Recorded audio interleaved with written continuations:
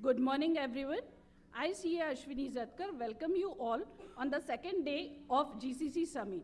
I hope you have grabbed a lot of takeaways from yesterday's sessions and eager to experience today's exciting, inspiring, and power-packed sessions where knowledge will collaborate with experience and ideas will meet the opportunities.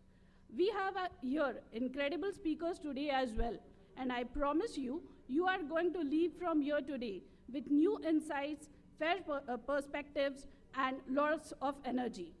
Let's bring on the stage the brilliant minds who will ignite today's first session. Please join me in welcoming our own Central Council member and Program Director, CSCV Chitare Sir, CA Sharda Shetty, Partner of Your Business Partner and Advisor, CA Chetan Kakriya, Partner of Royal and Partner India, Pune Managing Committee Member, CA Rishikesh Badvi. And a huge round of applause as they take the dais, please.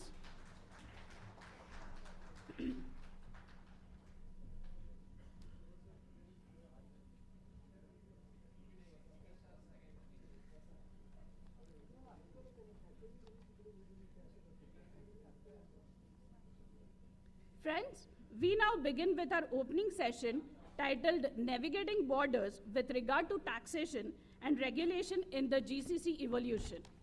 In a world where regulations evolve faster than ever and cross-border operations are becoming the norm, understanding the GCC landscape is just not necessary, but it's strategic. To take us through this dynamic and emerging space, we have highly respected professionals with us today. Let me give you lightning and fast introduction of our speakers. Our Chitare sir needs no introduction. He is our own CCM and brain behind recent initiatives taken by Pune branches.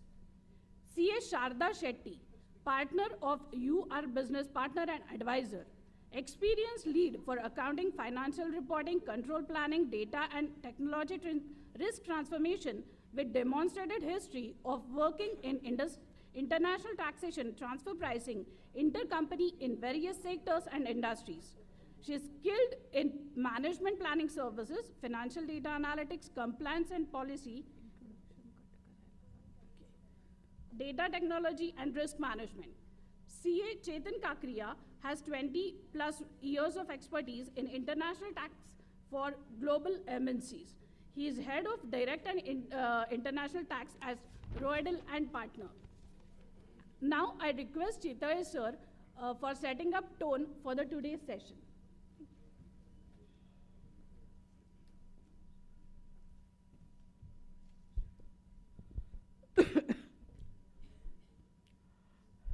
Good morning, friends. It's indeed a pleasure to welcome you on this second day of our GCC summit. Also, as you have noticed yesterday, Chairman Pune branch has announced and the WTO committee chairman has also endorsed GCC returns, which we will be conducting on 21st and 22nd December in Pune. And the link will be active. Yesterday there were some technical issues. So maybe till 30th there is invitation price. Thereafter it may increase. We are trying to distinguish the subjects to an extent, speakers to an extent, so that those who have attended now, maybe they will get some different perspective of GCC, different facets. Coming to today's session on taxation, I'm very happy that both Sharda and Chetan, who are in the field, they'll be sharing their practical experiences. And if we talk of GCC, generally GCC would require a good number of persons. But then in the arena of taxation, because it is an individual expertise, maybe with limited number of manpower, you would be able to survive. Before I come to this taxation session, let me deliberate a bit about GCC and the Institute's initiative and certain relevant matters. As you are aware, that yesterday also we have seen that GCC is conglomerate of persons, because you may have ability to purchase 100 computers. But even with AI, computers won't work on their own in a responsive manner for the purpose of assignments. So you have to have 100 heads before those 100 computers, then only there would be a work. So the need of the hour is, there has to be bigger firms. Unless the firm becomes bigger, the confidence of the clientele is not there that whether you would be able to do the work in a timely manner. And for a simple reason, supposing there is 1 or 2 heads, a question may come in their mind that if they fall sick, who will do the work? And the thing is right, if there are more people, maybe some or other persons can do. So with this, as you are aware that institute is promoting aggregation of firms. Of course, one can take horse to the water, cannot make it drink. So the platform is prepared, one will have to take a call. At Pune branch, Pune team led by chairman, they have also made efforts and started a portal, Pune Panchayat, on promoting mega partnerships. So that also you can take advantage. The concept of portal is, you have to register on the portal firm, give your credentials and tell your asks. Then depending upon it, the eligible candidates may visit your firm, or you can have a meeting set somewhere and take it forward.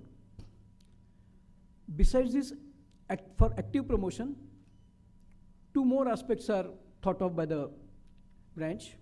One is arranging meetings of those who want to aggregate. Maybe this evening also, once our GCC summit concludes, we may have one small curtain raiser for this Pune Panchayat on mega firms, mega partnerships. There may be initial interaction would be there, and then such meetings will continue in days to come. Secondly, there are issues that if we meet, junior meets senior, junior meets junior, senior meets senior, how to resolve who will look after what shall be the profit sharing ratio. So that also maybe we will create a consensus. Some of them who are already into it, they will share their experiences. But let me tell you, for last a couple of decades, I'm more involved into drafting and convincing. So earlier we used to draft supporting partnership deed, agreement, collaboration, that what both parties will do. But when I came into contact with multinational enterprises, so their counterparts, so maybe if we devote, say, 15 hours for the purpose of discussing that how we shall come together, and then those drafts would be centered around that discussion.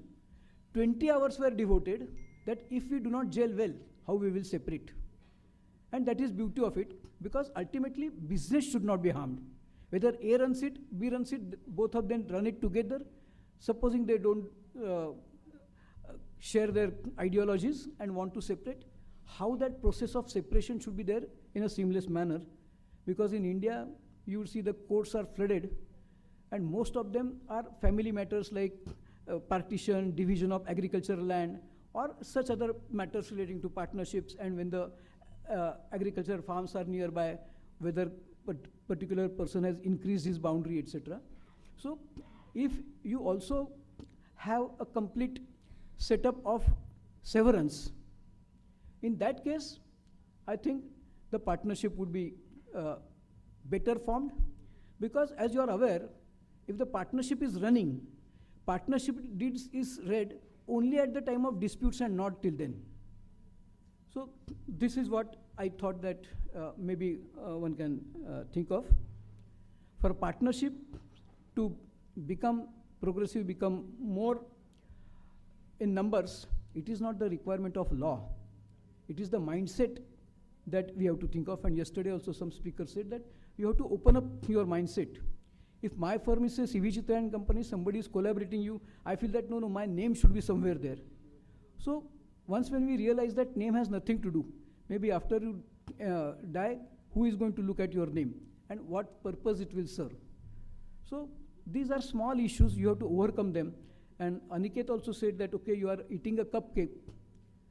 it is this volume, but if you share in a 3-layered cake and take a slice, it may be more than a cupcake. So this philosophy one will have to certainly consider. Maybe initially our offices may be small, there may not be meeting place. So Pune branch is also trying to acquire state-of-art infrastructure for our branch. All efforts are being made. Let me tell you, last time also, we had closed on one infrastructure. In spite of one person from Pune writing against the infrastructure, there are 32 council members and the resolution was carried 32-0. Now, we are looking at new infrastructure. The tender has come, and we believe that that is appropriate infrastructure, because while looking at infrastructure, our focal point was proximity to metro. Because if it is near to the metro, you don't have to bother about taking your car driving. Maybe for 4 kilometers, you'll take half an hour. So that is not required, but in metro, maybe from Pimpri-Chinchwad, you can reach at a destination within 20-30 minutes. So now that criteria is also met. So let us see how it unfolds, but we are positive on it. And certainly, we would like to give, and we have, as you are aware, 11,000 plus members. Ahmedabad has 13,000 plus members. They have 1,25,000 square feet infrastructure, and we have 5,000 square feet infrastructure. So that is the difference. The proposed infrastructure also has got 40 parking bays, but since metro is there, parking is a lesser importance. One can always use metro. So that's infrastructure, and once when we keep on meeting, maybe you will find some friend for the purpose of collaboration, some like-minded people, and there the foundation for the purpose of aggregation is sown. So let us hope that it happens better. Coming to the taxation, it is the business of interpretation. Indians are good at interpretation, and therefore certainly it is our cup of tea. That makes me remind one incident. There was one law principal who was sitting on a beautiful beach. Being a professor, he was reading a book. I'm not referring Sadbhai. He was reading a book. So there, a beautiful girl appeared, and there was one hoarding, swimming is prohibited. So she came, she started undressing, professor ignored her, and then on bikinis she was about to dive.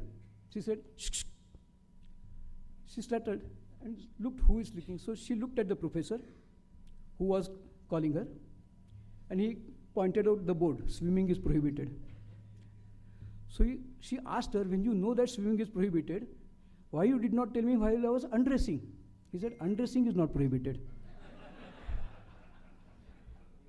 So those who are in the field of taxation have to master this ability to interpret.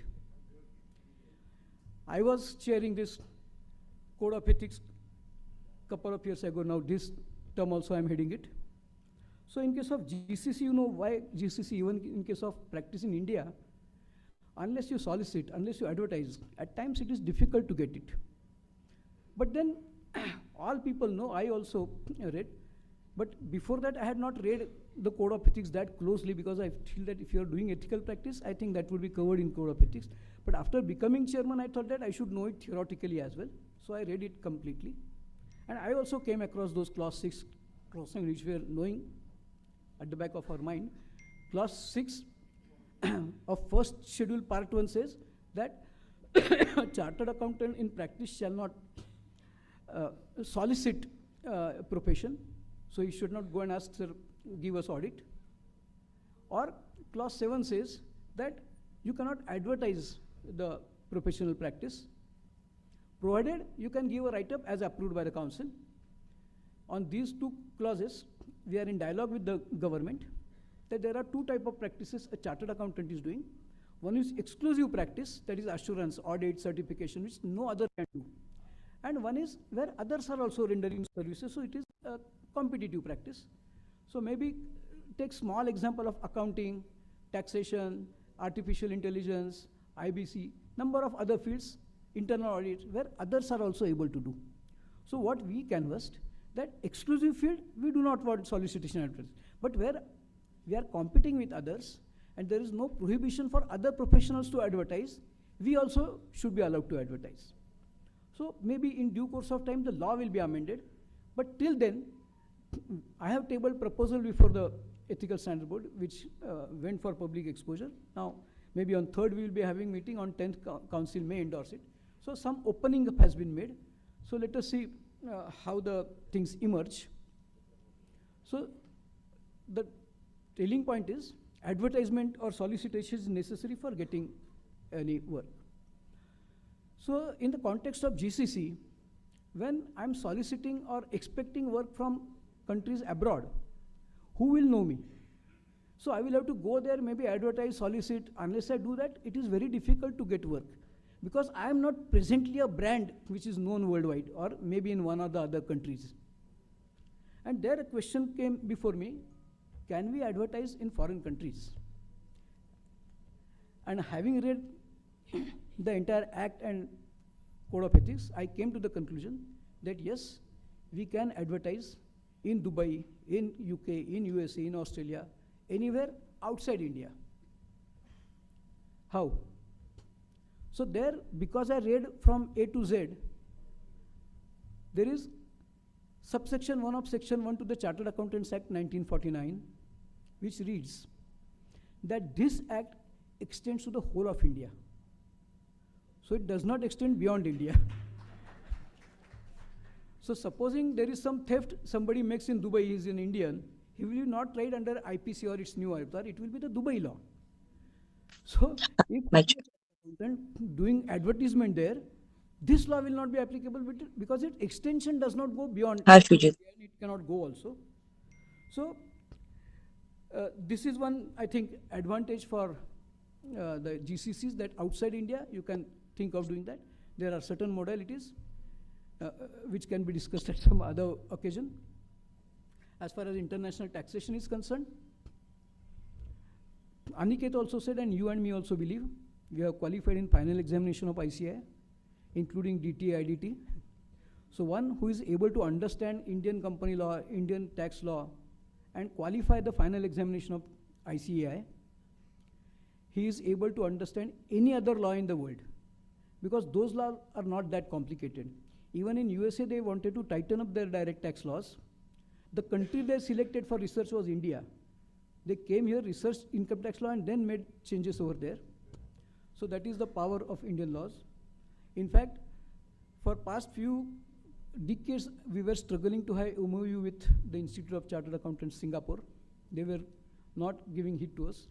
We held that World Congress in 2022 in BKC, Mumbai. They saw our infrastructure, the manner in which we have conducted this World Congress. At the concluding ceremony, the Vice President of IFAC declared that the manner in which the ICAI has done this World Congress, no other country in the world is going to match it. So this will be the last World Congress. Hereafter there will be no World Congress. And that's how we started with GLOPAC and WOFA, that okay, if not World Congress, annually we will hold, people from abroad can keep on coming. So we are canvassing, you come for WOFA. Besides learning, it is also interaction.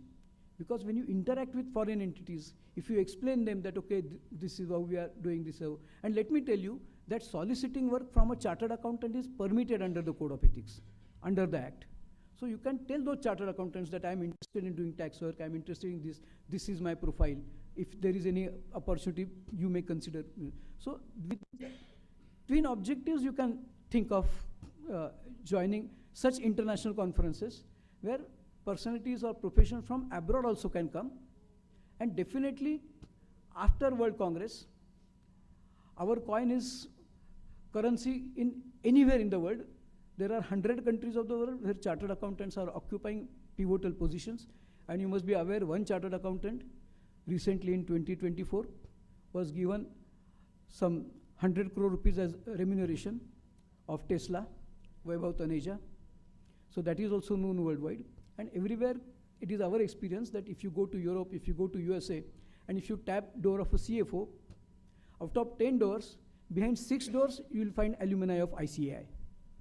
So they also know our quality. So they would be in a position to consider our proposal favorably, and they will be able to interpret. So here, our qualities in taxation, our understanding are really superior, and world understands it. And therefore, we thought it fit then in GCC, let us also have a session on taxation and where the scope lies. And since Sharda and Chetan both are in the field, they would be able to explain us. Their professions are protected, so even if they explain us their secrets, there won't be any competition, so they would be free in explaining everything. And I'm sure that you will get much value add from both of them. Thank you.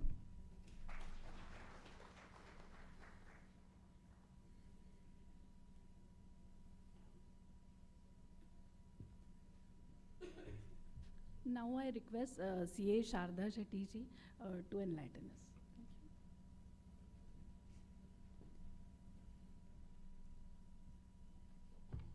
Good morning. Day 2, so a lot of energy. And thank you, sir, and thank you, Pune branch, for this. The PPT up. Before that, let's all take a deep breath. No, it's not a yoga session. TP is just like yoga, to be honest with you. You do a lot of stretching, you do a lot of balancing, and then sometimes you first keep wondering, why are you in this position? And most of the tax practitioners would agree with me. Looking at comparables is looking like, a groom or a bride in a matrimonial or dating app. You keep swiping till you get the right comparable, and then your parents or in-laws are like your tax officers who are not really happy with the comparable, right? They always want a higher margin, a higher income, so that's how TP is. So navigating borders, and let's begin. Well, we all know, since it's day 2, what GCCs are. It's more captive. What service delivery domains that are currently in operation are more on the finance, tax, or HR, digital transformations, and more of the research and development. What I will be, basically focusing on the characteristics of all these GCCs. We'll go through a few types of GCCs, and the functions, assets, and risk, and also OECD Pillar 2. So that would be more of what we could focus on. I don't like to call the term back office.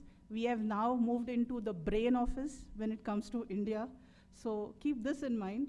We are now the brain office. We just don't do the work, we run the company from here, right? So India has really, in this phase, from a cost arbitrage to a process excellence to a value creation, now we are innovation leaders.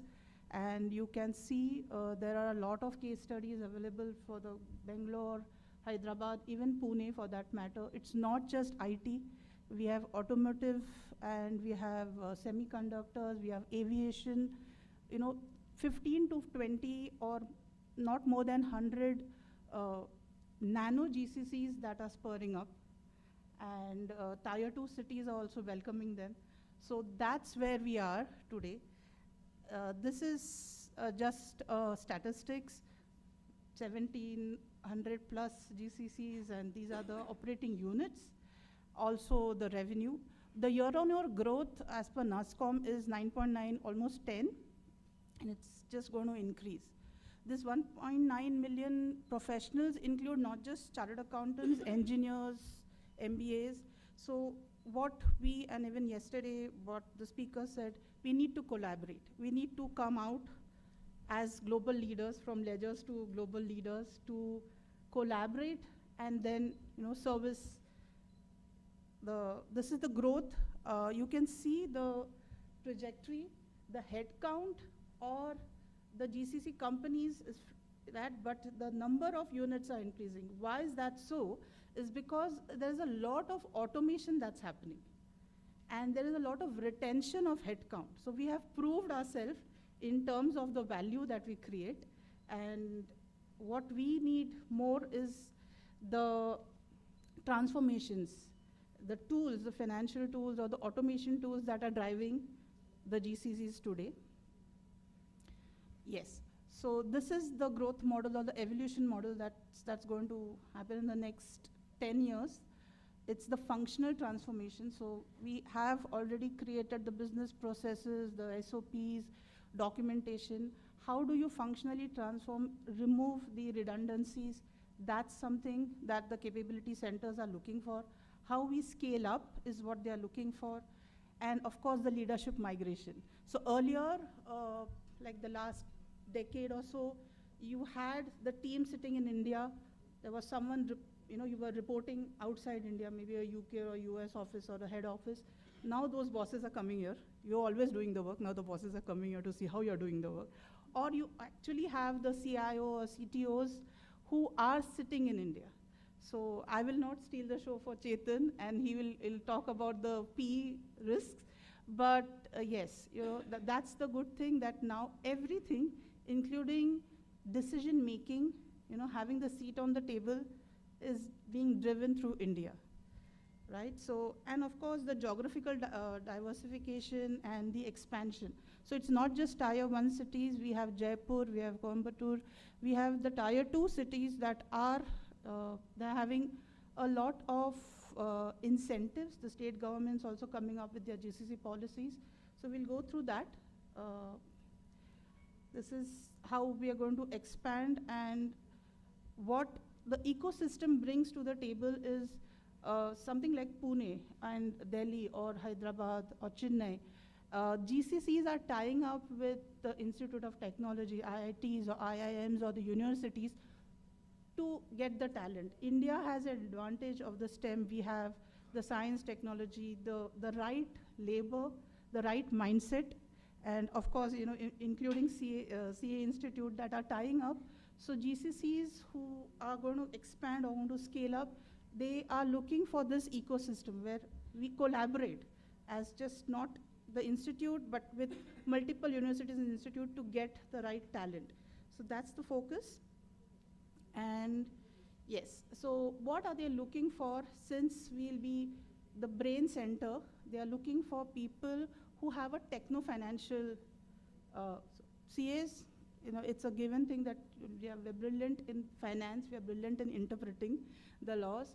What we need to upskill is the technical aspect of, not that you need to write a code, but at least get some understanding of how the code works, or the Python R tool or Power BI, because these are the next thing that is expected. Most of the work is getting automated. There's no longer we doing a AR or a AP or a reconciliation anymore. You have dashboards who are giving you real-time focus. So what we as chartered accountants are now doing in an in-house GCC is interpreting, ensuring that we have the red flags early on, and doing the more analytical work. So that's where we are going to. And of course, in Bangalore, Hyderabad, mostly you'll see the global product development that's happening. And well, that attracts something that OECD Pillar Two will come to that, but attracts a certain amount of attention of the tax authorities, whether you're doing development, you're just doing a routine maintenance, etc. And of course, the cyber security and cloud operations. The more captive units that are springing up, and the less offshore development or the vendor management that's happening, you have in-house IPs that are getting created, right? And why more GCCs are coming is because they want to protect their data. So we have a DBDP rule, also there's a GDPR rule. So these are a few things that we have to be cognizant when it comes to value. Let's now focus on, I hope the slide is clear, or I'll just go through it one by one on the models. So yeah, build, operate, and transfer. It's like being a parent, corporate parent. Okay, so you build the GCC, you operate, and then you transfer to eventually to the client. And the control is medium to high, and the transition is where your contracts and how you transition, the change management is where you need to focus on. Cost of operating this model is medium, and it's a fast-paced thing because you have a vendor, you have a local partner who is doing all that for you, and then finally you get it transitioned out to the corporate. Then the next is the ODC. Now this is more of a vendor-operated offshore development center, okay? And the control here is definitely medium. Cost is low to medium because the vendor takes care of most of the development, most of getting the HR, getting the support functions ready for you. Speed is very fast, and product tech companies generally go for this offshore development. These models were prevalent in the past. They are still prevalent where it comes to these two build, operate, transfer, or ODCs. Then of course the captive that we all know, where client has a subsidiary that is floated, and here the control is high because everything will be done in-house, right? And cost is definitely medium to high, depending also on which state we select our to set up. Each state has their own GCC policies. We'll come to that in a minute. The incentives are really, really good when it comes, and also the ecosystem. Like Bangalore, I think Bangalore will have more GCCs than the cafes, and GCCs are going to be stuck there like their traffic. So Bangalore is attracting more of the technology GCCs. Hyderabad is the next destination. But the speed of maturity for these GCCs is slow because you don't have a vendor partner to help you out. And this is a long-term, best for a long-term plan. Then you have hybrid. Hybrid is, where you don't take the commitment. You have the vendor as well as the client doing this. So it's like a dual role. It's medium to high, again, control. And the cost is medium because you have part of your functions, maybe HR functions or your accounting finance functions could be outsourced, and the business core functions could be done in-house. That's how a hybrid model works. And of course, the next is the managed captive. Now, this is again a client-owned GCC. The control is high, definitely.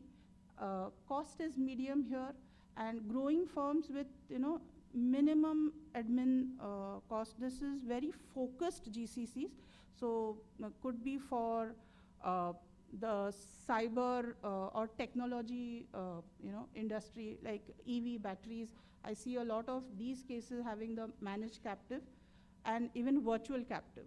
Virtual captive, or you would have heard the term of digital twins, right? So the digital twin is something that you have a asset and you have a virtual asset sitting in India. So maybe you have a factory somewhere, and in India you have a replica, a digital twin of that factory, which is giving you the advantage of telling you when your assembly line will have bottlenecks, when there'll be red flags. You would have heard that there is a digital twin of Singapore city, where this digital twin in Singapore also helps in predicting traffic, predicting congestion in traffic, or in case of emergencies, which route. So these are few captives that are even in India. You have Bangalore and Delhi and Hyderabad working with IIT institutes, and this is a 50 to 100 strength GCCs, digital twin that's an experimental on nano GCCs that are happening, where they tell you in your Tesla car, what would go wrong and how to correct it. So that's where these virtual captives are functioning.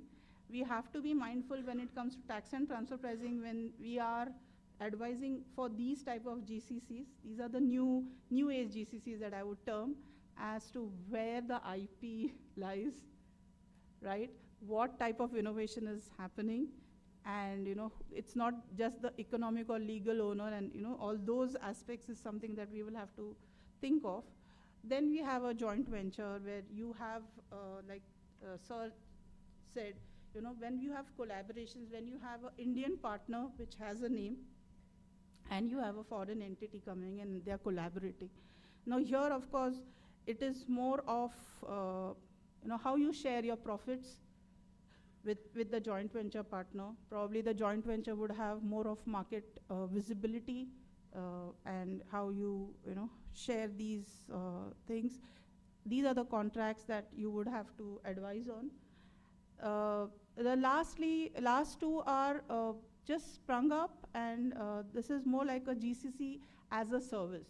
So if we as chartered accountants would go into GCC as a service, this is something that a nano GCC we could, it's a very fast-paced organization where you plug and play. So you can start with a 10, 15 member team and, you know, start getting the outsourced work and start doing the banking, taxation work, and this is GCC as a service that you can start. And of course, distributed GCCs where it's not just India, but maybe Poland, Philippines, maybe UAE for the financial services, where you have multi-location, or even in India where you have your Bangalore unit looking after your IT and cybersecurity, your Pune unit looking after the financial services, maybe Ahmedabad unit. So that's a distributed GCC.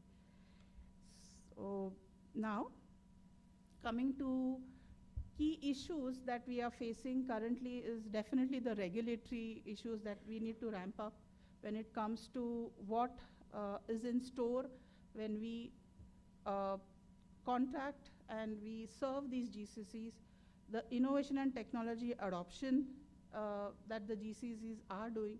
You know, we are moving where the tax rules are old and the GCCs operating are, you know, rapidly moving into a fast pace. You know, so that's the gap that generally we see, and how do you fix that in terms of documentation? And of course, there is competition, and not just India. You have Philippines, you have East European GCCs that are competing with India. So what does it take? Like, we have these policies that are announced by each state, but ultimately it affects your effective tax rate. So what does it entail when a foreign entity is thinking of starting a GCC here? How does it impact its global profit? You know, where do we stand? These are all the key issues that we are facing currently. All right. So we are aware of the traditional TP challenges today. I don't need to elaborate more. We look at the comparables, be it the Indian comparables, be it the foreign comparables. We are always facing those challenges, benchmarking and disputes. And earlier, the captive units used to generally operate on a cost-plus model. But as we evolved, as the GCCs evolved from just running the show or doing the back office work to a middle office to more of a front office work, cost-plus margin was not enough, because the work that was getting done, the processes that were getting optimized, the global process owners sitting in India, the IT head sitting in India, the key roles that are played through the India office, you know, entails more than just a cost-plus markup.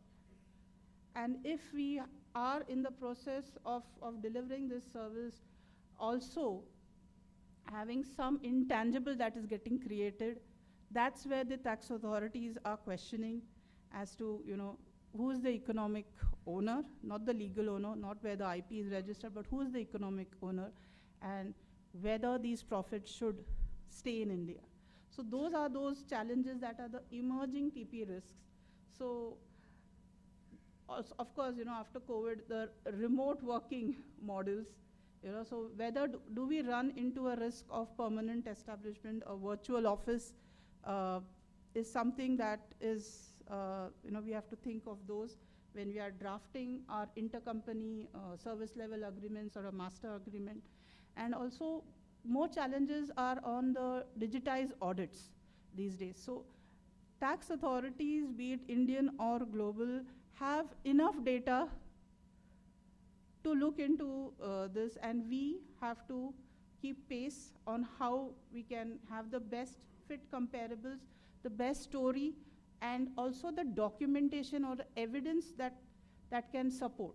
So when you are having a board meeting or the minutes of a meeting, have those documentations. When you are taking the CTO from India, or you're taking 5 engineers that are building or developing your software, what are those skill sets that you're looking for? All these documents, these contracts will get scrutinized at a later date. So having those documentations, having your functional interviews, who does what, who takes the control, who takes the decision, where is the decision taken, and who is actually taking the risk of failure.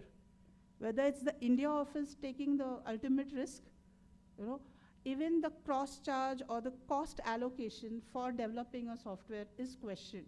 So these documentations are, and the backstory should add up to what we are projecting as, even if it's a cost plus, your story should match with what actually the work is going on in that GCC. Otherwise, you're in for more of a profit split or more of a tussle with the tax authorities, right? Yeah, so coming to the other challenges we all know, the master file, local file, country by country reporting, compliance, high audits and litigation frequency. We see that comparables, even if it's a foreign comparable that we are selecting, the niche work when these nano GCCs or digital twins or companies that are rapidly progressing into creating software from India are facing dispute resolution. So what is in store? Can we go in for an APA? Can we prevent the long drawn process of dispute resolution, the CIT appeals? These are a few things that we need to consider.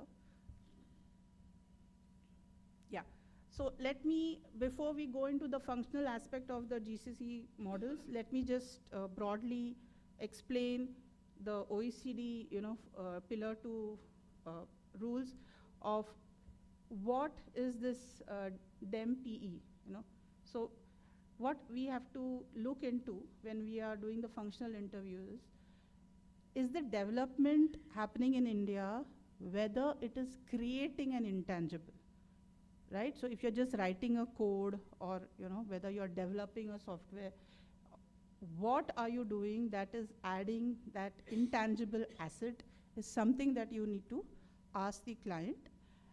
If there's an intangible already there, that means there's some tool that's already there and you're enhancing it.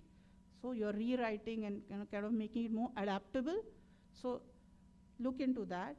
Then if you're just routinely maintaining, so debug fixing or version 1, version 2. So look into what exactly the engineers and the routine service is done. So your client could just tell it's a L1, L2 support, ma'am.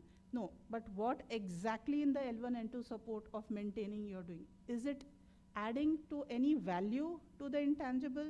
Then you might attract the OECD rule.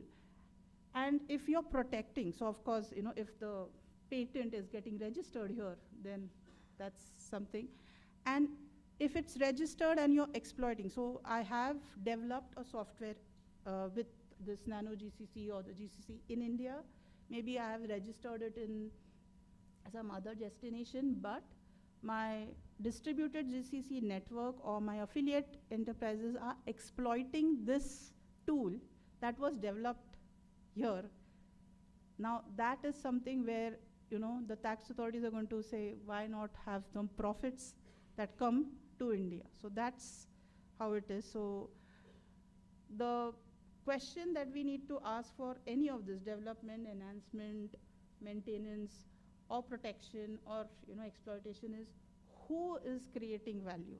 So whenever you're doing your functional interviews, you ask this question, who is doing what, right? So the roles, you can take the role description from the HR tech teams, who is creating the value, who is taking the risks, taking the risk of failure, who is contributing to the cost of development, and then of course where we should tax these profits. Cost plus models unfortunately fail here, and we would rather, if there's a yes to at least 2 or 3 of these 5 functions, then we have to move into other methods, maybe a profit split or a higher margin. Okay, and also if the parent company after the consolidation has an effective tax rate that is less than 15%, again you attract a Pillar Two regulation there, and so it's like if you have saved some tax, someone else is going to take it, right? So we have to look at these challenges when we are going to do the documentation. Yeah. So let's now look into the characteristics of each GCC. I have just carved out 6 which are predominantly there in the market, and how we could go about assessing what functions they do, whether they are there's a low risk in the Pillar Two guidelines or GCCs, and generally what should be the model. So we all know the first wave GCCs, that is the ITITS, the captive units, right? So they used to do application development and maintenance, the routine activities that generally they call, and cyber operations. Now this model generally runs on a cost plus, but every year please do the functional analysis, because as a GCC matures, the risk would increase, okay? And the next is your business process management, or the shared service GCC.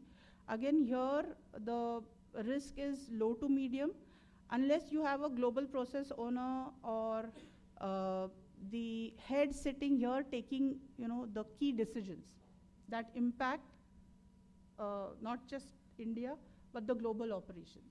So see what roles are performed, and even if it is just order to cash, record to report, finance function, but see where it is impacting in the global operations, and that entails more margin than just a cost plus 10 or 15.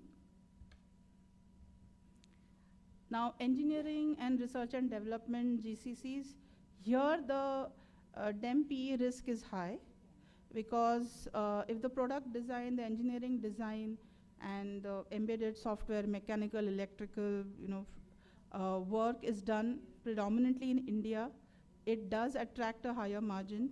There is a lot of scrutiny that is happening, and the profit split methodologies are questioned. Even if you all are working on a profit split model, who has the higher share? There is a question of debate.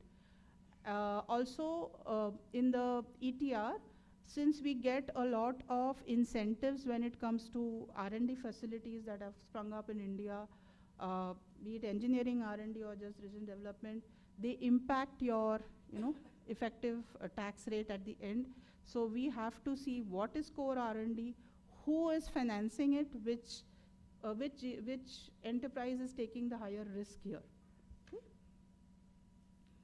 And we go to the next gen GCCs.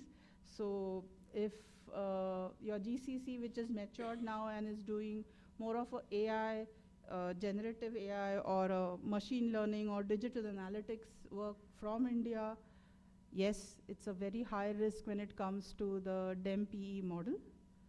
And it could be data engineering, it could be computer vision systems, even a virtual system which gives you early red flags of how to run your manufacturing unit, maybe in other locations. But we'll have to be very cognizant of how we structure this model when it comes to the pricing aspect. And profit split methods are generally questioned. So major shares should sit in India in such cases. Then we also have the global business services, or the GBS models. Here, it's more of an integrated operation. So you have operations, you also have the digital workflow transformations that are happening, whether they are in-house transforming your ERPs, what is the contribution of the Indian teams here is something that we need to look into. Whether the incubator units that they have started within the GCC, what are the roles that they are doing, and what is the benefit or the value that is created by these incubator GCCs within this GBS is a question that needs to be answered when you sit in front of the tax authorities. And these are some typical GCCs that you will see that are springing up now. One is the Global Innovation Center, where you are innovating, and basically you will see a lot of startups getting into these kind of GCCs. And then there is a product management or commercial support. The risk is a little low because it's more of a product support, but global technical support teams. Now, even if it's a routine technical support, please ensure that we have enough documentation and evidence to prove that it is routine. Why we are calling something routine and why it's not routine is something that needs to be looked into. And of course, there are industry-specific GCCs where there is a healthcare GCC or a banking financial GCC or a retail GCC that's coming up, like or a cyber security centers. So these are a few cases where we need to have the functional analysis done. And once you have your functional analysis done, look into the risk model and then look into the pricing. So this is just a glimpse of how you could do a FAR and value analysis. Is look at the type of GCC, what are the functions that the GCC is doing, what are the assets that it's using for doing these functions, then analyze the risk, look whether it's the core operation of the organization or a non-core, and then you can have, I know I've just talked about cost plus or profit split. There are 5 methods, but predominantly these are the methods that are prevalent, but you can also look at other methods, right? But predominantly these are the audit risk or the methods that are there today in the industry. Right. So disputes or the emerging TP issues is, one is the functional characteristics. So when we put our story together in the TP documentation, it is going to be questioned by the tax authorities a year or two after we do it.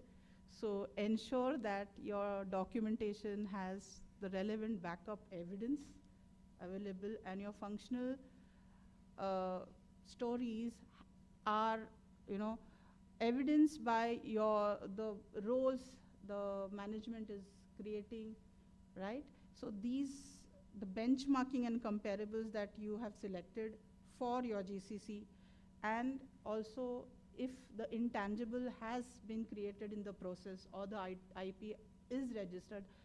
Mind you, there are 40 patents that are registered in India today by GCCs. So it is happening, guys. I mean, so there will be questions when patents get registered here and exploited other than the India locations. You will have these questions in coming years as to how you're going to, defend your profit share for your entity. And of course, the documentation and the quality of documentation. So my suggestion is, do your functional risk analysis each year. Don't do it once a year and apply the same for the next 3 years. No, it's not going to work. It's not going to work because the technology and advancement of AI, things are changing rapidly, right? So how do we do this? As practicing chartered accountants, invest in a TP automation software that would help you reduce your documentation burden. Strengthen your intercompany agreements. If you have a global policy, TP policy, you have a regional TP policy, your client has a master service agreement, see what clauses are there, where the risks are assumed.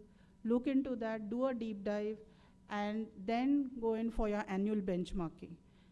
Review these documents every year on year, okay? Don't do once and, next year you just copy paste that, that's changing, right?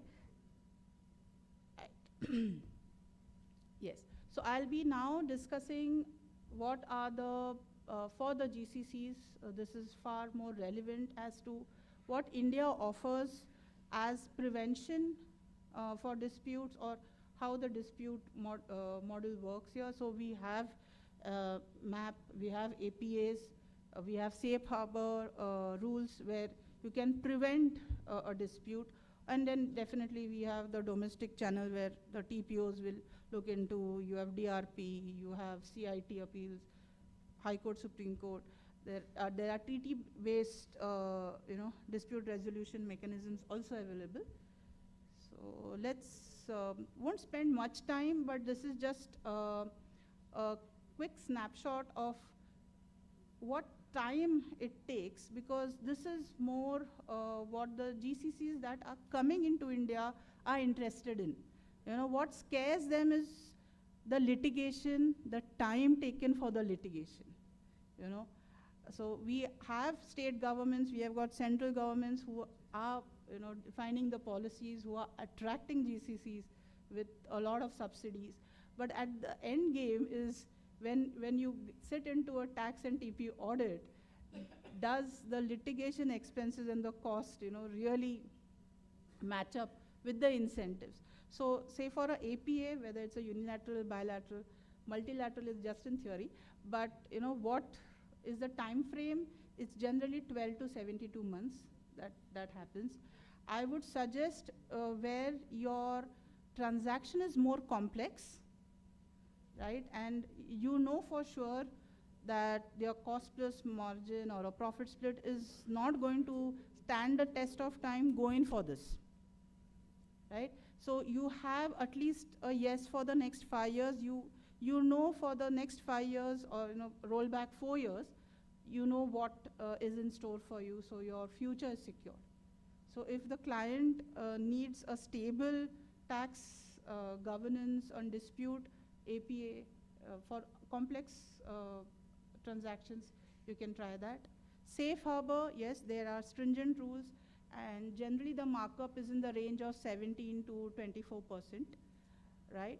So safe harbor you'll have to apply every year, we all know that. DRP, again it's a fast track, short span, 9 months, but we all know as we practicing how this goes. The rest, I guess we all are aware, the CIT appeals or the ITAT, High Court. So I would not go into that, but these are the avenues where, or the pathway where when you're discussing with your client, is what they need to think about when they're coming to India. Now let's deep dive into how Pillar 2 and transfer pricing intersect, and what we need to be aware of in terms of these rules, that is the minimum tax rule and the compliance. So global minimum tax, that is the 15% effective tax rate. So say there is a parent company when we have consolidated the financials, and if in any jurisdiction the profit is less than this 15%, that is the effective tax rate has fallen below 15%, then this rule triggers, okay? So if I have to put it simply, from a parent perspective, if you have made or saved tax somewhere in some jurisdiction, there are going to be authorities who are going to run for that, okay? So either the country or the developing countries have a qualified domestic top-up tax defined, which India is in the process, or apply these rules of the Pillar 2. Okay, India is adapting to that. You have the tax and financial reporting disclosures going forward for financial year 24-25, and of course the applicability is for the large units, euro 750 million and more. So these are the four fundamentals or pillars that we need to, I'm not going to go into depth, but what is the income inclusion rule? What is the UT-PPR and qualified? So this is something that we need to be mindful of when we are drafting our TP policy. And I have to finish this, so let's quickly sum up. So when it comes to this rule, you start with if India has the qualified domestic top-up tax, then first that will be applied. If not, then the IIR, UTPR, and of course the treaty-based STTPR rule. And we will have to look into the incentives that are provided by the state governments, which will shift the profits. So yeah, let me just give you a cursory look of what the state governments are offering. They are offering 100% tax duty exemptions to 50% rebate on rentals and electricity duties. All these impact your bottom line. Yeah. So every government, every state government has a GCC policy giving lucrative offers. But when we are planning for the GCC that is our client, be mindful of what entails in terms of, we have Maharashtra, Gujarat, we all know the gift city has a 10-year tax holiday. So these are a few things that we need to be mindful when it comes to the state authorities. And now if we just look at how India is placed in terms of other destinations that are also lucrative for GCCs, be it Poland, Philippines, or Dubai, India has the right talent, the STEM, science, technology, talent, the cost relatively as compared to Philippines or Poland. The tax incentives is something that are lucrative when the client is looking at setting up the GCCs. Regulatory risk, they are also looking at the innovation capabilities where India tops the chart, and the scalability. Also the 24/7 or what we call as the sun models, So we have a 24/7 GCC that operate, so that's an added advantage. We will be having the qualified domestic top-up tax from India, so India will be protecting that 15% that would go out to the parent jurisdiction. And of course, they see the strategic fix. Just to sum up, I'll close this. Just to sum up, look at the ETR diagnostic, do that every year. Look at your TP policy in terms of, as I just explained, whether you're running the intangible risk, and strengthen your documentation, have it backed up with evidences, not just the tax department, go to your HR department, go to the engineering department, go to the business departments to gain those functional interviews and gain those insights, and then consider for a prevention other than dispute mechanism. If you can, if it's a complex transaction, go in for an APA, and then of course plan your TP documentation accordingly. Well, I will close the session. I hope that was, thank you.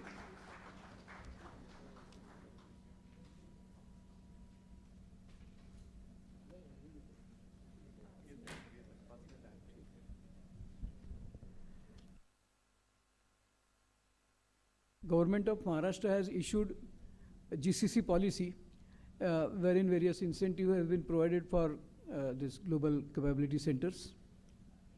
Yesterday, at inaugural session, we had invited Honorable Shri Dipendra Kushwaha, IAS, Development Commissioner, Department of Industries, Government of Maharashtra.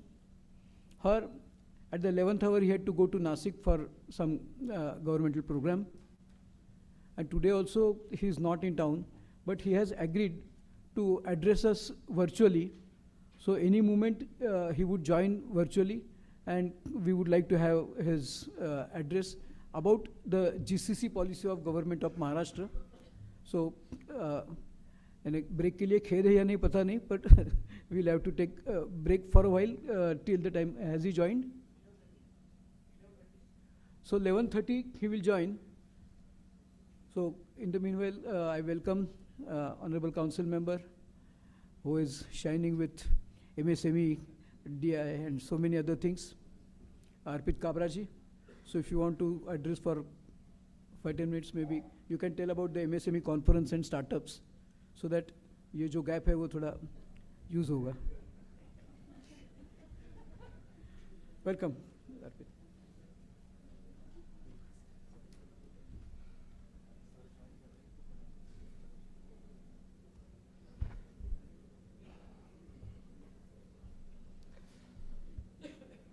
All right, good morning, everyone. I don't know if you're aware, yesterday we were, I don't know how many of you follow the tech news and how many follow what's happening around the world, but recently one of the nations that is a threat to almost all others previously was itself attacked by a big bug, I would say. So the Chinese, some around 13 entities were hacked by their own systems. Actually, 2 days ago. Yes, sometimes it backfires, but it's very interesting that the formidable wall of cyber security that is there in China was breached. And more importantly, some database which has come. Imagine this database which never ever could have been, could have been sought or could have been seen by anyone in this world, is now up for sale. This attack was for roughly around 83 minutes. Imagine the kind of data they would have captured. It is approximately estimated to be around 200 TB. Imagine those companies which are behind that formidable Great Wall that the Chinese have built, not the Great Wall of China, but the cyber security wall that they built.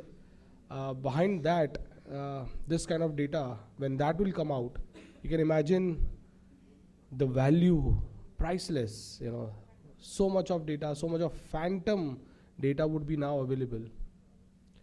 And yesterday, all the Airbus 321 Neos, those softwares were hacked yesterday. So you would hear a lot of flights getting delayed. I was also one of those victims of that flight delay. I would have been here yesterday evening, but interesting point is, so there's been 3 in a row now. Earlier, once we've got a cyber attack which has threatened the entire aviation sector. That was right there in Delhi, and then now China happening, and then this happening. So I don't know. It's a very interesting thing that's happening across the world. Pune being one of the most center space of everything that today's GCC we are doing. Tech is what we do here. There's a very important function that is happening in Pune. I don't know if all of you are aware, or not in Pune, but across the country now. And very soon you'll be, as a chartered accountant, as a central council member, since I've been invited to be as a filler right now till 11:30, let me try and, bring you some important context about in the council. Of course, our respected Chitle Saab is here, and I'm sure he must have, sir, the rumors you put to rest already about the 1 crore and all of that. Or did they ask you or not? They don't?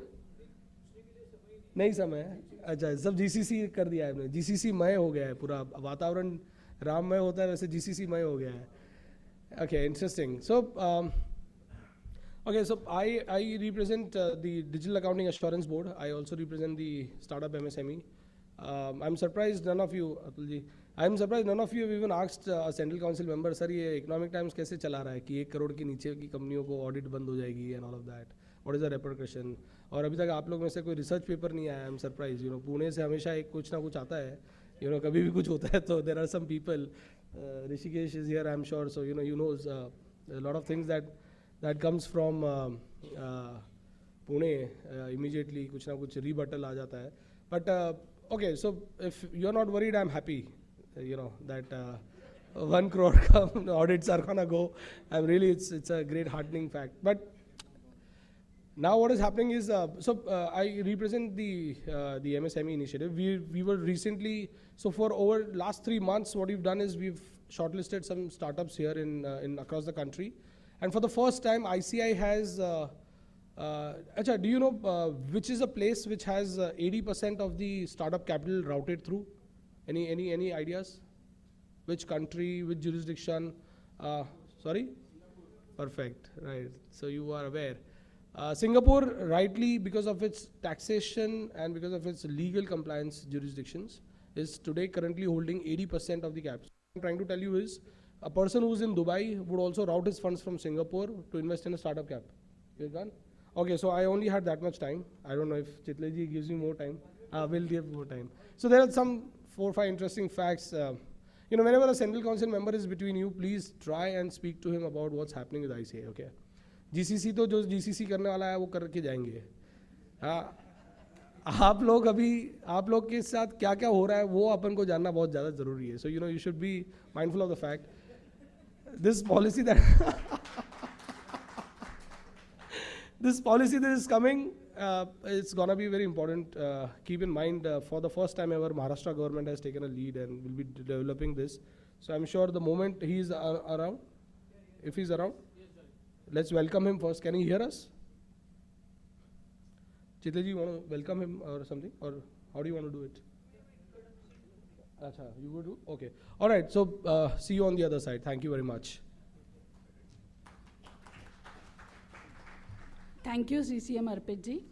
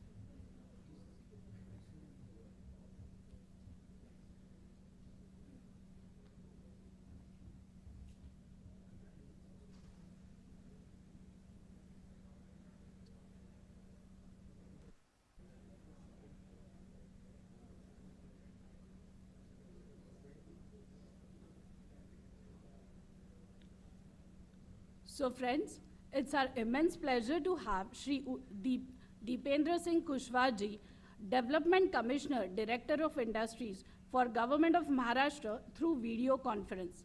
Let's give a huge round of applause for him.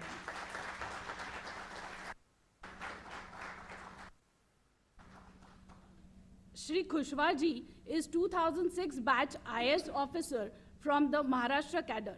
He leads the state's UODP reforms, drives investments and export growth, and shapes industrial policies across electronics, pharmaceuticals, IT, logistics, aerospace, and defense.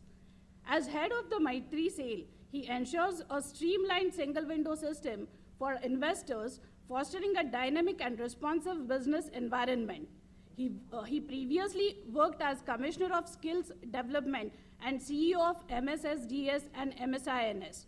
Also worked as District Collector of Mumbai Suburban, Nashik and Sangli. Shri Kushwaha ji's visionary leadership continue to shape Maharashtra's industrial innovation and governance landscape, making him a key architect of the state development trajectory. Now over to you, Kushwaha ji. Thank you.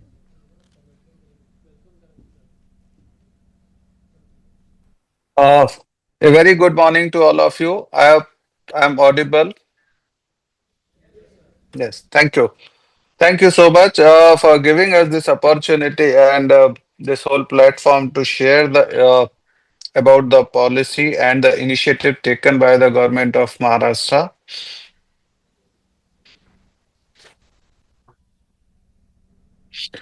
So, my request, if the screen or presentation is visible to all the participants, that's fine. Okay. Uh, So I'll start with the policy directly. I'll not take much of your time, but before the policy, let me highlight certain facts about Maharashtra and Maharashtra economy. So Srijit, can you move on to next slide, please? Or should I share my presentation directly? Okay. So Maharashtra is the only state in the country with $530 billion economy. It is the largest economy of the country. And we are targeting to achieve $1 trillion economy goal by 2028 or maximum by 2030. So here your role will be very, very important and crucial because you people will be giving a lot of guidance and support to the investors. Then the important factor is about the FDI, where we are continuously attracting on an average one third of the total country's FDI in Maharashtra. Last year, we have attracted almost 41% of the total FDI of the country. Why it is coming? Because the employable talent is here, industrial ecosystem is there, mature infrastructure, metro cities, everything is there. If you place Maharashtra's economy and the global economies, we will be placed somewhere 25, 26. This is 26. Currently, we would be around somewhere 24 to 25 because these data are being published not monthly. Next slide.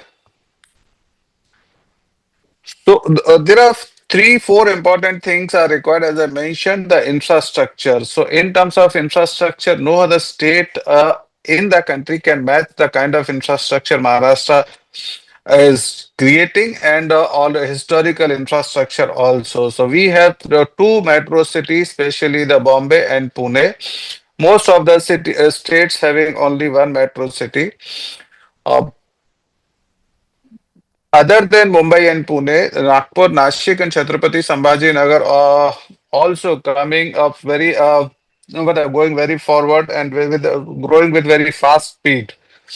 So, in city infrastructure, urban of connectivity like Samruddhi, Pune Mumbai Expressway, and multiple highways, ports. Then railway connectivity, airports, all these brings Maharashtra as a forefront in the country for the economic development purposes.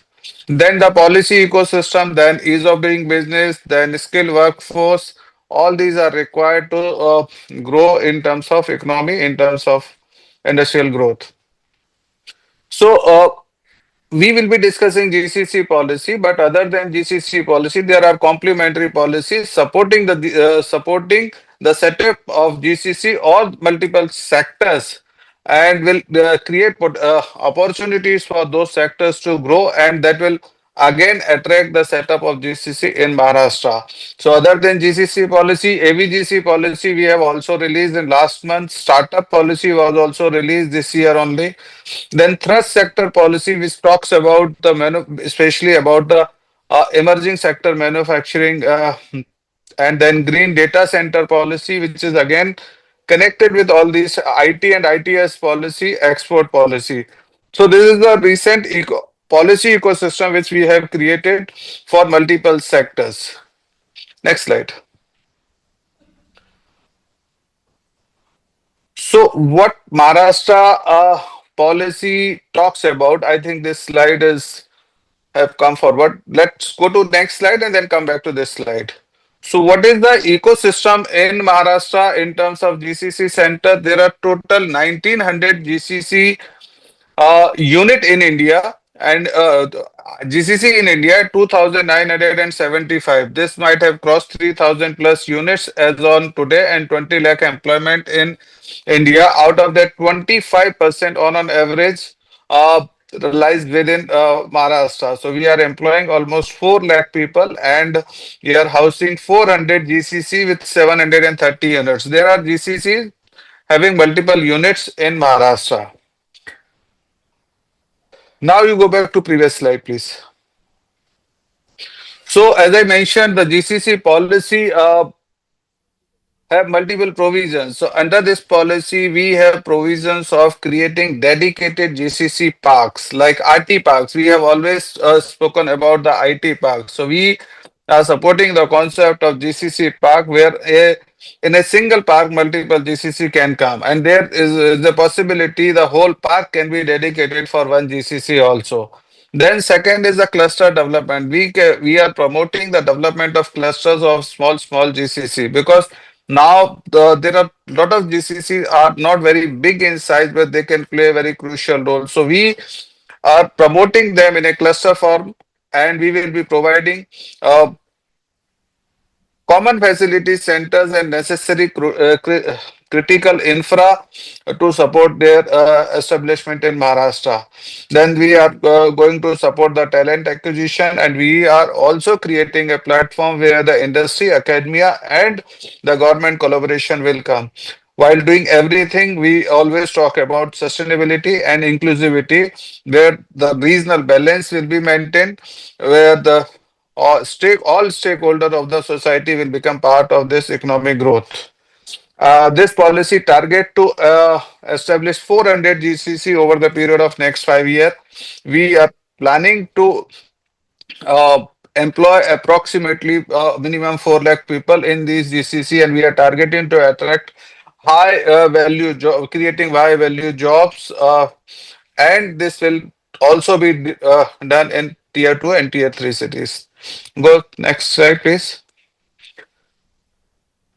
So how do we classify under this policy to the GCCs? So there are two criteria, either investment or the number of employees.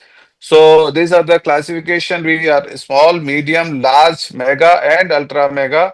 So 50 to 100 crore will fall in the small GCC category, or the employment minimum 100 to 250 will be categorized as small, and later on ultra mega will be over and above 750 crore or 1000 employment. So we are getting lot of response in terms of this GCC policy, and Maharashtra in terms of regional balance, Maharashtra is divided into two zones, which is Mumbai and Pune is zone 1, and the rest of Maharashtra is zone 2. So Mumbai Pune means the PMR area and the MMR area. Next slide. So based on their size of investment or the number of people employed, we are providing, or we have proposed multiple kinds of subsidies, certain exemptions, and certain grants, and certain reimbursement under this policy. So first is the capital subsidy, which is based on the total investment, because there will be people or GCC will be investing in construction of building and then buying investment, making investment in equipment, machinery, plants, or like computers, laptop, desktop, whatever. So we are giving an opportunity for them to subsidize their investment by providing 20% of the capital subsidy for zone 1 and zone 2, which will be maximum up to 100 crore rupees for ultra mega and mega, and small, in the case of small it is 10 crore, as the investment is 50 crore, so you'll get 10 crore. So that is the 20% formula. Then interest subsidy, there will be companies will be taking loans from the banks, so 5% interest subsidy up to maximum 25 crore rupees per unit. It will be given in over the period of 5 years. So 25 crore divided by 5, not multiplied by 5. I think this is multiplied by 5. Okay, so 25 crore is the upper cap, but this will be given in 5 years. Then power tariff subsidy, 1 rupees unit in zone 1, 2 rupees in zone 2. Payroll subsidy, This is again very important subsidy. This is the first time we have introduced. So whenever company employs, the some part of their salary will be given by the government to the companies. So in zone one, we will be paying 40% of the payroll, and zone two, 50% of the as a payroll subsidy. But there are two conditions in this payroll subsidy. This payroll subsidy applicable only for the employees which are being paid minimum 1 lakh rupees per month. Then second, this can be given up to 100 employees maximum to a company, and maximum subsidy 50,000 rupees per month per employee. So suppose 50,000 multiplied by 100 employees, this goes to 50 lakh rupees per month to a company, and in a year a company can get 6 crore rupees as a payroll subsidy, and this subsidy is available for 3 years, but only again one more condition: these employees should continue to 3 years, and if any employee leaves the company before 3 years, then this will be deducted against that employee. Then stamp duty over purchasing or leasing the premises, 100% stamp duty exemption will be given for GCC unit only. Then electricity duty, 100% will be exempted for 10 years. So it comes to approximately 70% to 70 paisa to 90 paisa. And this exemption will be given for 10 years. Next slide. Then there are certain reimbursement will be provided by the government, like rental assistance. There will be companies will not be investing in buying the premises or laptop. They will be renting the premises. So to make it affordable, we are giving a rental assistance 10% in zone 1 and zone 2, 20%, and this is 1 crore, 2 crore, 3 crore, and 4 crore rupees. This is per annum. The maximum rental assistance provided for per annum. Then reimbursement, green certification, up to 30% of the total cost, or 50,000 rupees. Patent filing, again 5 lakh and 10 lakh rupees for domestic and international. Or R&D grants 25% or 2 crore rupees per unit. This will be provided for 4 years. Then there will be non-fiscal units. Next slide. Non-fiscal incentives. Industry status will be given. For creation of IT park, there will be additional FSI. Additional FSI will be provided up to 5, or as per the maximum limit of DCPR. But the main important part of this additional FSI, this will be provided on the subsidized premium. So PMR and MMR, the premium will be charged at the 50% of the prevailing rates. So suppose if your premium rates are 30% or 35% in Pune, then it will be charged at 17.5%.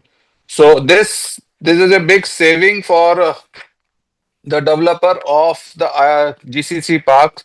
This will go in multiple crores rupees.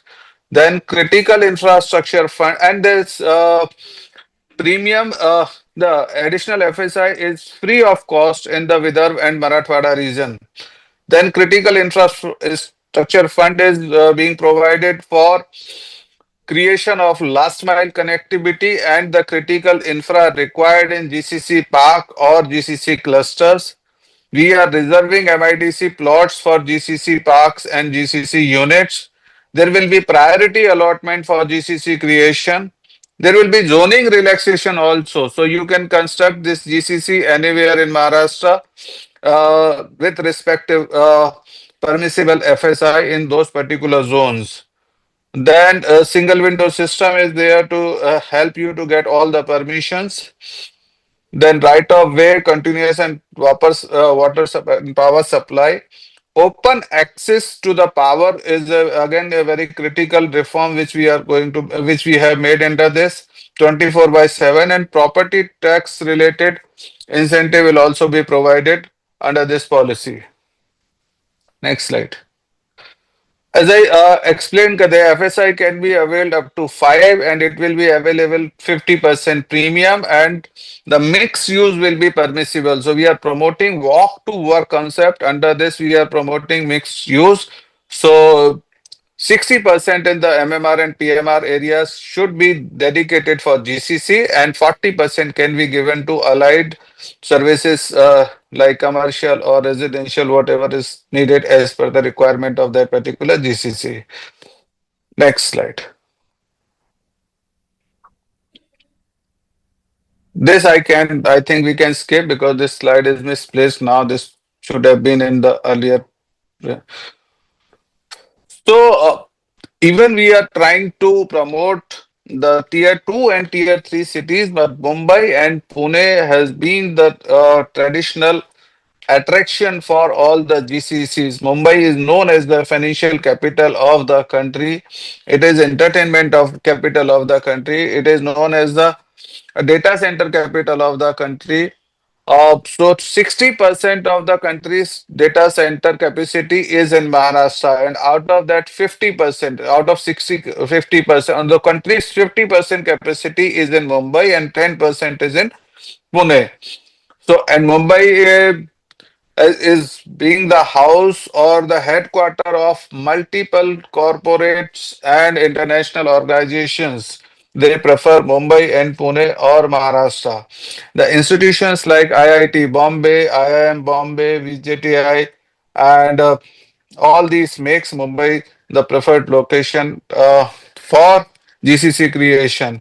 Now the infrastructure like Atal Setu, coastal roads, metro network, Navi Mumbai Airport. Again, this is helping Mumbai to become the most important city in terms of GCC establishment in Maharashtra. So these are important factor about Mumbai. Then on the similar lines, Pune is known as the IT hub of Maharashtra. It is competing with Hyderabad and Bangalore. uh, Pune, the Hinjewadi, Pimpri Chinchwad, then uh, this Magarpatta area and multiple new areas are coming up nicely. So Pune has a lot of potential. They have multiple colleges and the right set of talent is available in Pune. And there are a lot of multiple companies have already having their GCC presence in Pune. So my request to all of you to tell them the strength of the Pune. Pune is the, I think, only city in the country, non-capital city in the country having the metro facility as well as all other uh, metro city world-class infrastructure. There are issues in Pune, but I think over the time these issues related to traffic connectivity will also be improved. Nagpur, other than Mumbai and Pune, Nagpur, Chhatrapati Sambhaji Nagar, and Nashik are becoming the hotspot for GCC setup because of their affordability issues, because of their connectivity, because of their holistic ecosystem. For example, Nashik is just 2 hours from Mumbai. It is now connected via Samruddhi. Nashik is having the similar climate and weather like Pune. Now they are having a very good network of colleges. On the similar line, Nagpur is is having very good air connectivity, road connectivity, and rail connectivity throughout the country. It is center of the country. It is a 0 mile of the country. So Nagpur, Chhatrapati Sambhajinagar, Nashik are also becoming uh, hotspot for GCC, and we are getting a lot of inquiries to about these cities also. So I've spoken about the policy, the incentives, the infrastructure, but uh, GCC requires the right set of skilled workforce because this does not require the simple uh, basic skill set. It requires high end skill set, and these are highly paid jobs. So the network of universities, private universities, skill universities, and the skill ecosystem making it Maharashtra as the preferred destination. Bangalore and Hyderabad is working because of the cosmopolitan culture, and people are coming from various parts of the country and going and setting up there. But Maharashtra is having their captive and in-house skilled workforce, and that gives the opportunity for them. There are multiple sectors we are targeting: gaming, IoT, blockchain, 3D printing, mobile tech, virtual reality, big data analytics, machine learning, artificial intelligence, cloud computing, cyber security. All these are emerging sectors, and they require a lot of supporting infrastructure which is available in Maharashtra, and I'm sure this will create opportunity for them to set up their GCC in Maharashtra, and they will be this will be the most ideal location for any company to set up GCC in Maharashtra. Next slide. These are about the ease of doing business. We are doing a lot of things in ease of doing business. Unfortunately, we were not able to tell everything whatever we have done so far, but these are the numbers which tells about our work. But we have not done much publicity about this. Please feel free to reach out to us in terms of ease of doing business. We are continuously performing best in the country's rating, and this has been done by the government of India, not by us. We have done the compliance for last 2 years. We have done 100% compliance and reforms. We have achieved target given by the government of India. Over and above this, next slide. Over and above this, the Honorable Chief Minister is heading a war room for ease of doing business where we are doing 100 reforms in 12 sectors. So, what will be these reforms? So, suppose to start any factory or unit or business, you require certain permission before you start. So, basically, for construction and setting up the unit, you require certain number of permissions. Then you require certain compliances after the starting operation, and it takes a lot of time, 3 months, 6 months, and in certain places it takes 1 year to get all the permissions. So we are working on all three fronts. Number one, to reduce the number of permissions. Number two, to reduce the number of documentation and compliances required. Number three, the time taken, to reduce the time taken for these compliances and documentation. So we have identified 12 sectors. GCC is one of those 12 sectors, and we will be reducing these compliances by most likely January, and these 100 reforms will change the whole ecosystem. One again important milestone decision taken by the government or initiated by the government, which is the MAT3 as a single window system to get all the permissions approvals at one point. And this is just not a single window. This is just not an online platform. This is an holistic approach and solution provided by the government of Maharashtra. This is supported by a legislation, which this legislation says if any competent authority fails to provide you or give you the services required by industry, then the power of that competent authority will be seized there only. So let me give you an example. If you apply through the single window system for a building permission, their application will go with a deadline to that competent authority, be it a PMC, PCMC, or MIDC or any other authority with a deadline, and they have to decide with that application within the given deadline. They might ask for certain documentation once or twice maximum, and that too within 7 days only. Then they are bound to decide that application, either accept or reject. If they don't decide, keep it pending, then after the expiry of the deadline, this application will be disabled in their account, and they will not be able to deal with this application, and this will come to the Empower Committee, and within next 7 to 10 days, Empower Committee is also bound to give the decision. And this Empower Committee has the power to decide all the sectors, be it the urban related permissions, pollution related permissions, or revenue related permissions, or whatever permissions is required by the industry. Currently, this solution or this single window system is providing 128 services. We are working to expand these services up to 200. All these GCC related permissions and approvals will be part of this portal within next 1 month. We are also having a call center. We are dealing with the grievances. So feel free to reach out to us. We have given the QR code, and I'll request my colleague Srijit to share our contact details with you, and he will leave the QR code for policies, QR code for uh, Matri portal and other important stuff there. So please scan those things, visit this Matri portal and reach out to us for any support is required. And let us know if you are not getting any support feedback. I'm sure you'll get exceptionally good support from the Matri team. So in the summary, I'll say the infrastructure and connectivity is the key. So I mentioned certain project about infrastructure, coastal road, Trans-Harbour Link, Atal Setu, Mumbai Airport, Vadhavan Port, DMIC, Samriddhi, all these mega projects and investment making Maharashtra much ahead of any other compared to any other state. Policy initiatives, as I mentioned, this is just one GCC policy. We have launched several policies in last few months, and we are targeting to release at least 7 to 8 more policies dedicated to multiple sector in the upcoming 3 to 4 months.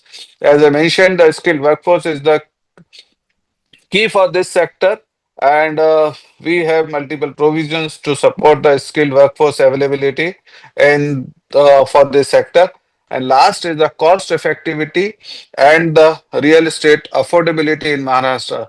So that's why we have subsidized through the discounted premium, additional FSI and discounted premiums. We are giving the rental assistance and multiple incentives in form of exemptions, in form of subsidies, in form of reimbursement. And this will make these places affordable, and overall we will be getting more GCCs in Maharashtra. We will be creating more high value jobs in Maharashtra, and by this, we will be contributing towards $1 trillion economic goal of Maharashtra, and finally the Viksit Bharat goal of 2047. With this, I'll close here, and I'll request if any query, feedback, suggestion, I'll be happy to respond to those queries and feedback. Uh, you can share last slide for the contact details. Thank you, slide. Yes. So people can scan this slide or can take photo. So the email IDs, website and addresses, everything is there. Twitter handle is also there. We put important information stuff on the Twitter or this X handle and Facebook and LinkedIn also. So thank you so much. I think was 30 minutes was given to me. I am well within the time. Let's have Well, a round thank of you, applause, Dipendra ji. please. Let's have a huge round of applause. Thank you. Thank you so much. Sir, we are very happy that you could spare time and you could provide highlights of this GCC policy. A big round of applause for Dipendra ji for enlightening us. Sir, I am CA Chandrasekhar Chitale, Central Council member of the Institute of Chartered Accountants of India and director of this conference. As you are aware, the institute is a creation of Act of Parliament, and we are governed by the Ministry of MCA, Ministry of Corporate Affairs. Nirmala Sitharaman ji is our minister. As far as GCC is concerned, chartered accountants are very upbeat for this GCC. In fact, all over India, we are holding such conferences just to illustrate how upbeat the chartered accountants are. This particular GCC summit was announced earlier in October. Today we are holding it. We have capacity of 500, and on 30th October 2025, we had to close the registration because the entire hall was booked. Encouraged with this response, we will be having one more GCC on 21st and 22nd December in Pune. And there also we expect that there would be very attractive response. As far as institute is concerned, at our GCC group, we are also examining policies relating to various states and a prima facie view that has emerged is Maharashtra is having much consumer friendly and the progressive GCC policy. I'm sure that you have mentioned about various other policies also. So as far as questions are concerned, we'll take down those questions. We will also have a full-fledged meeting on these policies itself, so that maybe the chartered accountants who are setting up the GCC, their clients who are setting up this GCC would be certainly benefited. And I'm sure that the patronage from government of Maharashtra would keep on coming. This time we are meeting virtually, but we would certainly expect to meet physically so that maybe more interaction can take place. I, on behalf of my own behalf, on behalf of all the audience present, and on behalf of Institute of Chartered Accountants of India, profoundly thank you for your invaluable presentation and your sparing of time. Thank you, sir. Yes. Yeah, thank you so much. I'm so sorry I could not come physically, though I committed, but I got stuck in Nashik, and so it was not possible to reach there by yesterday, and I was supposed to be in Mumbai today. But I'll be attending your this next session or next event in Mumbai physically. I've committed that, and we'll be happy to be interact with you. We'll be happy to respond all of your queries. Please spare some more time. And other than GCC policies, my request to all of you, we are putting a lot of effort after the due discussion and with the stakeholders. We are putting up these policies uh, to get more investment in Maharashtra, and this will be possible with your help only. So your role will be very, very crucial to convince your client, convince your investor, and I can guarantee we are giving the or best possible incentive package, best possible ecosystem compared to any other state. We don't believe in comparing, but many times when an investor comes, they say, okay, yeah, this is happening there, this is available there. So we do that kind of benchmarking. And then based on that benchmarking, we provide the support system necessary for investment in Maharashtra. So feel free to reach out to us. All the QR codes for the policy related documents are available, detailed guidelines are available, but still we'll be happy to respond to all of your queries, mail, WhatsApp, or with whatever possible. Thank you once again. Thank you. Thank you, sir. Pune is gearing up for this GCC movement, and we will find many more GCCs come up in Pune, and all the chartered accountants support it. Pune is progressing very fast. We are having metro, it's being expanded, new lines are suggested. So you said there may be certain problems with Pune, but the talent and the hospitality at Pune you will find exceptionally well.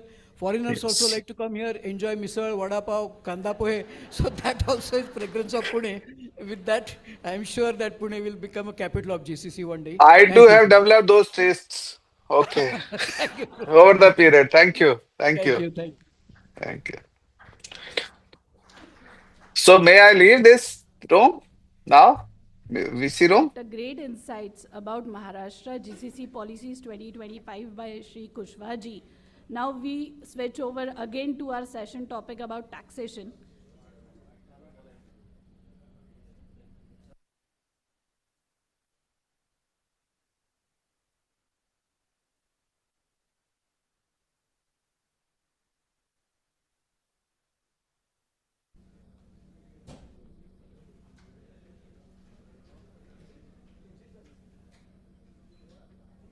He is going to speak again.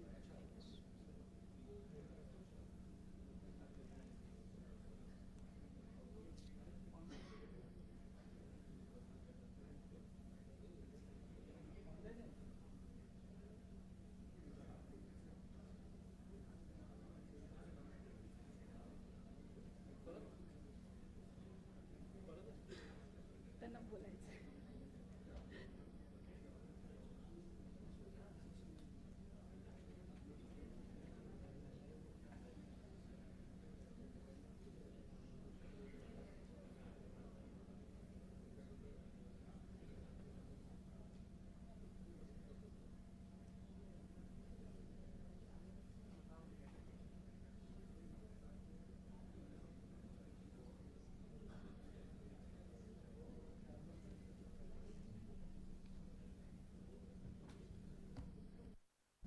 So we are switching over again on our taxation topic. I request CA Chaitan to share his views. That's yours.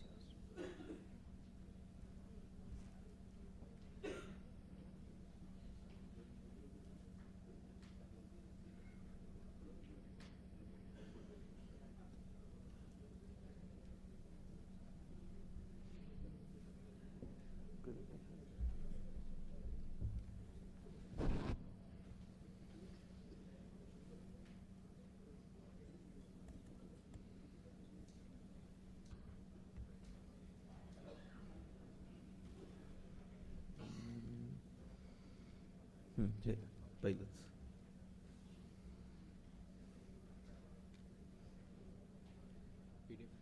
हां चालेल ना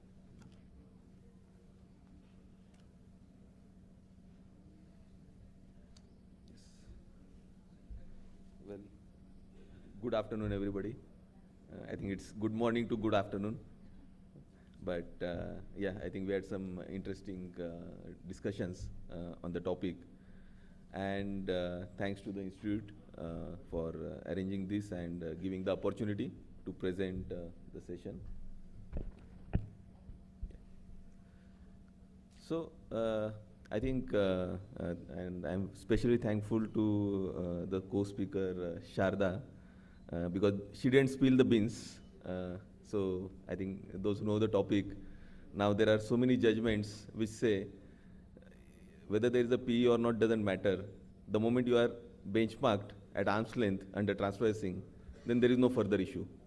So really now whether you have a permanent establishment, you don't have a permanent establishment, so far as Sharda is going to support you on the benchmarkings, then I think you are sorted. But anyways, I think still the topic holds importance. We see a lot of issues keep on coming up, and so I'll venture into it.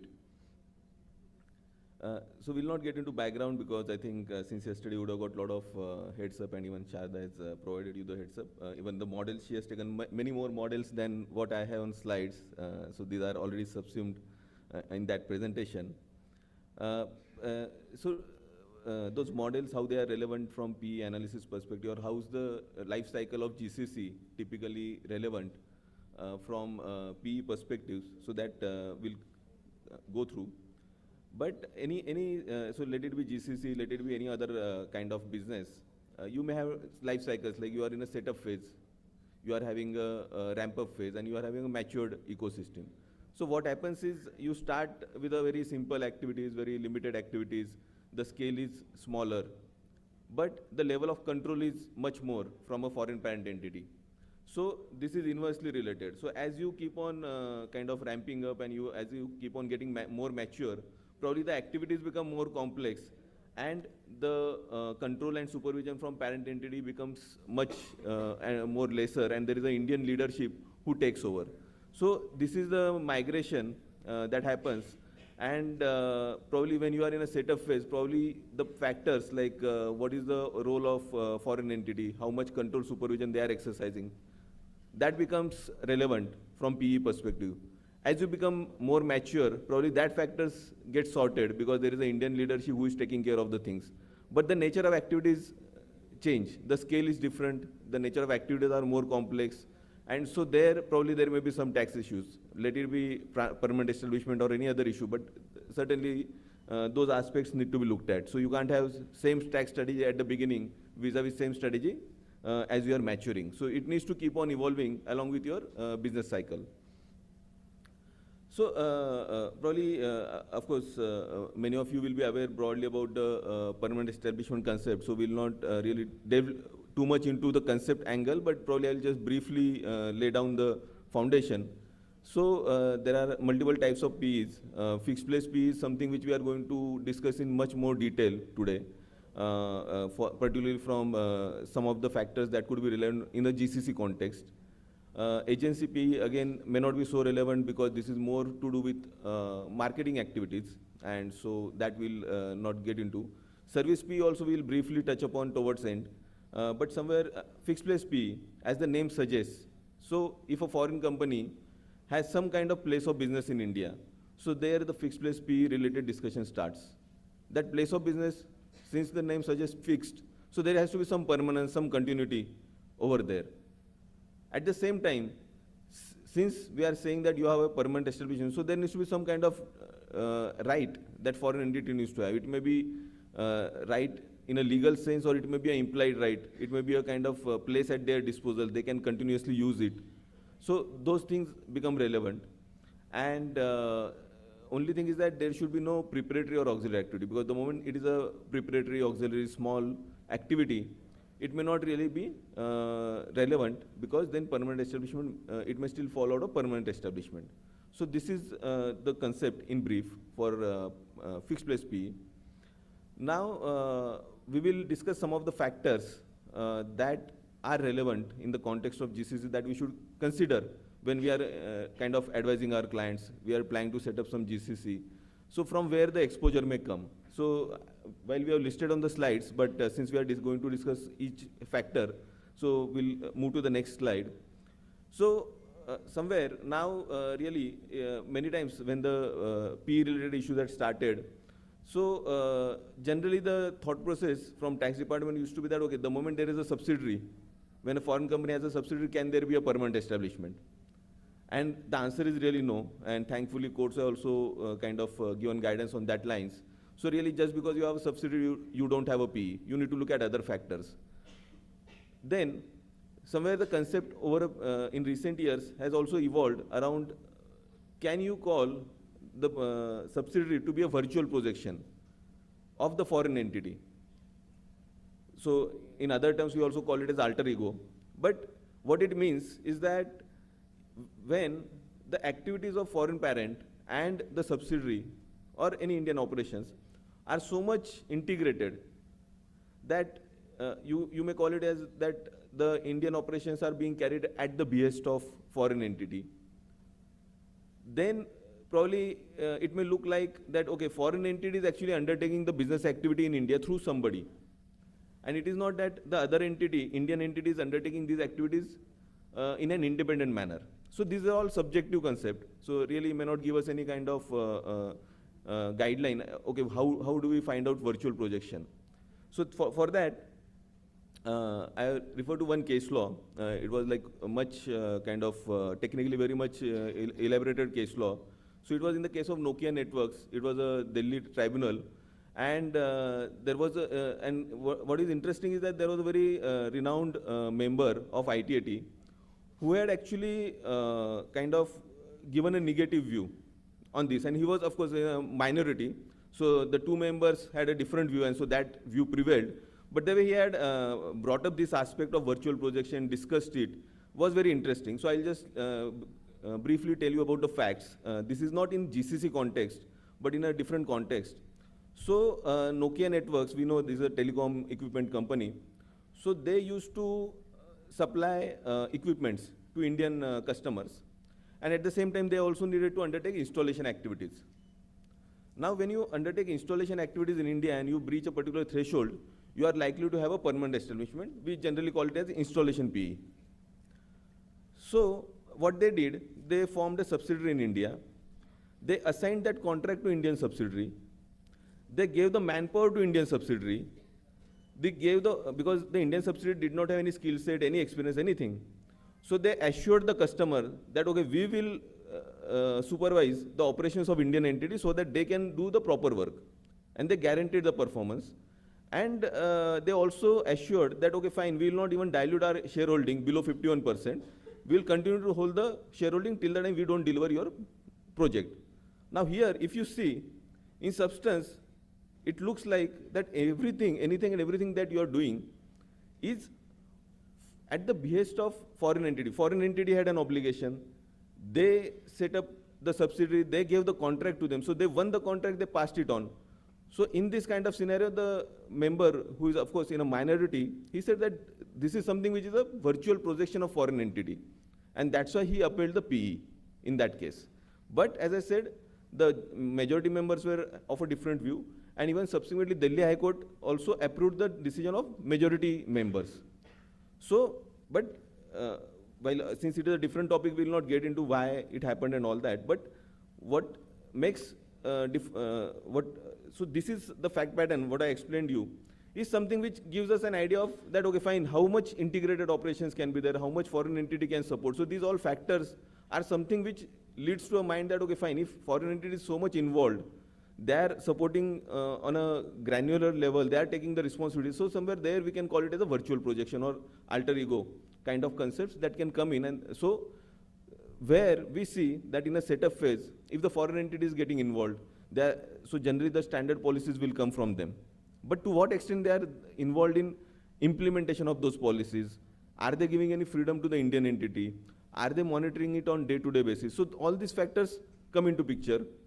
Even there, an interesting decision, a very recent decision of Supreme Court in the case of Hayat International, again, in a bit different context, but there again, these factors were there.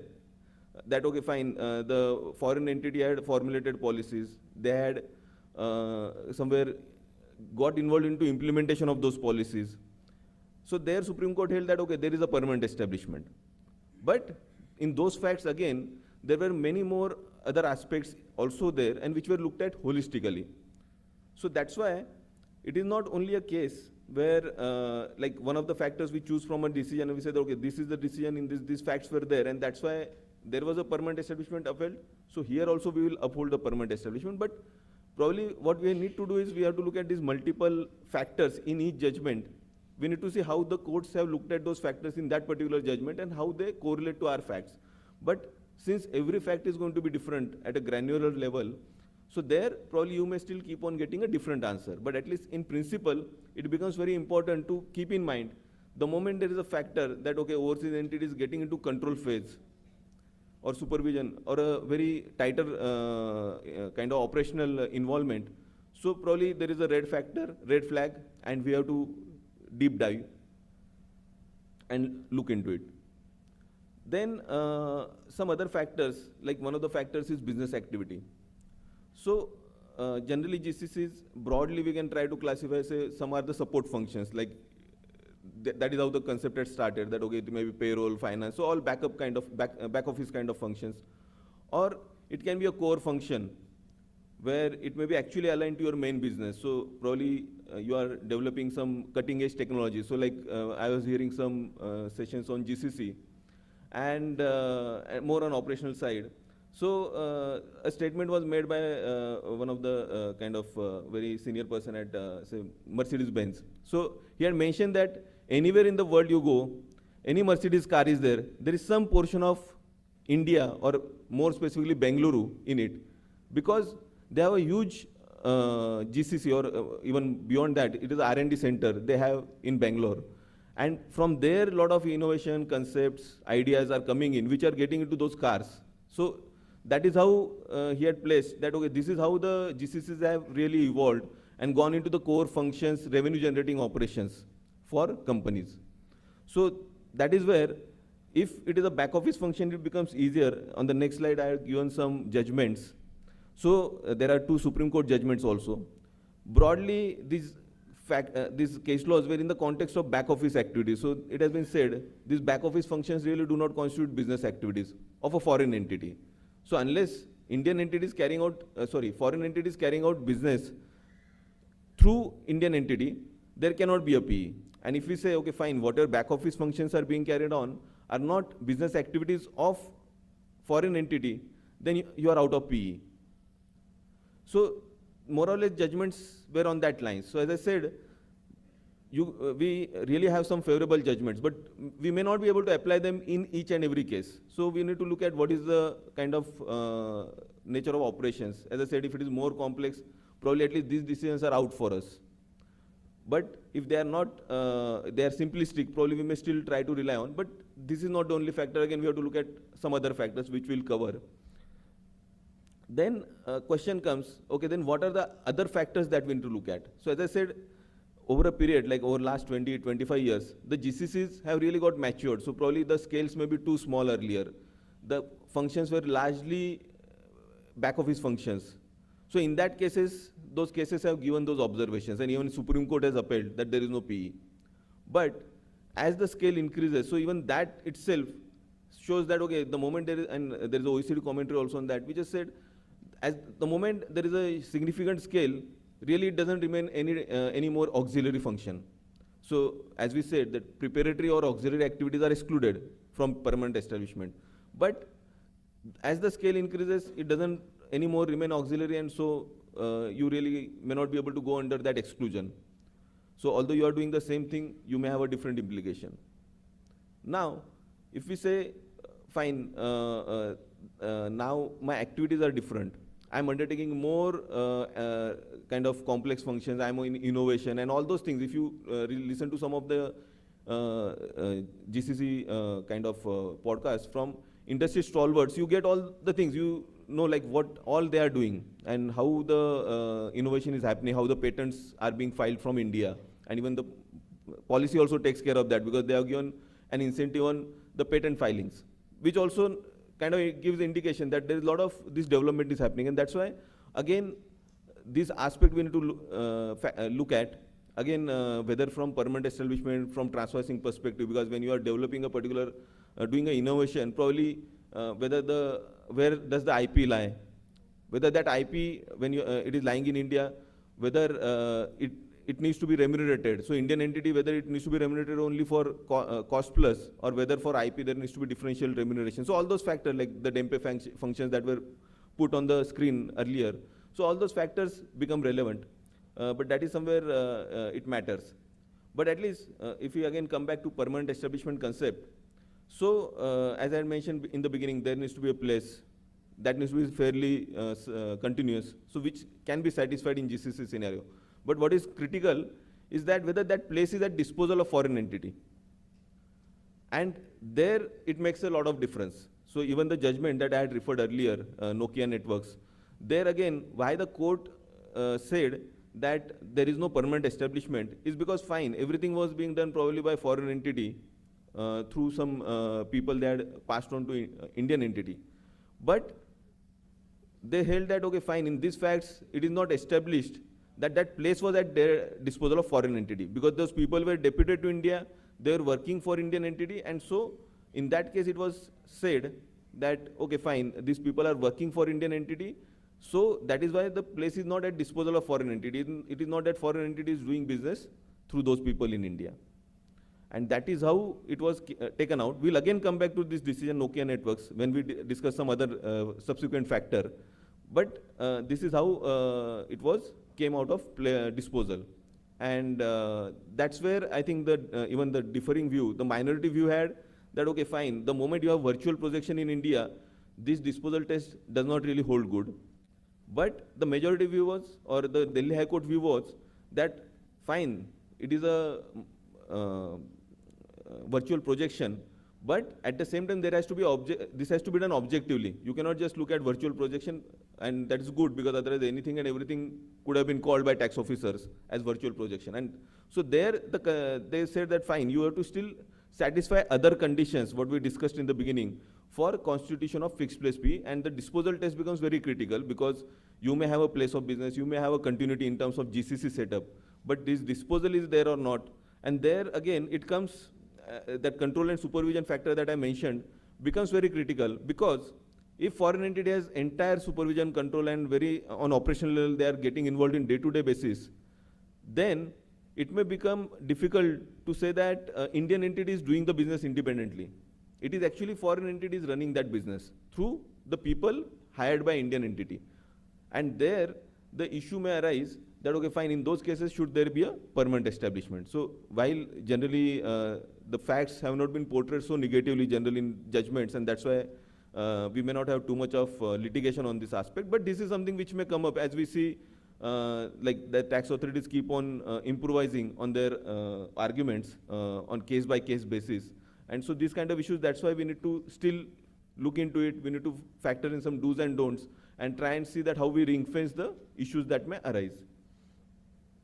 The other factor, risk-free captive entity. So basically, if you are a cost-plus entity, you are remunerated at arm's length, you are not taking any business risk, you are not entrepreneur. So can that be a factor in itself, saying that, okay, fine, there is a PE. So this factor in isolation really does not matter. But when you have negative facts, so in context of these back office operations, there was a negative case law. So there, this factor was, so there the foreign entity was sending a lot of people, they were controlling the Indian operations, and that's why there was a permanent establishment. So there, these factors were add-on. Okay, fine, that bad factor is there. Over and above that, you are having the risk mitigated entity. And so it was held that, okay, and then there were also free of cost assets given. So some of these minor points also got added while holding that, okay, fine, there is a permanent establishment. So, so this factor may not be in isolation relevant for PE constitution, but when you have some bad fact pattern, then these factors will come as add-on and may trouble you. Then comes employee factor, so the secondments typically. So there, when foreign entity is deploying, seconding any person to India, so always the issue comes whether foreign entity is rendering the service to these employees in India, or whether they are actually now Indian entities employees because they are seconded, they are doing Indian entities work, and that's why foreign entity just passing on the employee, and after that there is nothing. This is a matter of huge litigation. There are a lot of judgments. There are even some Supreme Court judgments which are negative. And so we'll discuss it a bit more detail subsequently once we cover other factors. But that is how it kind of impacts. Then along with employee factor, so when you depute these people to India, apart from that you may have a subcontracting arrangement in India. So if you call it as a subcontracting arrangement. So there, so you outsource some work to a GCC in India. So what will happen? So there, so in subcontracting, generally there is a better argument to say that these subcontractors are independent. They are doing the work on their own. They are working on principal to principal basis. And that's why there should be no permanent establishment. But the moment you get into micromanagement, you get into how to do it, what to do and all that, then probably there is a red flag, and you need to see what kind of do's and don'ts you can build up to safeguard the situation. So there are some judicial references, we'll not get into that. Then subsidization of assets. So a lot of times in this kind of structures, we have seen that there are assets which may get subsidized, basically free of cost, maybe some softwares or hardware or whatever, which is required specifically for business. Now here again, there can be some factors which may be relevant, is like, and these factors are like a degree of control that is exercised by foreign entity. So have they just given the assets and now Indian entity has to use it and deliver the services, or foreign entity is going to control those assets, they are going to monitor through those assets, are they going to maintain those assets? So who is taking the responsibility regarding the asset? That will be a relevant factor. There are some, there is an interesting decision, again it is not in the GCC context, but so there was a Galileo International Delhi ITIT in 2007. There was a travel reservation system and they had a particular fact pattern. We will not get into it. But in those fact pattern, it was held that there is a permanent establishment. And after 17 years in 2024, Delhi ITIT again, Sabre GLBL, again in same business, travel reservation system. They said there is no permanent establishment. So what happened, and the way the judgments, the timelines and the years involved, it looks like probably the other party took a clue from this judgment and they did some things which were constituting a PE for Galileo. So they said that we'll change those facts. So they actually changed those facts and they had a different type of business fact pattern for similar type of business activity, and they could come out of permanent establishment. So that shows that if you take appropriate do's and don'ts, you may be probably able to overcome the permanent establishment. So this is a very typical example of a travel reservation system where this actually is apparent from the two judgments within a span of around 15 to 17 years. There is another MasterCard decision, this is a AR decision, this is challenged before Supreme Court. It again had an interesting observation regarding, so Microsoft, we know that there are processors through which the cards are swiped, the credit cards, and the authentication happens. So based on that, those small kind of processors, the PE has been, that is one of the primary reasons to uphold the PE of MasterCard. So again, those assets were there, how they were maintained, who was owning them, and all those factors were considered as relevant. And one interesting fact is that those assets, those processors, actually were a very small value, maybe 1 or 2% of the entire infrastructure that MasterCard has to authenticate those transactions. So they say, fine, it is only 2% considered as preparatory auxiliary. AR said no. We don't know what comes out of Supreme Court, but at least, so this is again another decision which gives thought process on how should we consider the fixed assets when they are kind of provided by foreign entity and they are lying in India while doing the business transactions. Now, as I mentioned, we'll come to secondment issues. So typically we discussed one fact pattern that there can be a foreign entity who will deploy or who will depute the people to Indian entity maybe for a couple of years. So this is a typical secondment fact pattern. There are a lot of kind of decisions back and forth on this topic. There can be other situations also that there are some key manager personnel who are in India, who may be looking after the overseas operations. They may have a regional role, they may have a some overseas reporting also. So these kind of factors, how they impact. So probably that we'll touch upon. So we have given a kind of summary of some of the judgments on this. Red ones are negative, the blue ones are positive. And therefore, there are many more positive decisions on this, despite there being a Supreme Court negative, there being a Delhi High Court negative, which has been, against which SLP is dismissed. So despite that, there are subsequent decisions which have still said, okay, fine, there should be no issue and all that. So primary issue, as I mentioned earlier also, really lies where, like, when can we say that, okay, foreign entity is providing a service through those people who are in India, and in that case, since they are rendering a service through a person who is deputed to India, that's why it should be considered as fees for technical service and it should be taxed. Or it should be considered that since he is there in India for a couple of years, so there is a permanent establishment of foreign entity, and it should be accordingly taxed. So this can very well happen in a GCC scenario, at least in the beginning, if not afterwards. And so your employment contracts become relevant. Some of the factors that courts have looked at is that when this person is getting deputed, who is having control, supervision, responsibility for this employee's work. Suppose we say that, okay, fine, Indian entity is having all that control, supervision, responsibility, everything. Still, courts have gone and given a negative view because they say that, okay, fine, this employee has a lien on his foreign employment, which means when your India deputation gets over, then he will go back, he will be absorbed in that entity, and he will get, as per their own internal whatever structure, he may be, again, he will not lose basically because he is deputed to India. Otherwise, nobody will come to India. So this is the factor you cannot overcome. Or some of the cases also the factor is looked at is, okay, who is responsible for his salary? Because many times the expatriate wants the salary to be paid outside India. And the moment he is getting salary outside India from a foreign entity, then it is said that he has a right against the foreign entity for the salary. He doesn't have a right against Indian entity. So such kind of factors come in. So how do you address those factors in a employment contract, intercompany agreement?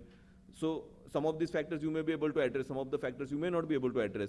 But as I said, despite these kind of points raised by courts, and despite there being some negative judgments from High Court or Supreme Court, still there are subsequent judgments which are given in favor. So at least what is in our hands is we can take care of the documentation part properly, we can have a flow of transaction properly defined.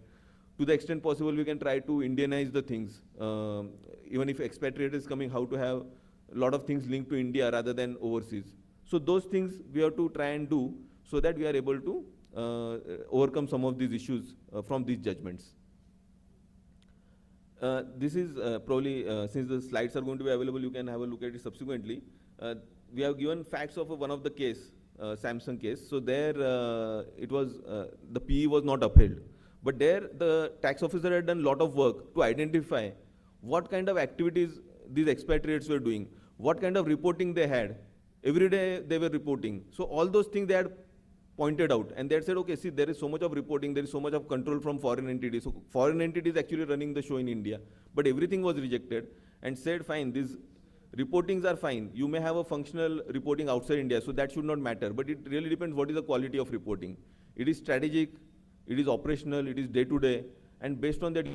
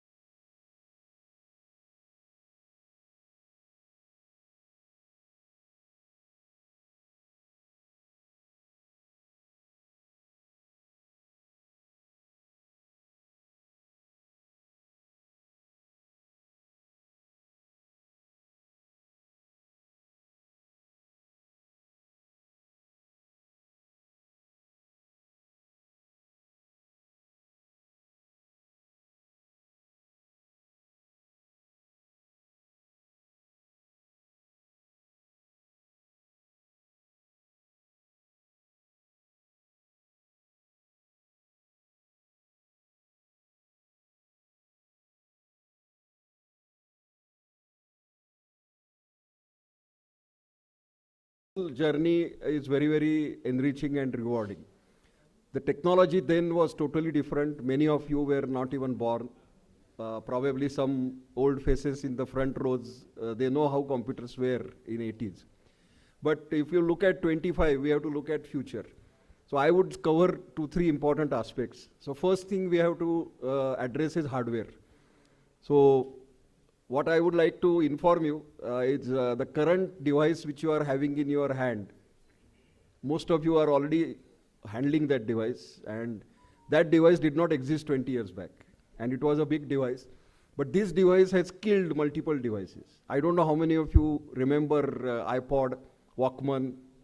These are all gone. Oh, I don't know how many of you have physical cameras anymore, because this device has killed that also. So digital devices are transforming our life. But what may happen in future, and I predict after 2035, maybe 10 years from now, laptops, desktops will not exist.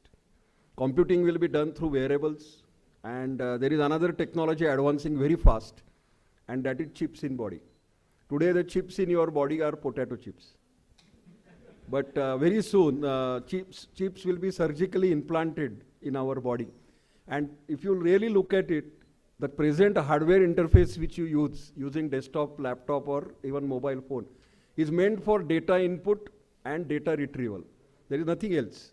So this activity will be done through gestures, through text, through multiple models available. And then you will realize that you may not require a laptop or desktop to actually do computing. There are many other things which are equally important. Wearables, I already mentioned, they are advancing very fast. At the same time, computing will be done through other devices. And this is where IoT technology, Internet of Things, that is also advancing very fast. So if you are sitting in a car will capture data, you will speak to your car. Many of you are already interacting with chatbots. So that interaction will mean that existing hardware interface will totally change. Then comes another important technology. I don't know how many of you know about quantum computing and pervasive computing. That technology will allow us to have very high memories and high disk spaces.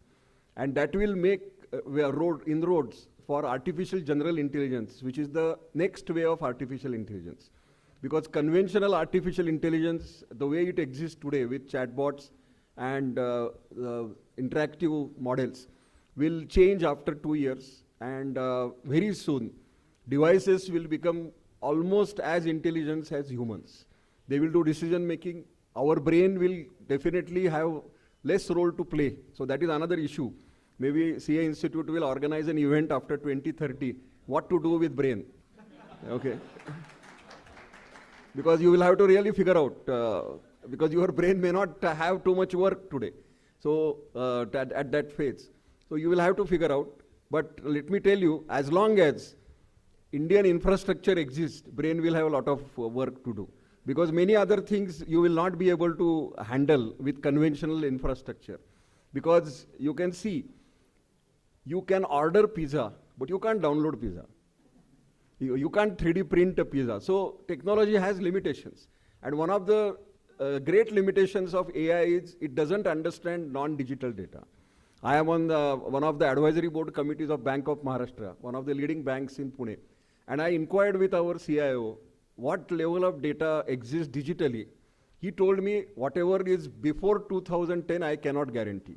So there are big files, and such infrastructure you can see in many offices, where people still have paper, they still have files, and they still have data. Many of it is non-digitized.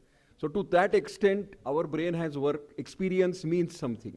Because if everything technology is going to do, then the word experience itself is irrelevant. Because your experience has no meaning. Machine will do everything.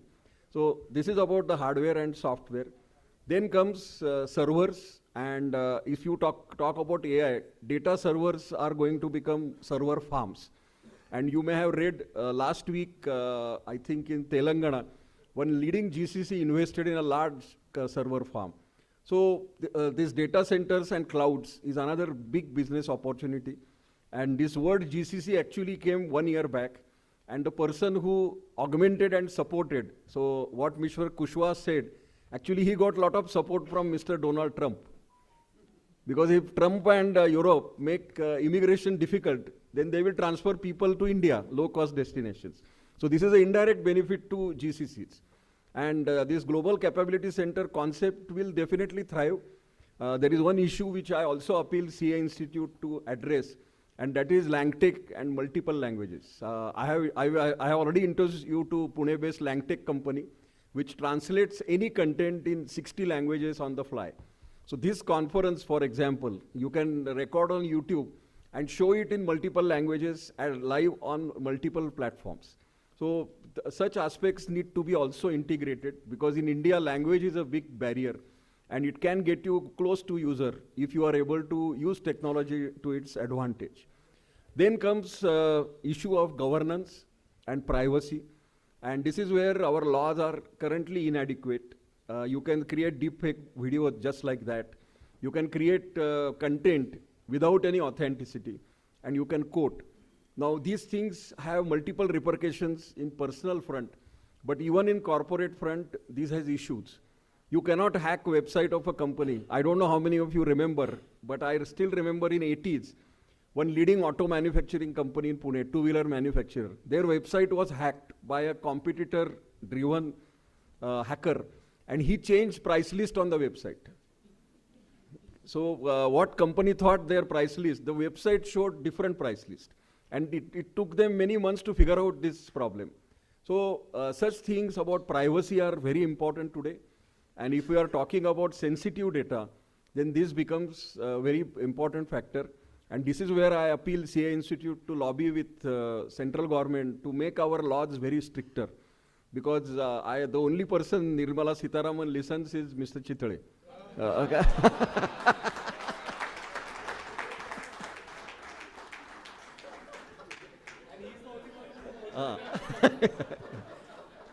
I'm told that he buys a regular quota of Kanjivaram saris and gifts her also. So on 1st February, you can see the sari gifted by Mr. Chitale when she presents on budget. Anyway, jokes apart, the point is our data storage framework, governance framework, and security.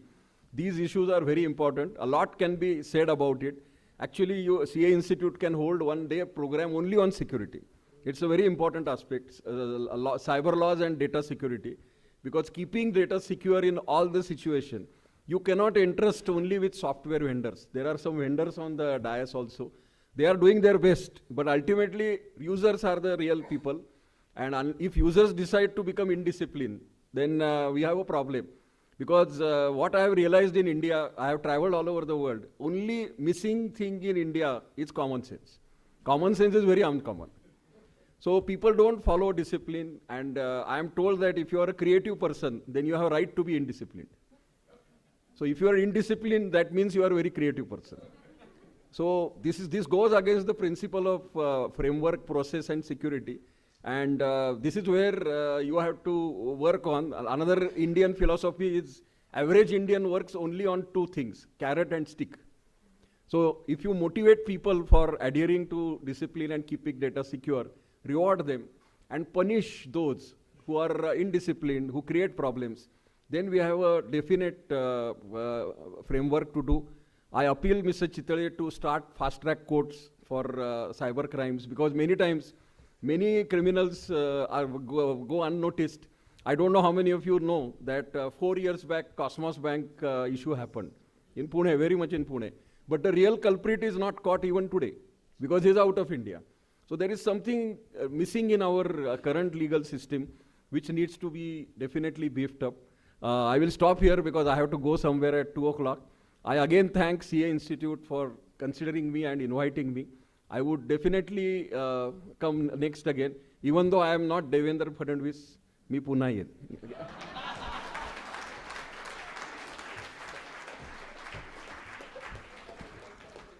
Thank you so much, sir. Now our next speaker is Mr. Ankur Bhageria, founder and CEO of Cashflow.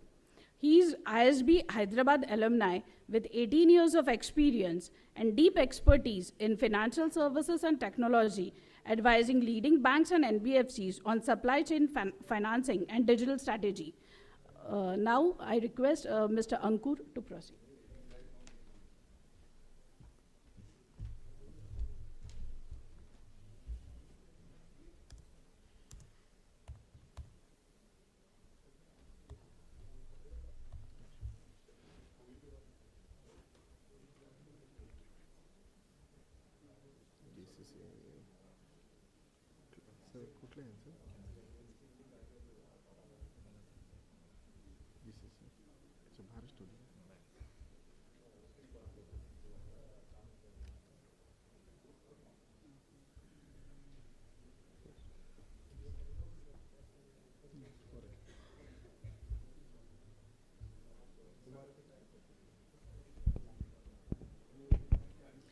Good afternoon, everyone.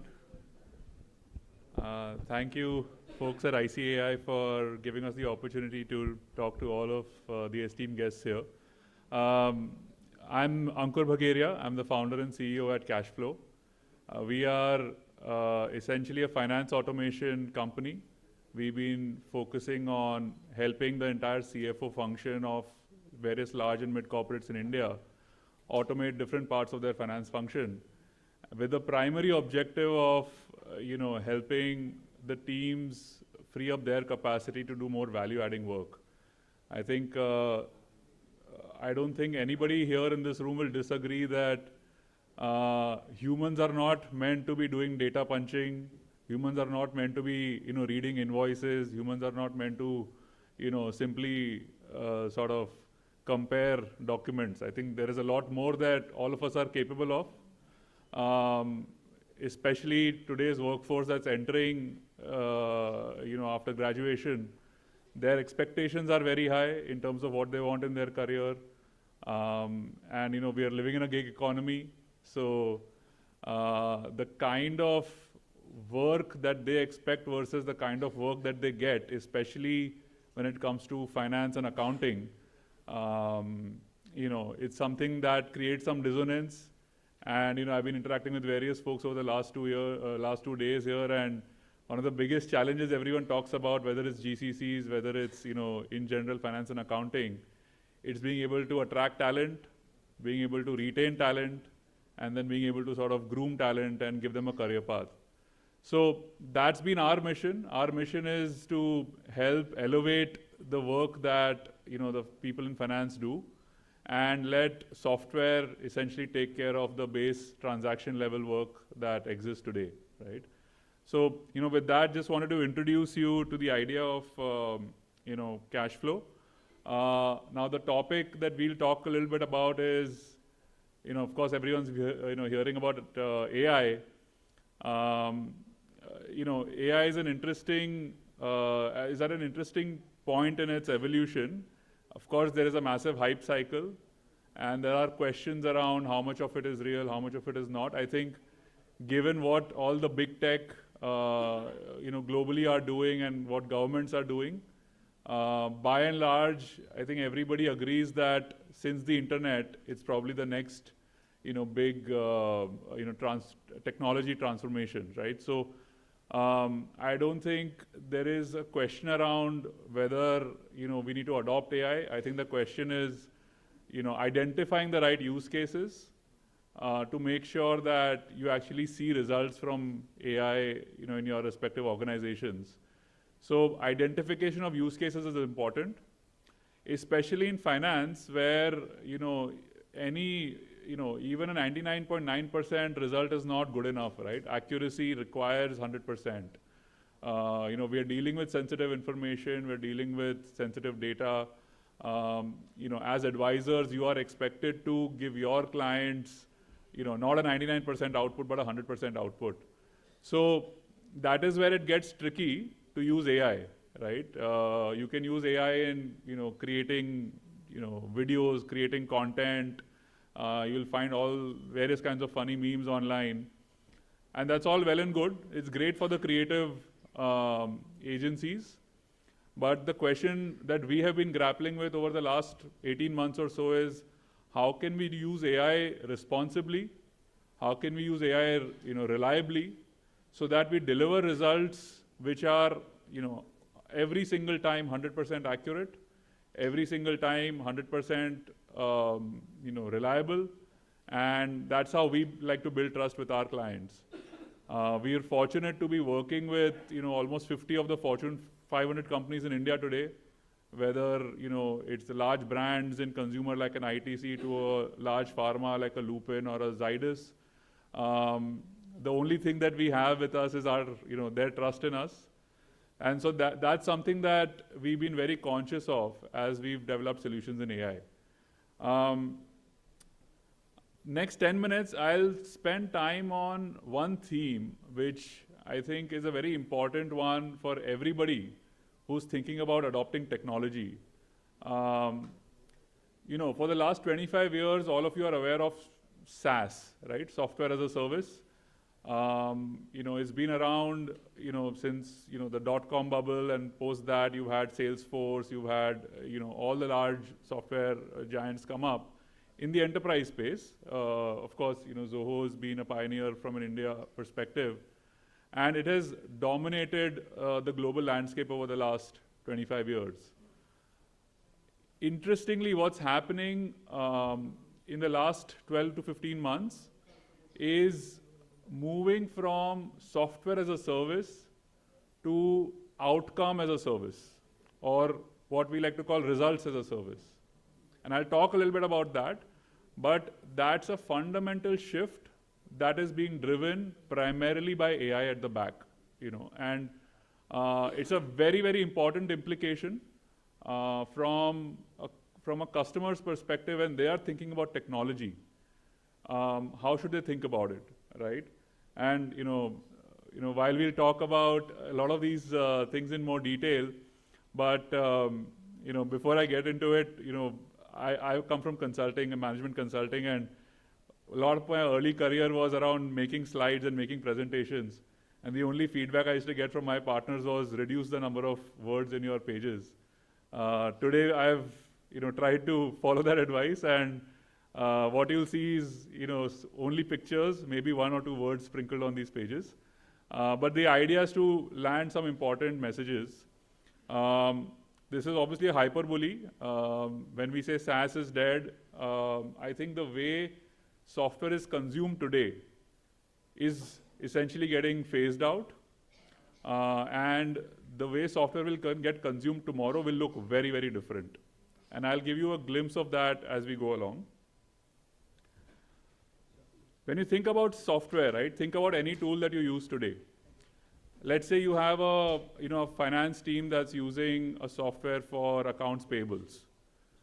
Now, you know, let's say you have a 10-member team. Each member in the team needs to learn that software, right? Today they might be using SAP, tomorrow they might use another tool.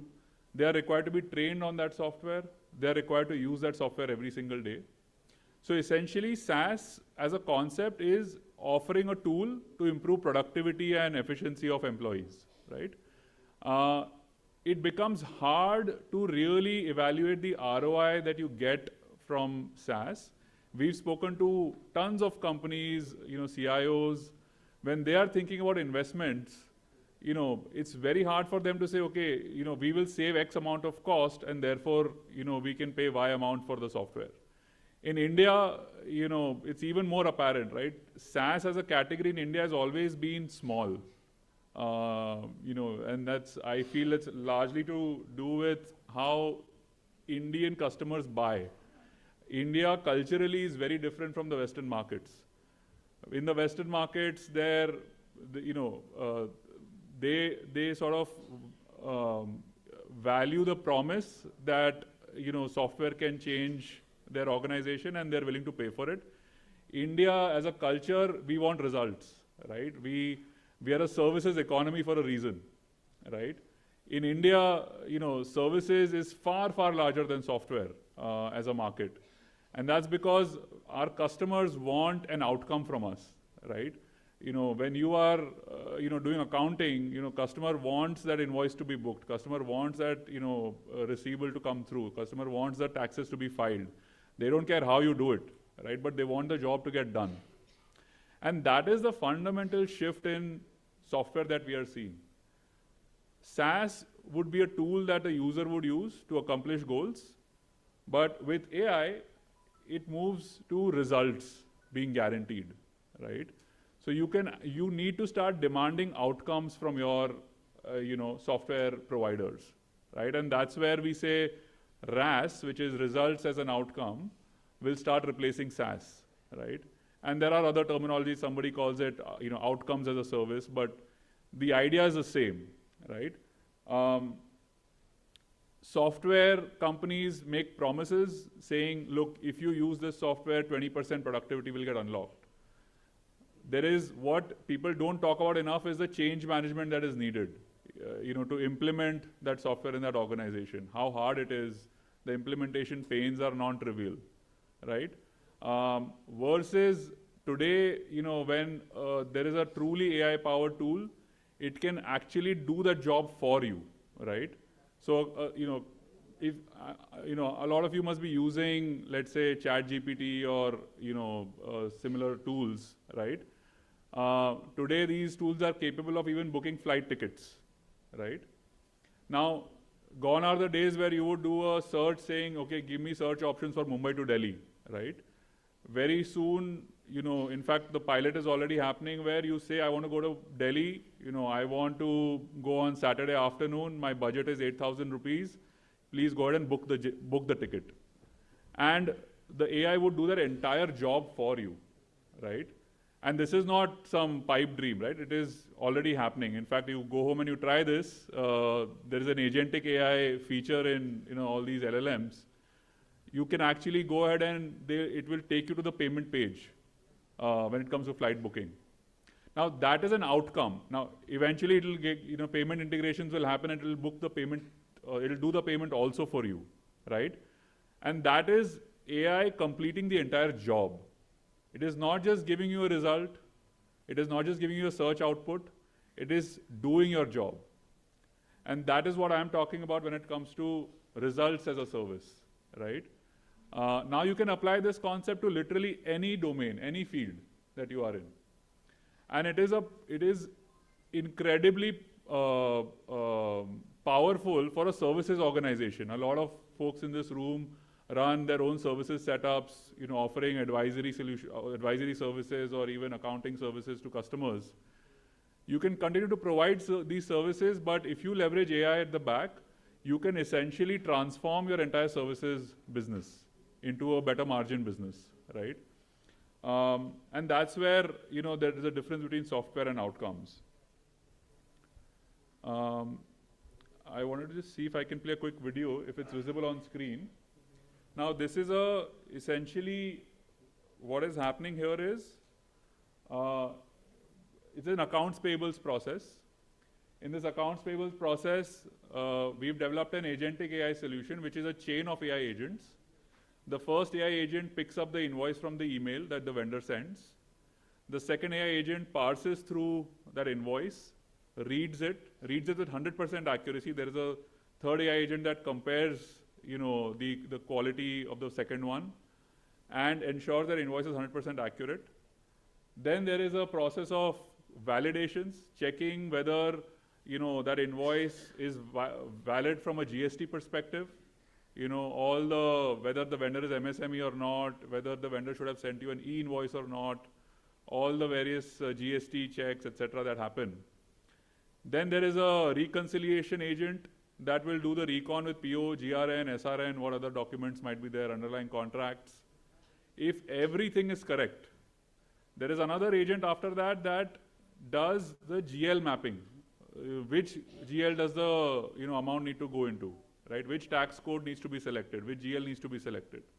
All of this work is entirely happening automatically through a suite of AI agents at the back, which when you stitch them together, give you an end-to-end job that has been completed, which is the job of an AI team member, an accounts payables team member, who today is sitting in the factory or sitting in the central office, picking up this invoice, doing all of these things, and then going ahead and booking it in the ERP. This job can entirely be reliably with 100% accuracy. It can be done using agentic AI today, right? And that is what we've been doing over the past, now 12 plus months. We've seen, tremendous success already. 50 plus lakh invoices have gone through this process. 100% accuracy, no single SLA breach on accuracy. We've been growing 20% month on month, and we've been catering to many of the Fortune 500 companies offering this kind of a solution. Now, the point here is, going back to the earlier message that, you have to find the right use cases for AI. Not every use case you will see results. I think this is one of the use cases we have seen that has massive potential to transform, especially when you think about, from a GCC context. Yesterday there was a panel discussion in the evening where, the panelists mentioned how accounting outsourcing is a great way to set up a GCC. It's a great way to start, your GCC journey. Now, just for perspective, to create 100 crore revenue business in accounting outsourcing, and some of you, here, Anand sir is here as well. To create a 100 crore business, you would need a 2,000 member team.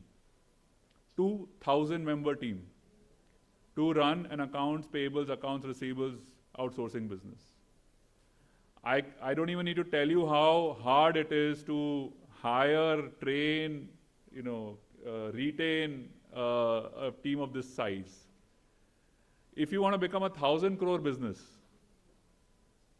multiply by 10, right? 20,000 people. We believe, and we are in fact seeing these results, that you can actually build a 100 crore business with a 200 crore team, not a 2,000 people team. And that is where, software and technology become critical, right?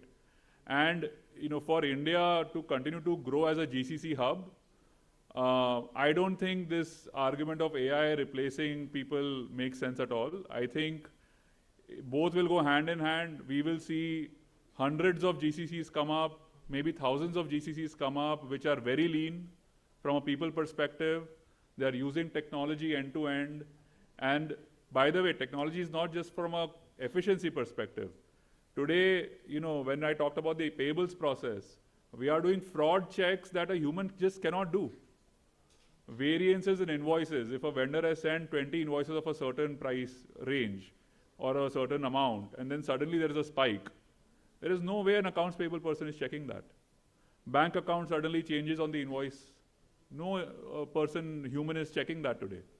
AI can catch those things, right? Pattern recognition is a massive strength that AI unlocks, which humans are not typically geared to do, especially not entry-level team members, right? So AI can play a role from a perspective of unlocking efficiency. It can certainly play a role in terms of value addition. In this example, fraud detection was the value add. And AI can guarantee outcomes, right? Which traditionally SaaS as a tool wouldn't do. And we ourselves started our journey as a SaaS company. So, we are essentially cannibalizing our own approach and our model. But we believe this is the future, right? To give you an example, when we do business case discussion with customers, now it's a very clear conversation saying this is the cost saving that is going to come to you, and we can guarantee this cost saving. No SaaS company can do that today, right? So I think that's the, to our minds, this is the right forum when you all think about building a GCC up from scratch or, growing a GCC. The right partnership on the technology front is very critical. You could build this in-house as well. Some companies might take a call that strategically we want to do this in-house, or you could partner with, players. But, look for outcomes, right? Look for partners who can guarantee outcomes. I think that is the way technology will evolve going forward. Yeah, that's all I had. Thank you for your time, and be in touch.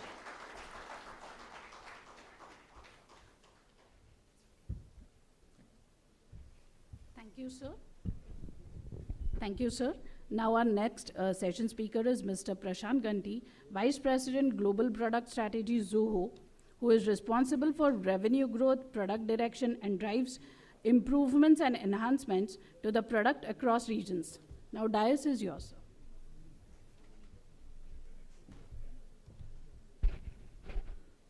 So before the slides are up, I was reading a couple of articles about the importance of GCC.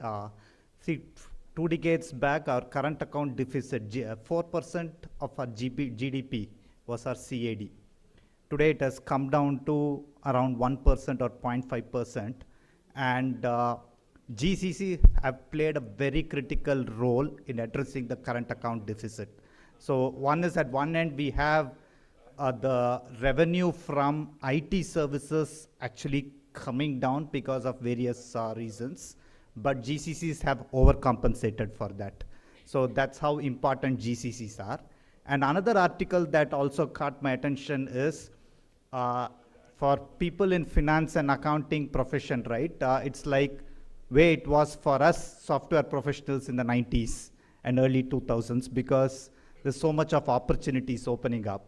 So keeping these two things in mind, right, one critical aspect is about AI, cloud, and all, because these are, every company is talking about, every C-suite executive I speak to, what can I do, as Ankur alluded to, right? What could be the outcome that I can expect of an AI implementation? So these are all boardroom conversations. And when you talk about AI, obviously there is data involved. How do you manage that data? What are the risks involved? It's very, very critical. It's imperative that CAs and accountants who work with this are well versed with these aspects. So I'll basically at a very high level touch upon, I have a lot of slides, I'm not going to go through all of them. So it's important that we frame these questions about AI in the right manner. For example, a lot of questions around AI ask like, what can ChatGPT do for me in finance? What can ChatGPT do for this? Will ChatGPT or LLMs take away my jobs? A lot of these are wrong questions. Of course, there are concerns, but you need to develop a kind of systems level thinking, because if you do this task level thinking, right, we are not just bunch of tasks.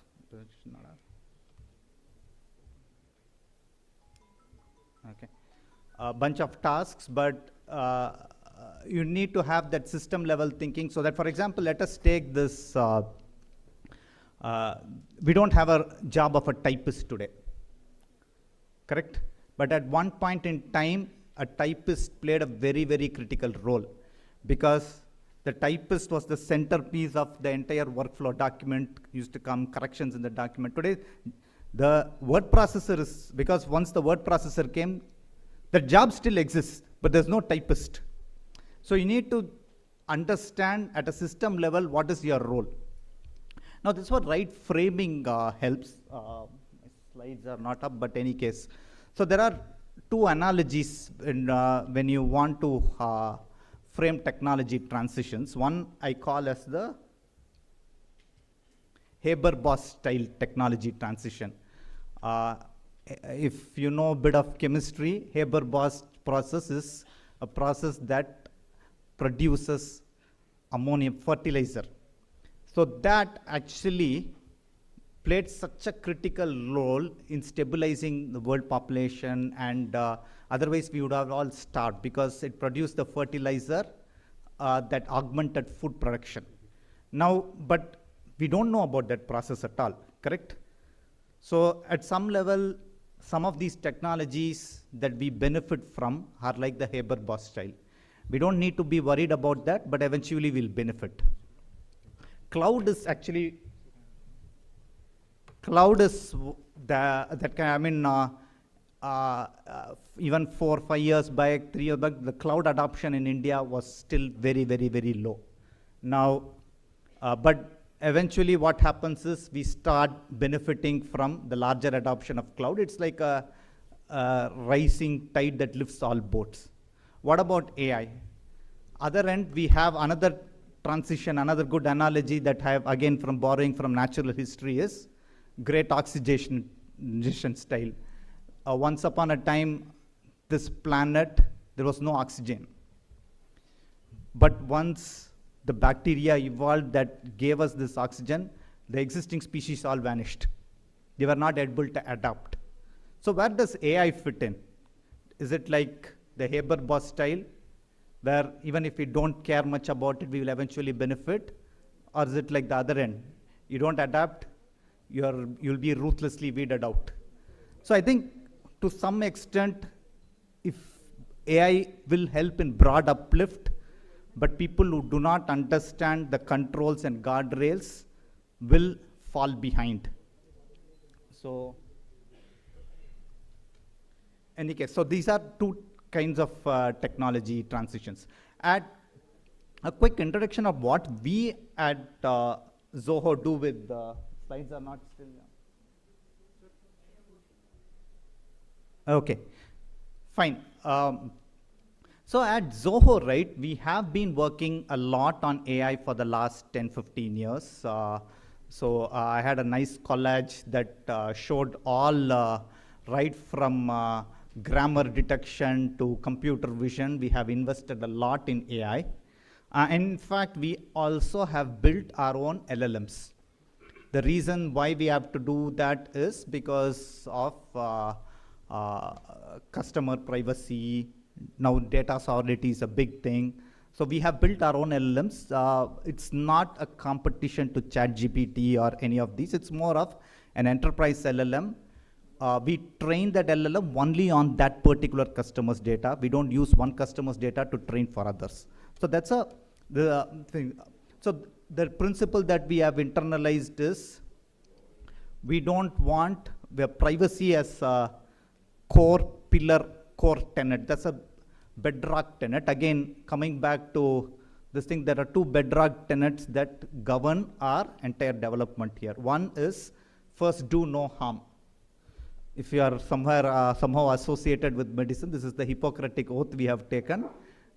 Anything that you do with AI, it should not do any harm to any of your customers. I think it's very important for you all to internalize, because if you are going to work with global clients, that's something that which becomes very critical.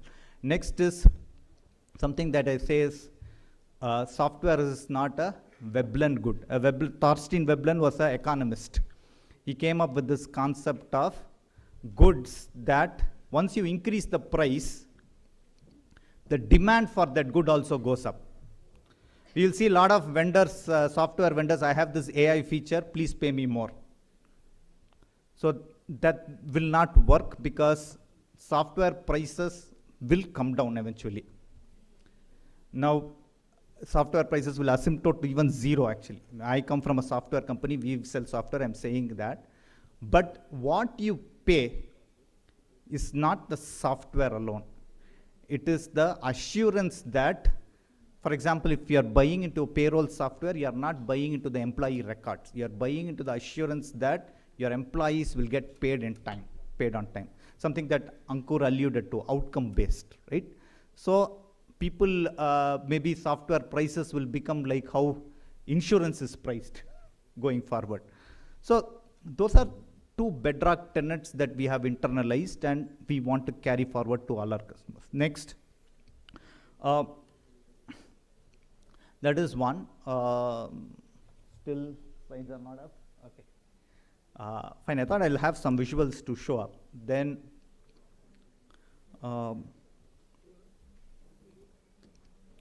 yeah, so when it comes to finance and accounting, right? So how many of you believe that LLMs can actually close your books? Okay, good. So only one person has the confidence. But I think, well, the confidence is good, right? Studies have shown, because there's a lot of articles on that, in fact, people have experimented using all these AI models to try to close your books. What happens is, initially, the LLMs came close to achieving something like an average CPA or CA can do. But over the period of time, it got into the behavior of reward hacking. Like it tries to invent stuff to show things as correct. Then the misstatements were it compounded over a period of time, and actually you end up doing a lot more corrections yourself. So technically you have to remember that LLMs were designed for a purpose, that is for predicting the next word. That's what LLMs were designed for. Now LLMs are deployed for, say, for example, programming, generating code, correct? But again, the code as far as the LLM is a series of tokens or a series of words, that's it. And you use that for translation also. But they are not designed for a lot of deterministic tasks. Where, deterministic, a lot of things in finance and accounting fall in the scope of deterministic. Of course, there's a probabilistic aspect also. I mean, just to simplify stuff, determinism is, how many of you have watched the movie Sholay? Correct? There Jay tosses a coin, right? Heads or tails, he knows beforehand. Correct? That is deterministic. You don't know whether it's heads or tails. When you learn probability, you always start by the coin, right? The tails has 50%, heads has 50%. That is probabilistic. Jay's coin, it's deterministic because he knows beforehand itself. Correct? Lot of concepts in finance and accounting, lot of things stuff all scope under deterministic. Now, so that's where, LLMs are all probabilistic in nature. It's required probabilistic also because you want to predict the future. A lot of our jobs today are looking in the rear view mirror, right? Quarterly reporting. Now we need to help businesses shape the future. So there will be a little bit of probabilistic, but there's a lot of human judgment involved here. So you need to work around all those guardrails, keep enough guardrails to ensure that your probabilistic scenarios are not way off the mark. Judgment, the tacit understanding, accountants, CFOs all develop over a period of time becomes very critical here. Now, again, something that I wanted to add is, for example, cars today are autonomous. I think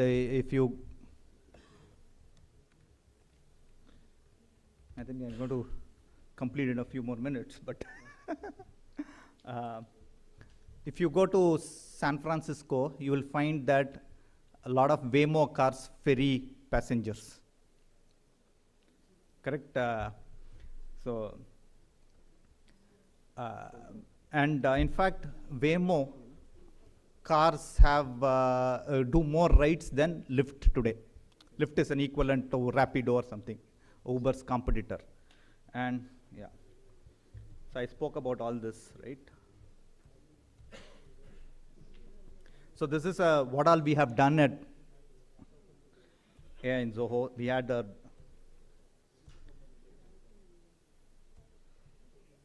so this is a slide because today this is a Chinese AI model that is able to solve Putnam problems. Putnam is a very tough mathematics examination, tougher than the Olympiads itself. So you tend to believe that they can do complex stuff like, even complex stuff, probably what we believe could be less complex like accounting. But ChatGPT can't solve this. It's all wrong. This is a high school algebra. This one it didn't get right. It's able to solve Putnam problems, which are very, very, one of the best mathematicians can solve. But it got the latest ChatGPT version, ChatGPT 5, didn't get this right. So again, I was mentioning about the Penrose article on accounting, right? Small mistakes can snowball into material misstatements. Yeah. General AI is not for finance. This is a broad statement. Yeah? Correct? So this is, I think I mentioned quite a few of this. So we are trying a AAA rating for a finance department. It has to be adaptive in nature, agentic. Ankur spoke about, you'll have multiple agents working in tandem, but there is always going to be a human in the loop element in finance. Autonomous finance touched about, I mentioned about Waymo also, right? So, interest of time, I'm just flashing through these slides. This is a, yeah. We are in cruise control, not autonomous yet. And we may not have a fully autonomous finance for a long, long time to come. So, but the basics have to be covered to take advantage. Gather all your data in one place. You need to work on a unified platforms. You have to have a tough ethics and compliance framework. Who has access to data? What you are going to do with data? When you are working with AI models, is there complete transparency on that? Is it explainable in nature? So these are very, very important questions that you need to ask when you are deploying AI models.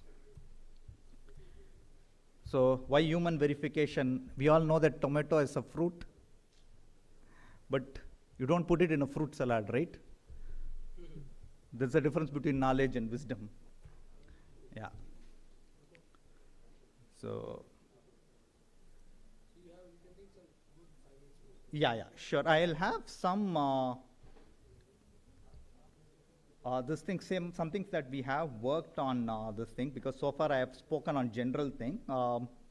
So there is AI in finance is a mashup of contextual intelligence plus adaptive intelligence within the realm of proper governance and control. Yeah, so at one level you have automation. This is typically not AI because it's if-then statements that you have over a period of time learned and managed to this thing. Then importantly, right, because we have worked, we are a payment aggregator ourselves. There's a lot of fraud detection. When we onboard a merchant, we need to risk profile this thing. There's a lot of AI involved that. This works something like your Google News. There is no pattern. There's something, the AI concept called unsupervised learning. There is, you try to uncover patterns in seemingly unrelated data and profile your merchants.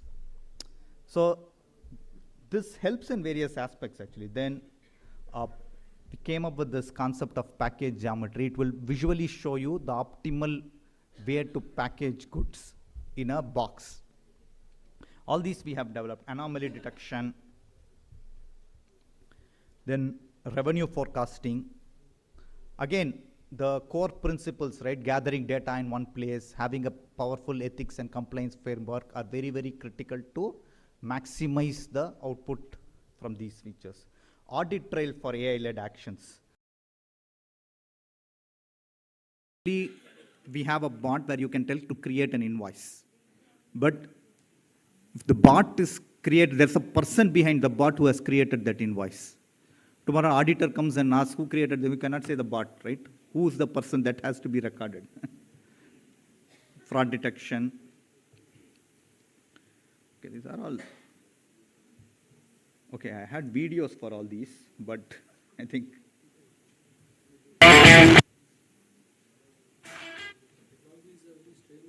Yeah, it can get moody. We need to be patient. We need to work around that at times. Yeah.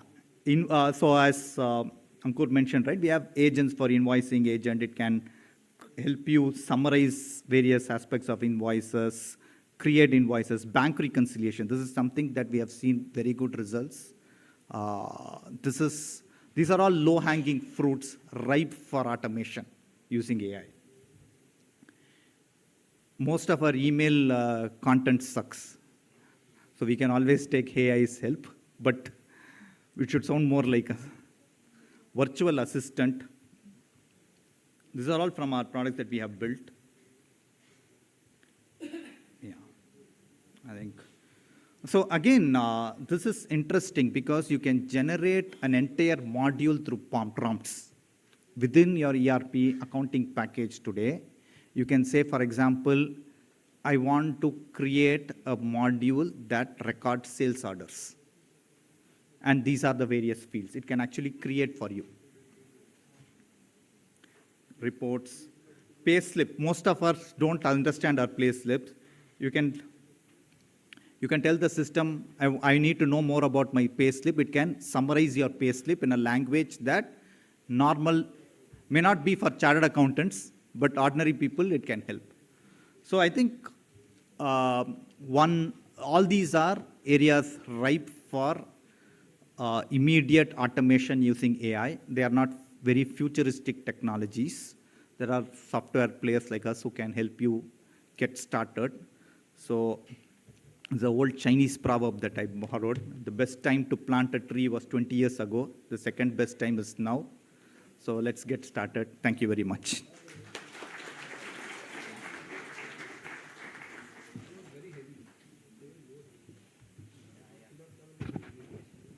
Thank you so much, sir. Now our last speaker of the session is CA Sujata Bogawat, founder and director of Avantage Business Consulting, a chartered accountant and MBA with over 24 years of experience across startups, manufacturing, services, not-for-profits, and consulting. I welcome Sujata to take the dais.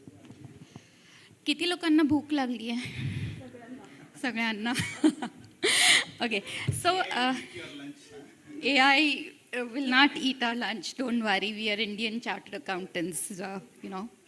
We are much more capable. So this is what I'm going to do. I'm going to not take more than 15 minutes. Okay?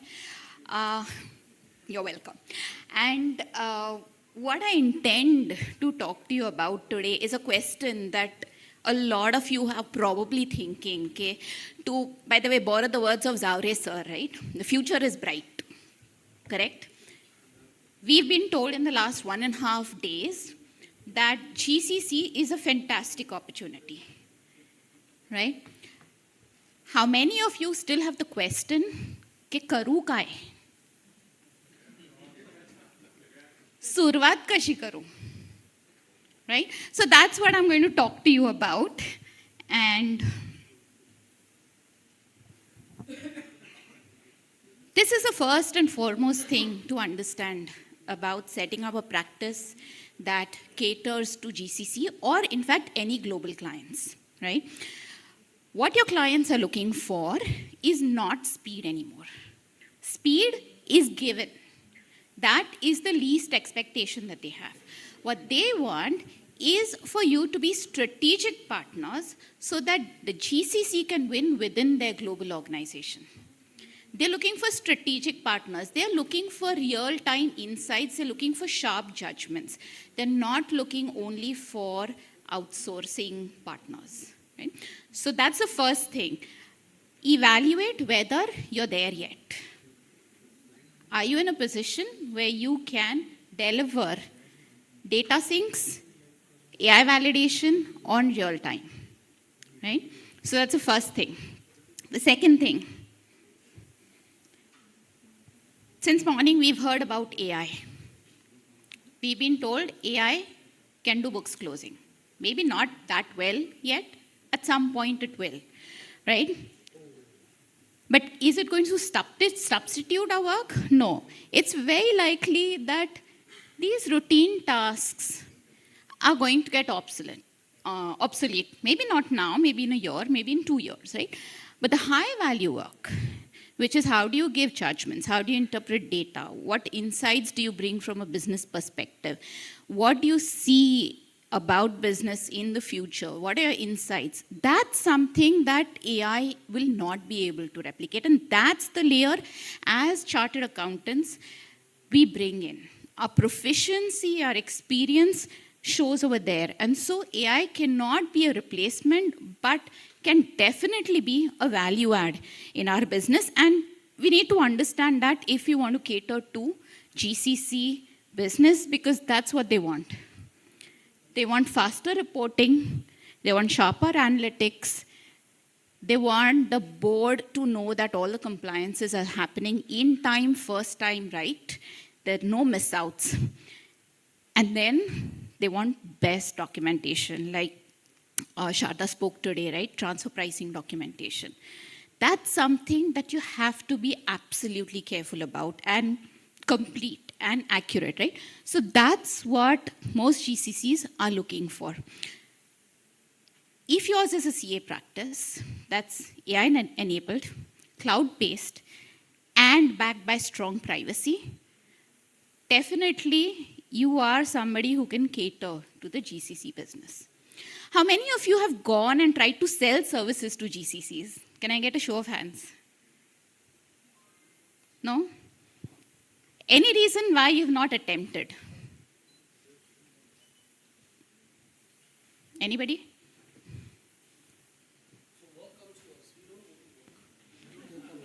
Okay, fine, you don't solicit work. ठीक है. But we are here in this room and we are interested in capturing the slice of GCC business, right? Otherwise, we wouldn't be here. Right? So,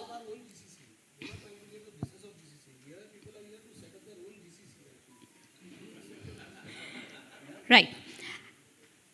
So here's what I keep hearing. And my organization, we've set up our practice to cater to GCCs over the last 6-7 years.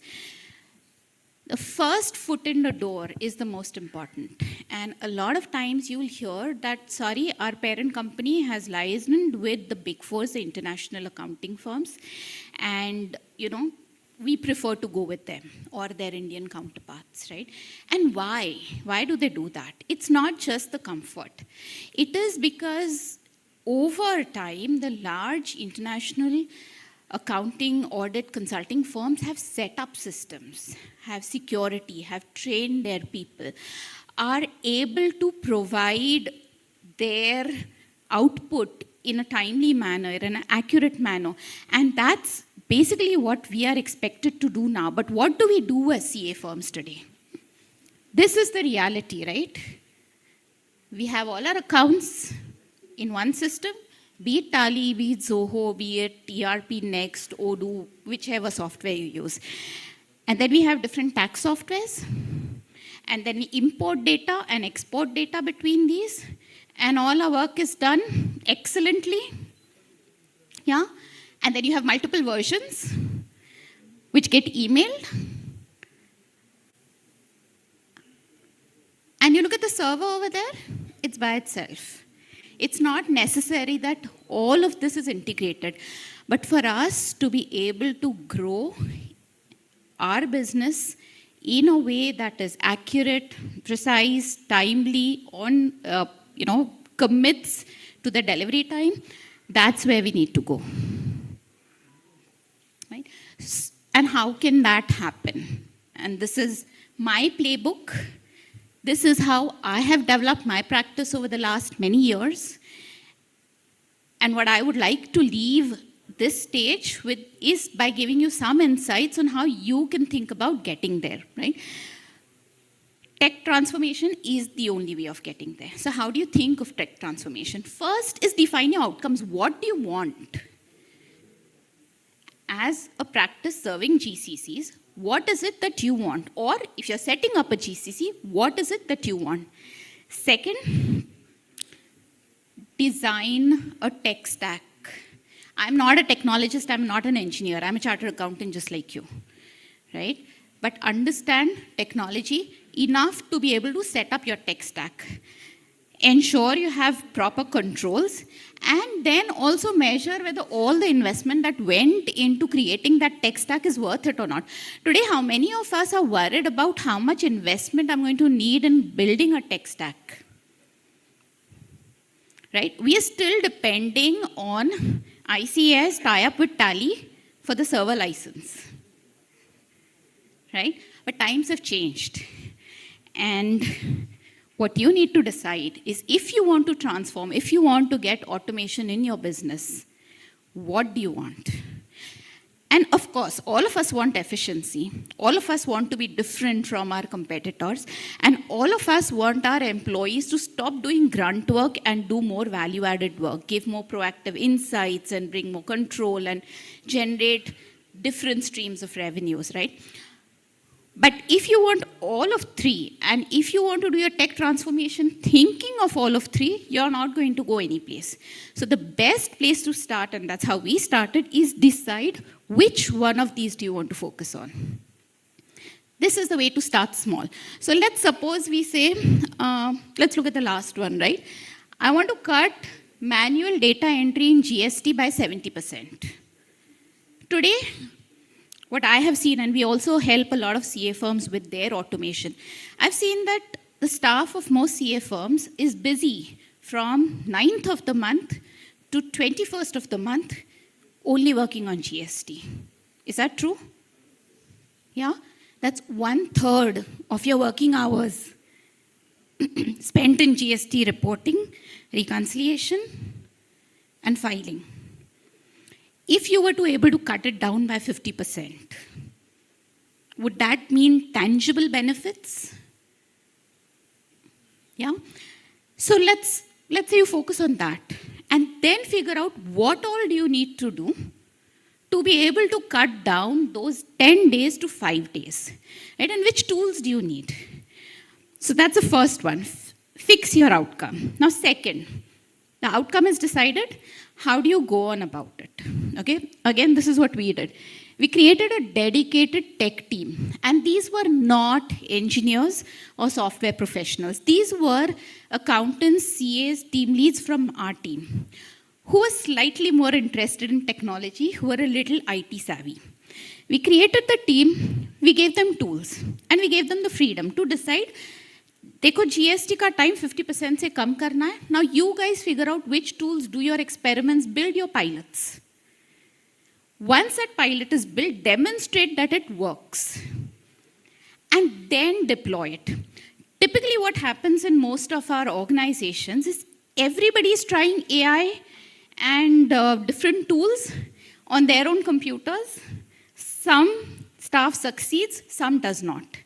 Some staff that succeeds may pass on that knowledge and learning to the others, and the others may or may not adopt. But currently it's all done in silos.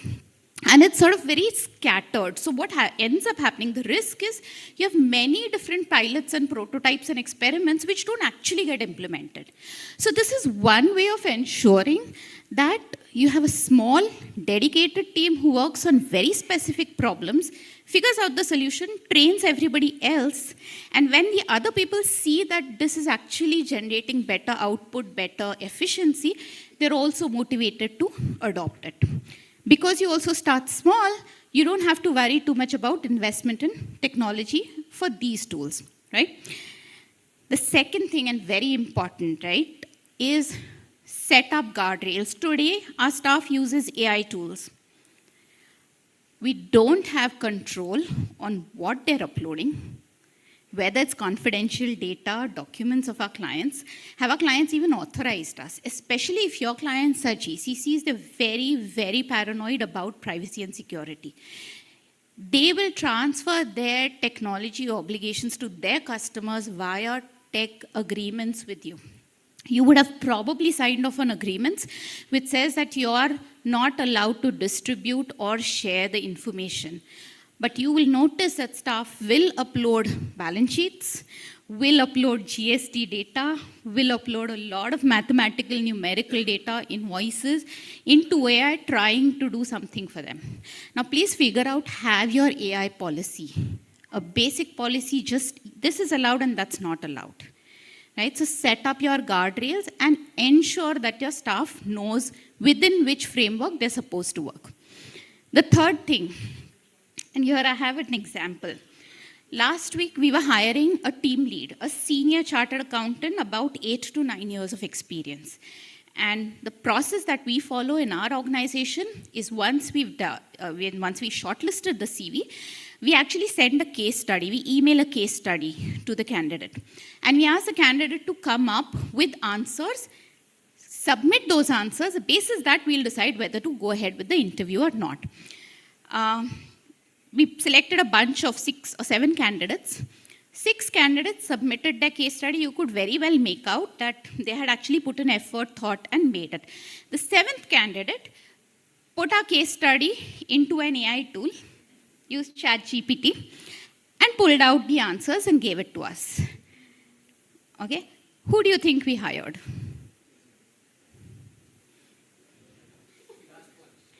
See, because today, knowledge is available at the click of a button.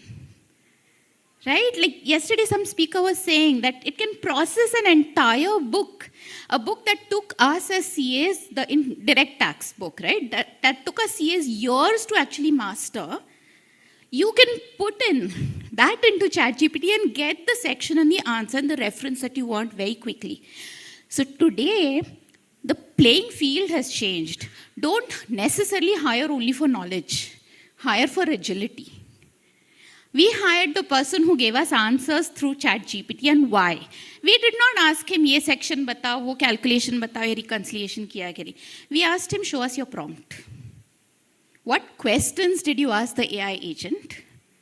What guardrails did you set? What exceptions did you make?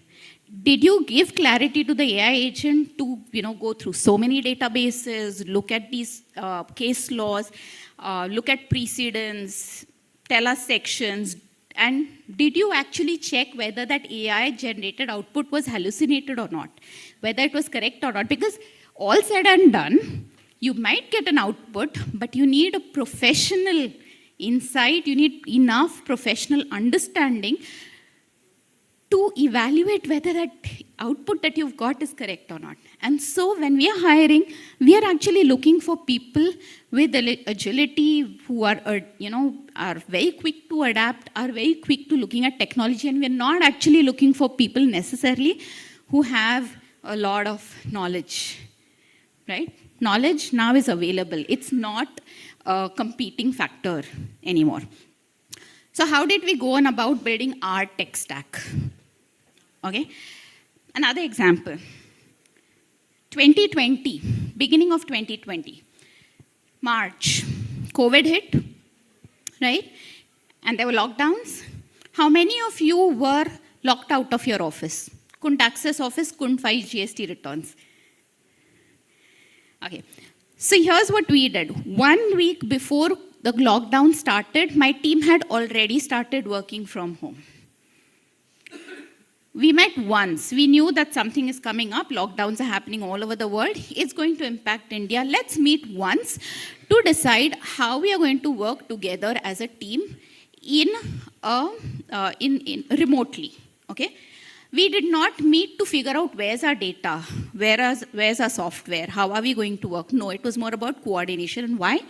Because our entire data, all our software was already on the cloud. Day one, we've been on Dropbox. No server in office.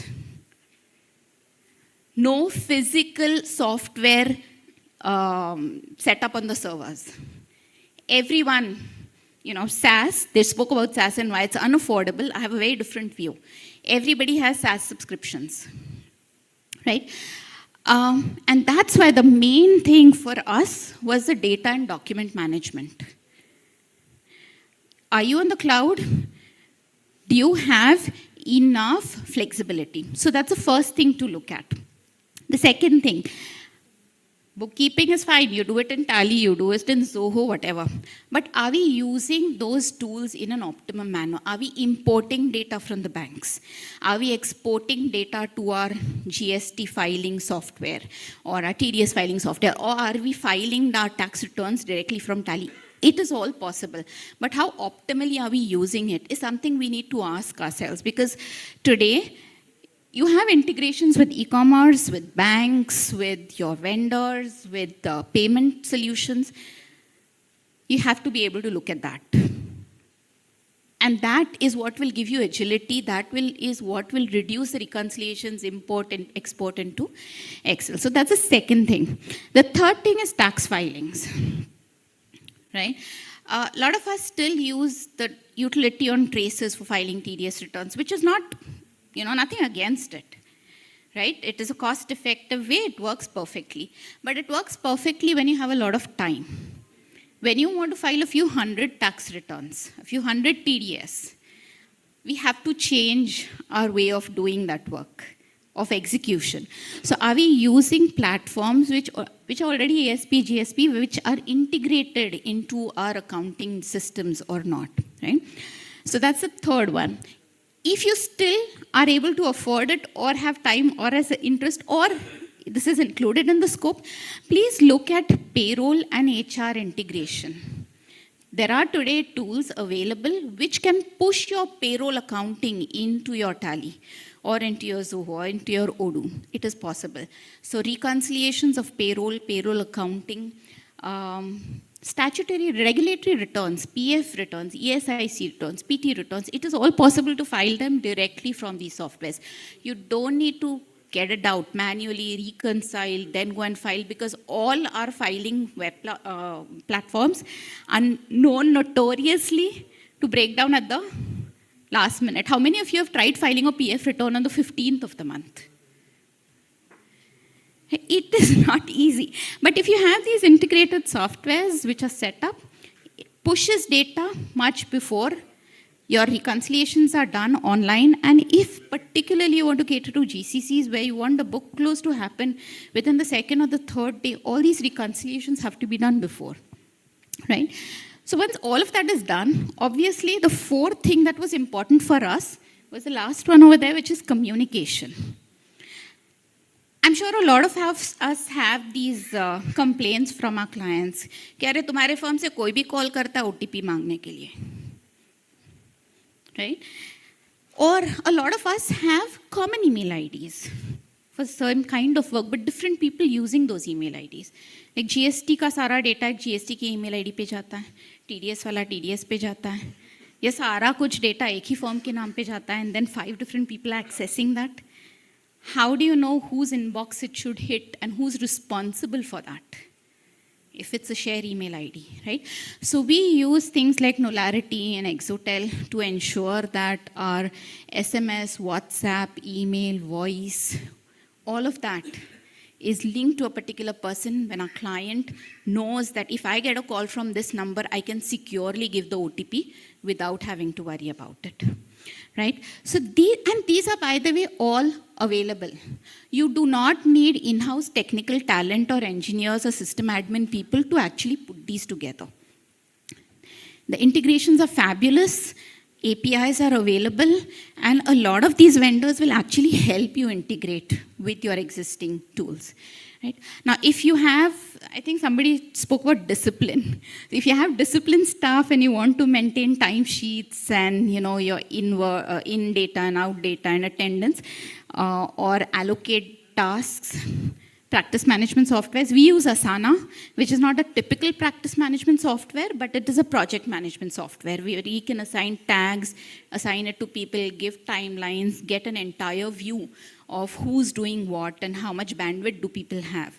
Right? So that's also available. All of these are off the shelf where they don't need one-time investment, but you pay as you go. And pay as you go is software as service. Now, Ankur spoke about results as a service. That's what our clients expect from us. But it is also our responsibility as leaders of our organizations to make sure that our teams use it and give us output, right? We need those results. A common question that I am asked when I show this entire tech stack is, ये बहुत महंगा होगा, right? Do you want to take a wild guess as to how much, except for practice management software, how much will all of that cost? And I'm keeping audit and reconciliation out. I'll talk to you about it in a little bit. Just put a number, per person per month.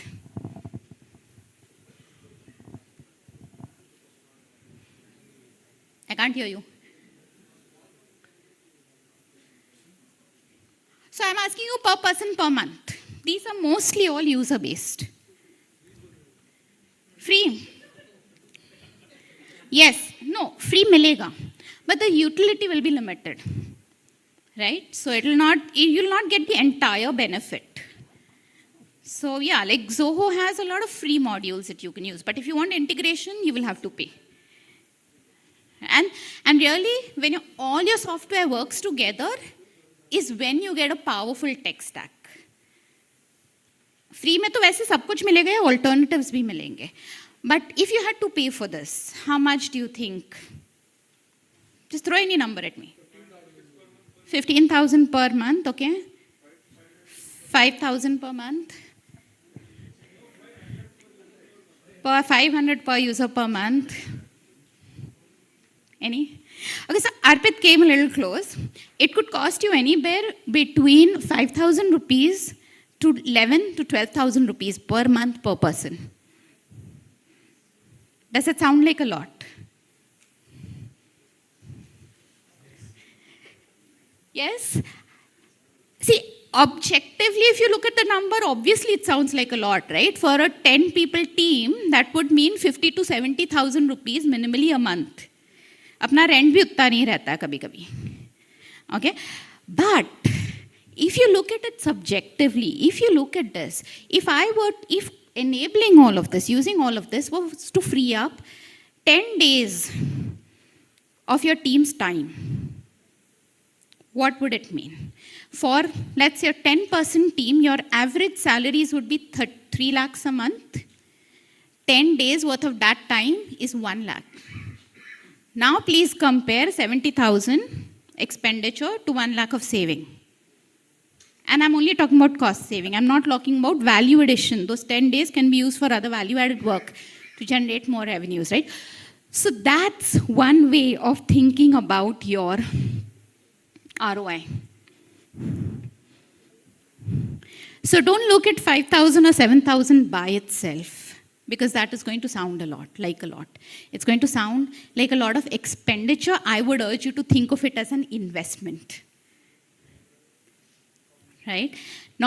We've learned this when we learned our accounting. Not all outflows are expenses.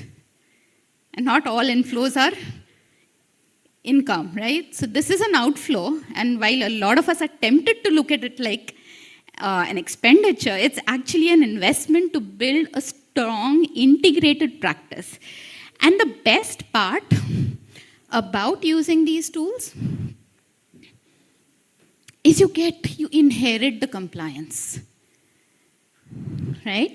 Like Mr. Ganti was saying, or I don't remember, Ankur, that when somebody's selling your software, they're not just selling you the tool. They've done all of this in the background. So you have security, you have ISO. Today, I can, when I use Dropbox, I say I am SOC 2 compliant. And that is very important for global international companies. When you say that you're SOC 2 compliant, that's a major thing for them. And so you're not spending on those SOC 2 compliance audits, none of that, right? So you are building on what has already been built. You're not creating a new infrastructure, which probably large audit organizations will have done.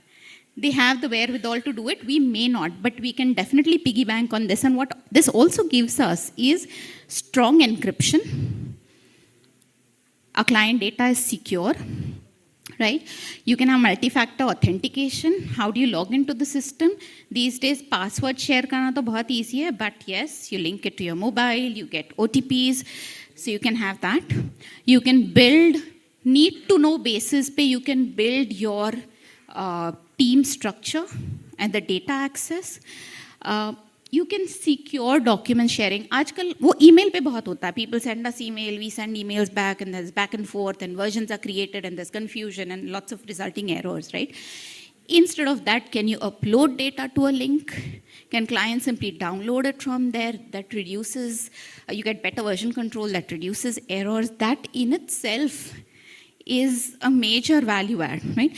And lastly, they have regular training sessions, but as the leader of our organizations, the responsibility of ensuring that ethical use of data, understanding privacy norms, understanding why security is important, is for us to explain to our teams. And if you're able to do that, the ROI makes sense,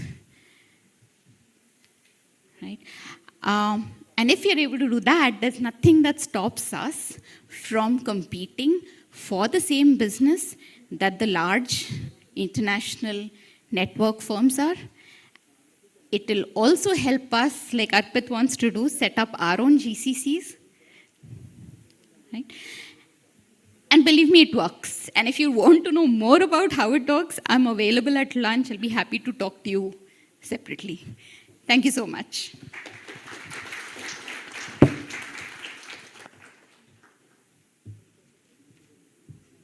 Thank you, Sujata, and all our remarkable speakers for enlightening us with so many futuric insights. Now I request CCMCA Arpit Kabra to address the audience. All right, good afternoon, everyone. I'm like Devendra Fadnavis. I've come back again. मैं पुनः आलो. Okay, so एक बार जोरदार ताली होनी चाहिए. All the 4 speakers we had. Louder यार, come on, louder. अरे lunch चालू नहीं हुआ है.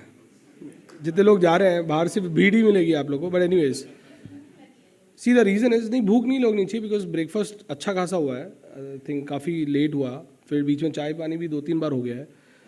पता नहीं भूख कैसे लग रही है. But what you should what you should understand, see, one thing is for sure is, if some of you have related, that's okay, but some of you have not related to what they're saying is, that means we are missing something as a key function called as a corporate form of practice in our own firms.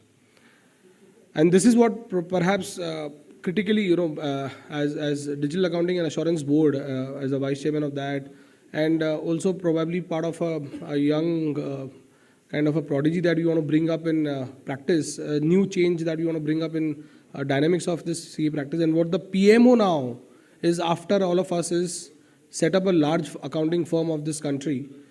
You need to actually have a CRM of your own. आप लोग maximum what Sujata was trying to tell you connect ही नहीं होगा because हमारे पास हमने कभी appraisal ही नहीं किया हमारा खुद का. We are bosses in our own offices, right?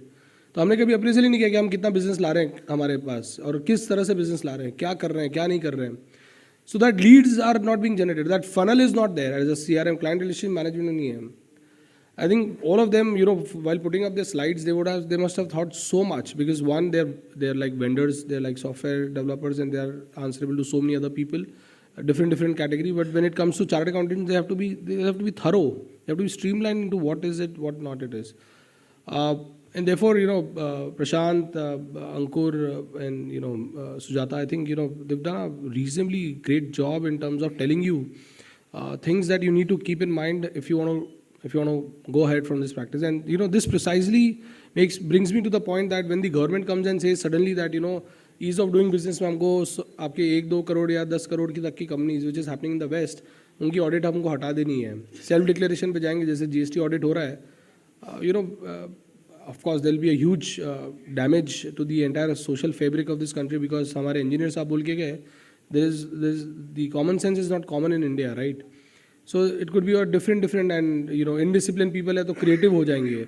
तो if financials are not presented the way they should be, they would be absolutely creative. They could do whatever on the earth to present a good financial statements. But one thing that we're missing right now is, and what we are trying to tell you is, for the past 25 to 30 years, see, the entire country is evolving.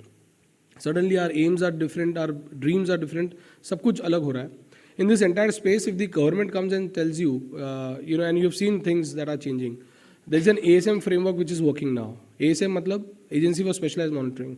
हम सब जितने भी लोग हैं जो audit करने जा रहे हैं, मार्च एंड होने के बाद में भी पहुँचते हमको सितंबर हो जाता है क्लाइंट के उधर, और फिर इनकम टैक्स की जो आती है ड्यू डेट, और उसके हिसाब से हम सिर्फ कंप्यूटेशन इनकम टैक्स के भरोसे पे पूरी ऑडिट करके आते हैं largely.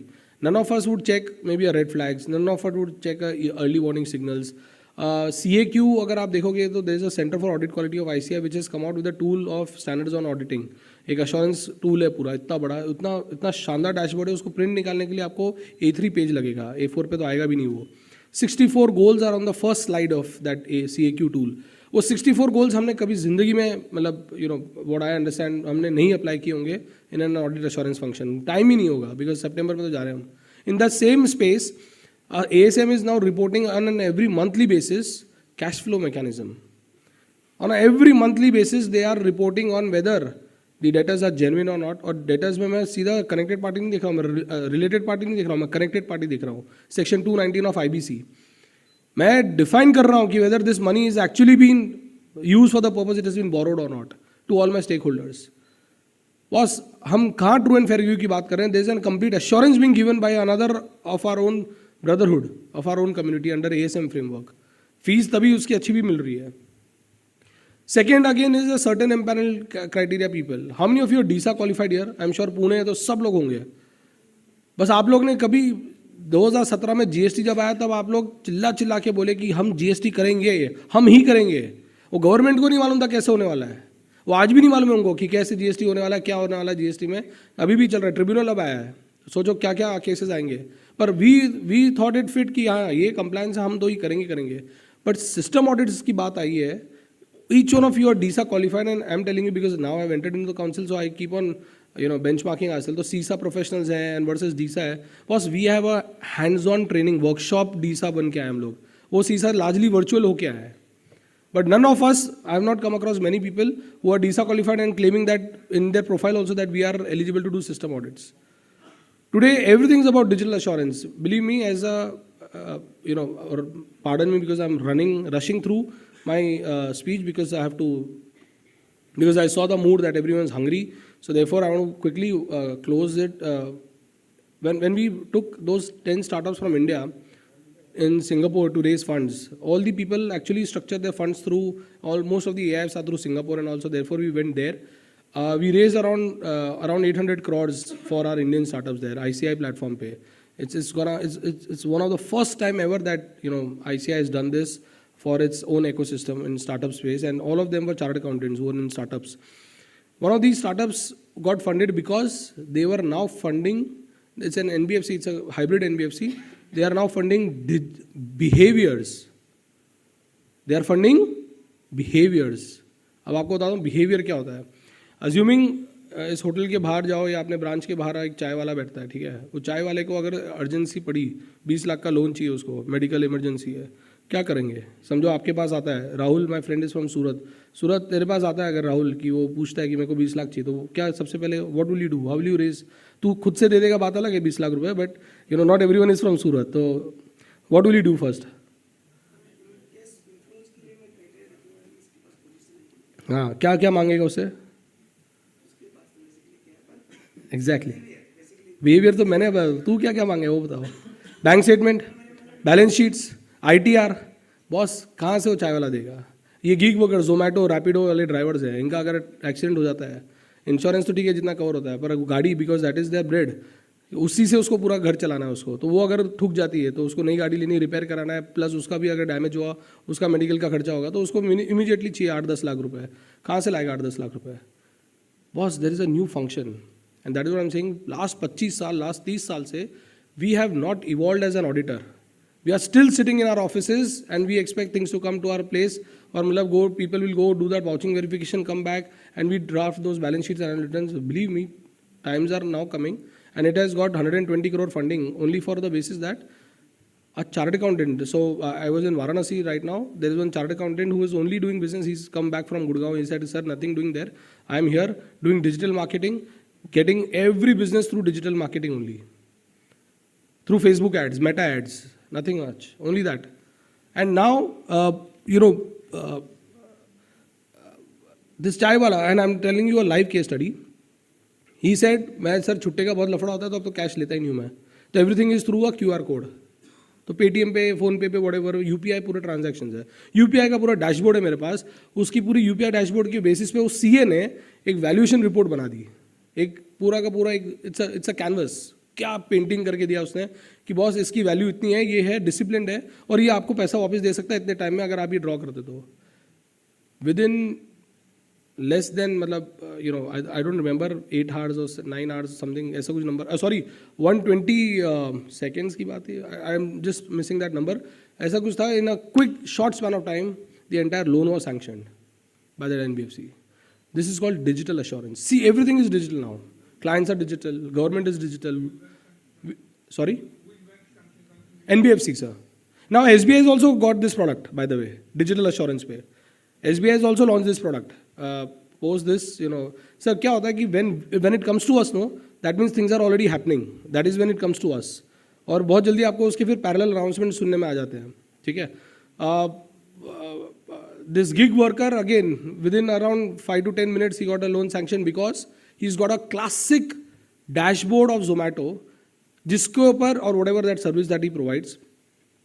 Prashant would know because they are payment aggregators, so they get this information.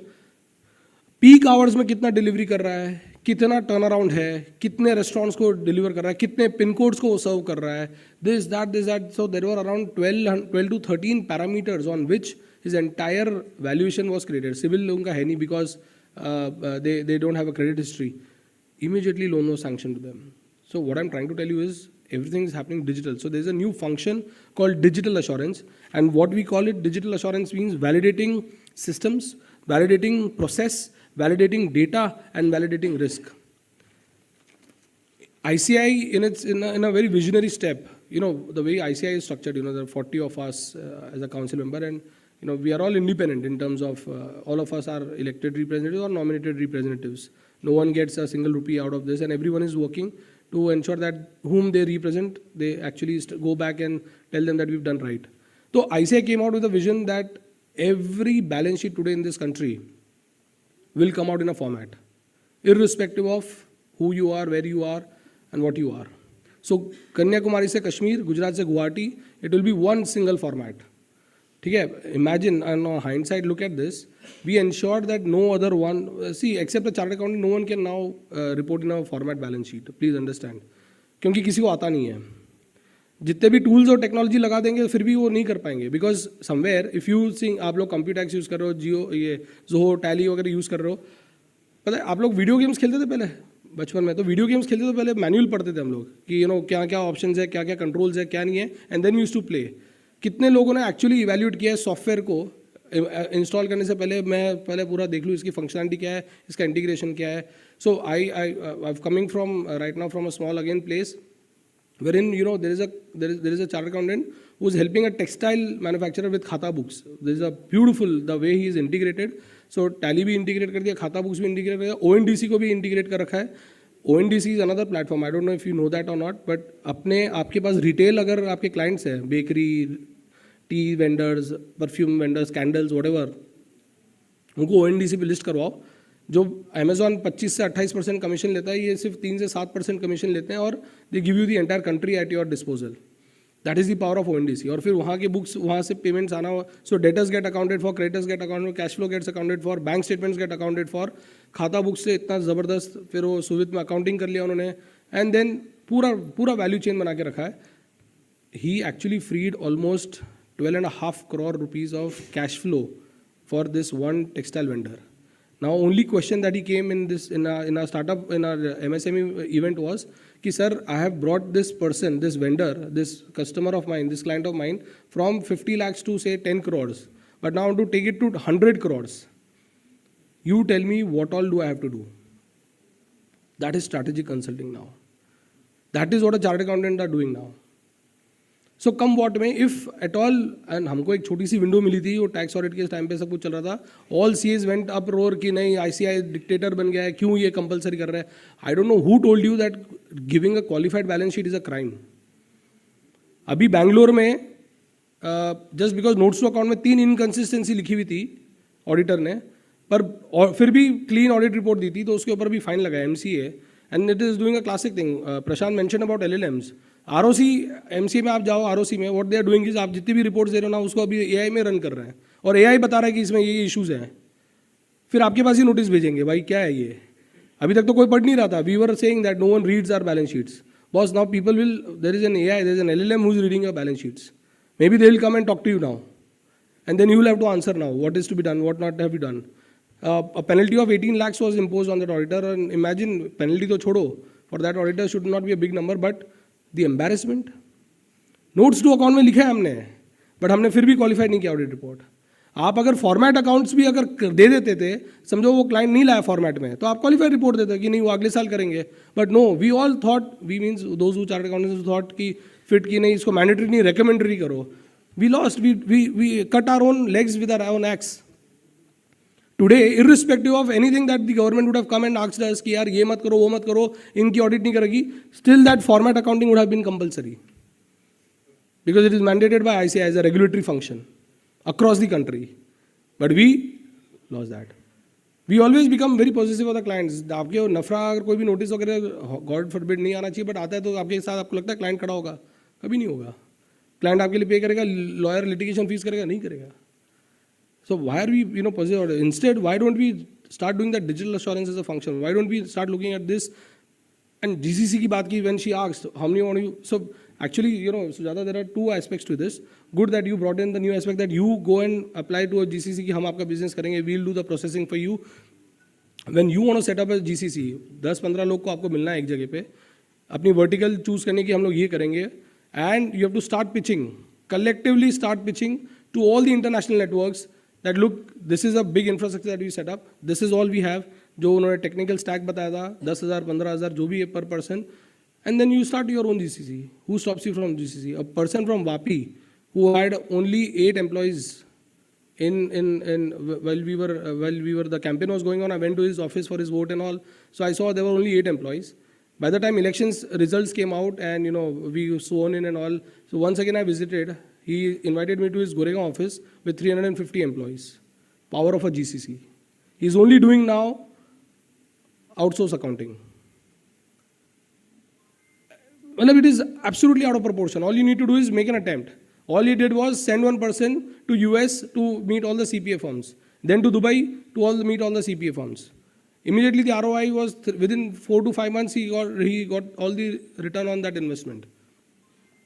And so what are the functions of GCC? So I have listed out, when you talk about compliance, when you talk about auditing, aaj underwriting is one function that you should do. Underwriting matlab kya? There will be tons of papers, there will be files who will be here.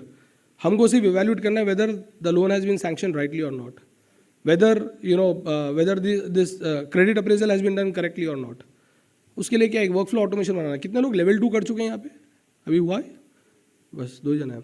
आप लोगों को first day पे Python सिखाया होगा. Python में आपको PMS सिखा दिया, what she was talking about.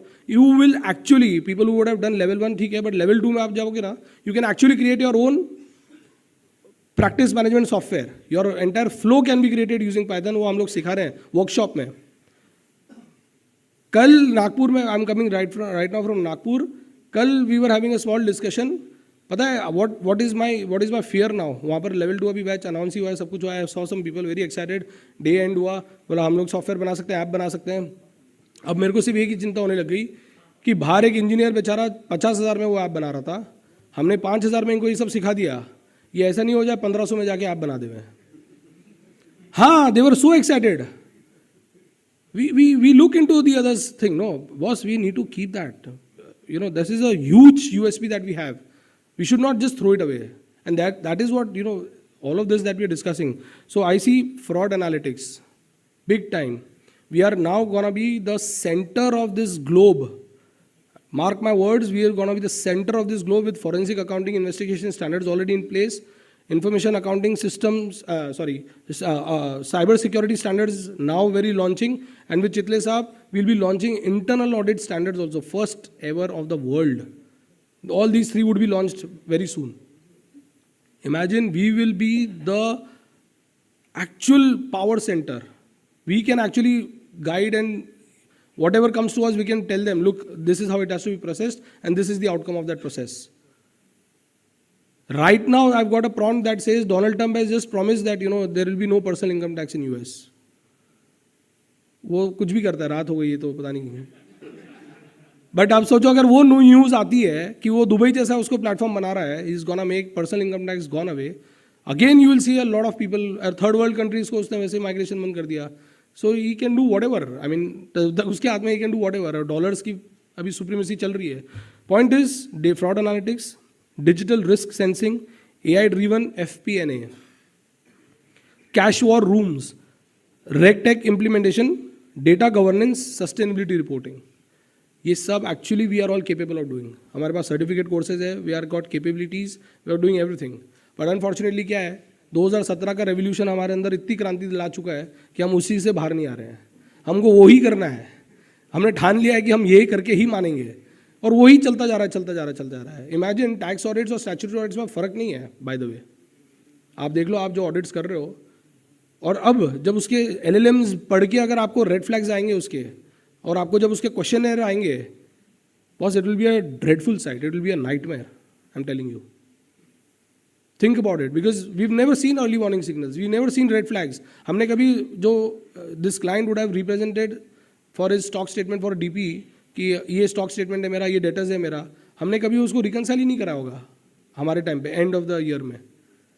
क्योंकि उस समय क्या प्रेजेंट है, एवरग्रीनिंग ऑफ फंड्स यही हो रहा है, डेटर्स रोटेशन यही हो रहा होगा, JV एंट्रीज यही हो रही होगी. I don't know we have seen that और not. Point is how do we do it now. Simple, just use your AI. what she was mentioning, Sujata mentioned the entire stack. Start using it, start deploying it. And with AI, the courses that we are doing, you will actually understand workflow systems so well. But point is, you will not be able to do it while you're sitting in your offices. You need to tie up, you need to have partnerships, meaningful partnerships, get energy and experience together, and probably then start functioning on a PMS also, the practice management system, which is missing. So balance sheets to behavior, I want to just wind up quickly because at DAB, we are doing this very, very passionately. We want to see systems evolved. हमारे पास 3 सबसे powerful tools हैं और वो तीनों को हम लोग ने बहुत मिसयूज। अच्छा, आपको बता दूं, अभी NFRA ने ऑलरेडी एक वेबिनार भी लॉन्च किया है, ठीक है। सो दैट शोज, और उनका वो स्टार्टिंग स्टेटमेंट पढ़ोगे ना, उन्होंने एक डॉक्यूमेंट लाया, उसमें लिखा है कि इन are objective to go outreach education and all of this, मतलब बहुत सुनने में अच्छा लगता है। All they are eyeing is this CP that we are doing, क्योंकि उनको मालूम है इसी से पैसा वो कमा सकते हैं। नफरा गैस पैसा कहाँ से कमाएंगे उनके, पेनल्टी तो अभी सब कोर्ट में लगा हुआ है, कब आएगा पैसा, कब यूज़ करेंगे, उस पर भी एम्बार्गो होगा। All these people are bureaucrats, how do these work, SGST वालों के पास जाओ, आप समझ नहीं आता उसको क्या चल रहा है लाइफ में, हिस्ट्री क्या, ज्योग्राफी क्या, टैक्स क्या, अकाउंटिंग क्या, कुछ नहीं। वो CA से बात करता है, पर क्या बात करता है, बस भाई जेब कैसे भरूँ मैं। पॉइंट क्या है, they are not ready to train. The government should actually give a mandate कि ये CA is appointed as an official of this SGST. भाई तू ट्रेनिंग वेनिंग करना, तभी SGST वाले काम करेंगे। Of course that should be the process. Sir मैं आता हूँ, I'll take your point, sir. These are my, just my vision, my dreams that I'm trying to share कि ऐसा होना चाहिए। Point is, important is, imagine you dealing with Sachin Manyar, you dealing with, forgot the name, you dealing with us, versus now you dealing with bureaucrats who will say कि अब नफरा CP करेगा, आओ बैठो इधर CP करो आप। Everyone should sit and study and do this, that, or they are eyeing this. So we need to appreciate the work these branches are doing. We need to appreciate the entire framework. See, doctors don't have it, engineers don't have it, architects don't have it. No other professional has this hardcore program. We are one of the best updated set of professionals in this country. And we're doing this at rural, every level. Chapters भी है, सब कुछ है, but we don't appreciate the fact that they are taking so much of pain. We should do it very religiously, we should do it properly, and we should get an implementation done. If you still continue the way that it is, then it may somehow be taken away. So there's a lot of those corridors are ready. क्यों IICA करके एक body है जिसको उनको रीलाइव करना है, बोलते हैं MDP करना है, IICA को हम एक्टिवेट कर देंगे, IICA will become a knowledge hub, उधर हम सब वो करेंगे, what do you call, empanelment करेंगे, all of that करेंगे. We said we are far ahead, we've done all of this, but unfortunately we are not demonstrating it enough to the ecosystem. So I want to just end by saying this behavior, balance sheets to behavior sheets. Compliance should be replaced with intelligence. Bookkeeping should become decision engineering. Risk avoidance should become risk anticipation. Audit trails should become digital forensic trails. Reporting should become insight manufacturing. Your dashboards, please learn those dashboards. Please learn the art of presenting it right. Please learn the art of even expressing. This platform is for each one of you. Branch में जाओ, बोलो, participate. That let me also try. ज्ञान सबके पास है, but you need to now showcase it, articulate it, and then present it, because that is what everyone wants you to do. And believe me, we have to aggregate. We have to come together, form large groups, and deliver at various levels. आप लोग को एक चीज़ मालूम होगी, आपकी wealth बढ़ाने के लिए एक पावरफुल फॉर्मूला है. क्या है वो? There's a magic formula, no? Wealth बढ़ाने के लिए नेचुरल फिनोमेना क्या है? कोलैबोरेशन. वेल्थ के लिए नहीं होता मैडम, वो तो नेटवर्क के लिए हो गया. Compounding, yes. फर्म बढ़ाने के लिए एक बहुत बड़ा मैजिकल फार्मूला है, पर हम में से किसी ने वो कभी यूज़ नहीं किया है. इतने सालों से, मतलब हमारे तो 75 साल हो गए ICI को. आप लोग भी मतलब 40 साल से प्रैक्टिस में होंगे, 30-40 साल जो भी होंगे. यंगस्टर्स की बात नहीं कर रहा हूँ, पर हमको ये सिखाया नहीं गया है कभी भी. What is that power, The power of cross-selling. None of us has used it. This is even far bigger power than a compounding power. That is what the large firms are doing. पर हमको क्या है? GST है, मेरे को ही करना है. Income tax मेरे को ही करना है. कंप्लायंस मेरे को ही करना है. ऑडिट मेरे को ही करना है. ये मेरे को ही करना है. पेरोल भी मेरे को करना है. मैनेजमेंट कंसल्ट वर्चुअल CFO को बोला था, हाँ मैं कंप्लायंस करूँ, GST ये सब. अरे भाई, why don't you give us a dashboard? Why don't you take up an entire project, run it out? थोड़ा फील्ड पे जाके काम करेंगे, स्टडी करेंगे, रिजल्ट्स देंगे, एग्जीक्यूट कराएंगे. We don't do that. Cross-selling is a very, very powerful function to grow a firm. We don't do that. We don't put it to use. Compounding भी बेचारा दूसरा कोई MBA आके हमको बताया जा रहा है कि यार सर आपका वेल दे दो, हम कंपाउंडिंग करके देते हैं आपको, क्योंकि हमारे पास टाइम नहीं है ना. क्रांति है 2017 की हमारे पास, उसके बियॉन्ड नहीं आ रहे हम लोग. Friends, every tax audit, every bank audits you do is a gold mine of information and data. DPDP Act अभी आ गया है. अगर आप ये ट्रैफिक सिग्नल क्रॉस करते हो तो उसका कॉस्ट क्या है? What is the value of that activity that you do? मतलब पेनल्टी ना जो वो लगाएगा. समझो एक भारी आदमी को, चितले साहब है, उनको अगर खरोच पड़ गई तो पूरा का पूरा गवर्नमेंट, महाराष्ट्र गवर्नमेंट आ जाएगा, तुमने कैसे चितले साहब को ठोक दिया भाई, तो उसका और कॉस्ट अलग हो जाएगा. सो वैल्यूएशन बहुत कुछ हो सकता है एक एक्टिविटी का, बट मिनिमम कितना है? Penalty which is under the act. आपके पास जो डेटा है ना, DPDP एक्ट बोल रहा है, ये मैं नहीं बोल रहा हूँ, DPDP एक्ट बता रहा है कि आपके पास जो डेटा है, you are now a data fiduciary also and you are data principal also. दोनों कैपेसिटी में आप लोग काम करते हो, as a chartered accountant and as an individual both. आपके पास जो डेटा है उसकी वैल्यू मिनिमम, अगर वो लीक होता है या मिसयूज होता है, उस पर पेनल्टी है. It ranges up to 250 crore, 250 crore. ये एक्ट ही बता रहा है. अगर आप मेरी इस बात से सहमत हो कि बाहर ट्रैफिक वो सिग्नल तोड़ना मिनिमम 1000 रुपये तो कॉस्ट है, तो आपको ये मानना पड़ेगा कि यहाँ पर डेटा की इतनी कॉस्ट है. आप टैक्स ऑडिट कर रहे हो, बैंक ऑडिट्स कर रहे हो, आप लोग गोल्ड माइन पे बैठे हो. Are we utilising that database in effective practice? CRM? I don't think so, क्योंकि हमने कभी हमारा अप्रेजल नहीं किया है. No one comes and tells us कि कितना बिजनेस लाया, कितना क्लाइंट लाया. जो चल रहा है, कैश फ्लो चल रहा है. थोड़ा कॉर्पोरेट फॉर्म प्रैक्टिस में आते हैं. We are becoming consultants to corporates कि हम ये करेंगे, but we ourselves are not doing that in our own house. So charity should begin first from home. ये सारी चीज़ें, जितनी भी बातें हो रही है, ये हवाई है, ये इश्क है, ये प्रेम है. सिर्फ महसूस कर सकते हो आप.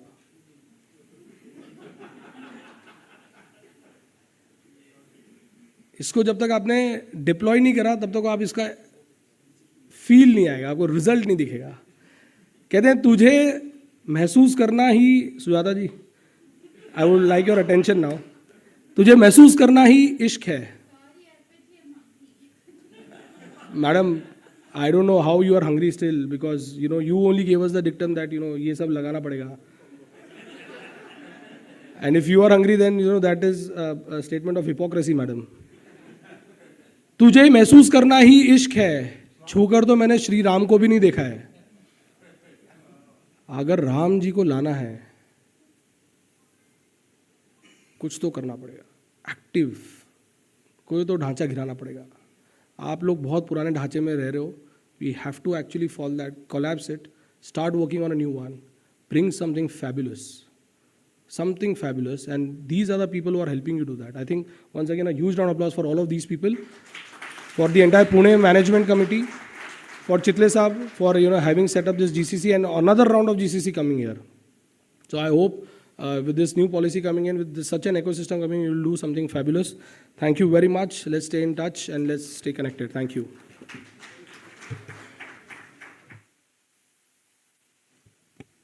Thank you, Arpit ji, for wonderful insights. Now I request CA Pritesh Munot, our MCM, to give a formal vote of thanks. Just 2 minutes, formal vote of thanks, and we are having a small felicitation of our wonderful MOC. So definitely we can spare 2 minutes. Next, it is my indeed pleasure and honor to propose formal vote of thanks from the Pune branch of WIRC of ICI. Thank you all the speakers for this power-packed session. Thank you Mr. Deepak Shikarpur, Mr. Ankur Bagheria, Mr. Prashant Ganti, and CA Sujata Bhogaut. Thank you so much. Thank you CA Arpit Kabra, our Central Council member, and thanks to all the participants for patient hearing. Now we are going to felicitate our today's MOC, CA Ashwini Zatkar ma'am. I request CA Chandrasekhar Chitle sir and CA Arpit Kabra to please felicitate her.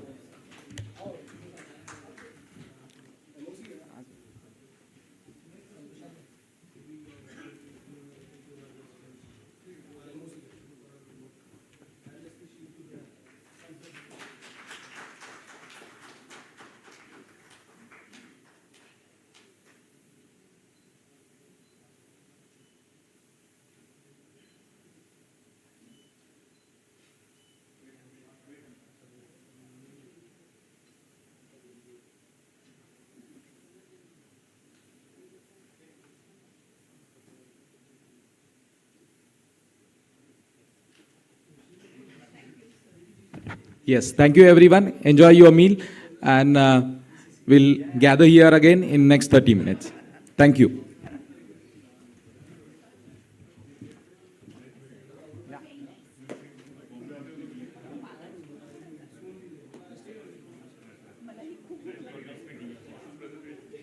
I wish your presentation would have worked. There's a lot of content. I did this recently in Canada and US, but there I had more time. Here, generally, CA conferences, the time is because there are so many. Yeah. We should be in touch with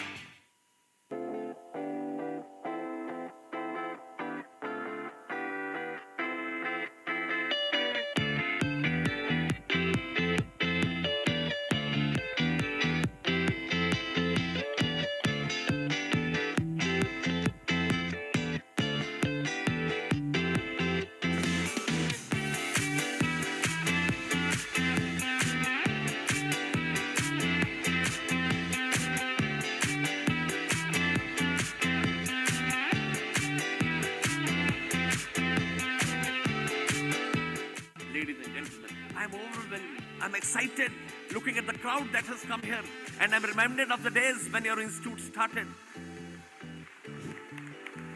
All of you are aware that the Institute of Chartered Accountants of India was set up an Act of Parliament way back on 1st July 1949. Last message of the day, we have to keep performing for this great country, making it the superpower of the world and empowering our fellow members so that all of us can create history, breach benchmarks. Thank you so much.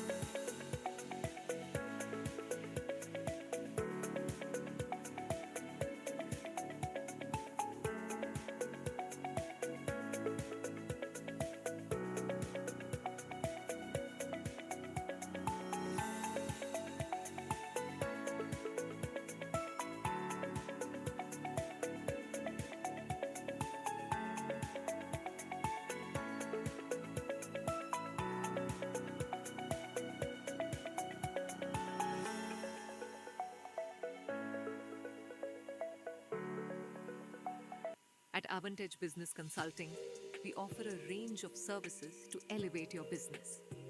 Our CFO services include cash flow management, budgeting and forecasting, and developing processes, policies, and SOPs. Need help with fundraising? We provide deal advisory, due diligence, investment structuring, and ESOP implementation. For startups, we offer bookkeeping, payroll management, and labor law compliance support. Looking to enter India? We assist with business setup, licensing, and employer on record services. We also handle incorporation and compliance, ensuring your entity incorporation and ROC RBI CB requirements are met. We also offer business automation services to simplify and optimize your workflows. With platforms like Zoho and Odoo, we help you automate processes and boost efficiency. Founded in 2012, our expert team is dedicated to delivering exceptional value through innovation. Partner with us and experience seamless solutions that drive sustainable business growth. Your success is our service. If you wish to connect with us, reach us at contact number 9130997600. Email accounts@avantagein. Thank you.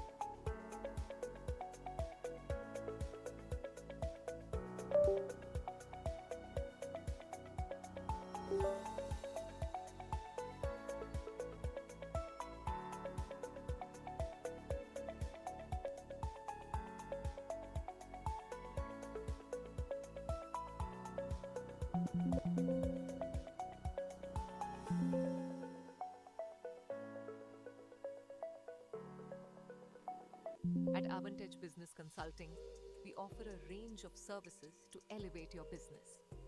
Our CFO services include cash flow management, budgeting and forecasting, and developing processes, policies, and SOPs. Need help with fundraising?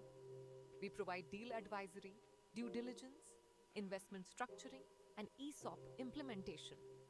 For startups, we offer bookkeeping, payroll management, and labor law compliance support. Looking to enter India? We assist with business setup, licensing, and employer on record services. We also handle incorporation and compliance, ensuring your entity incorporation and ROC RBI CB requirements are met. We also offer business automation services to simplify and optimize your workflows. With platforms like Zoho and Odoo, we help you automate processes and boost efficiency. Founded in 2012, our expert team is dedicated to delivering exceptional value through innovation. Partner with us and experience seamless solutions that drive sustainable business growth. Your success is our service.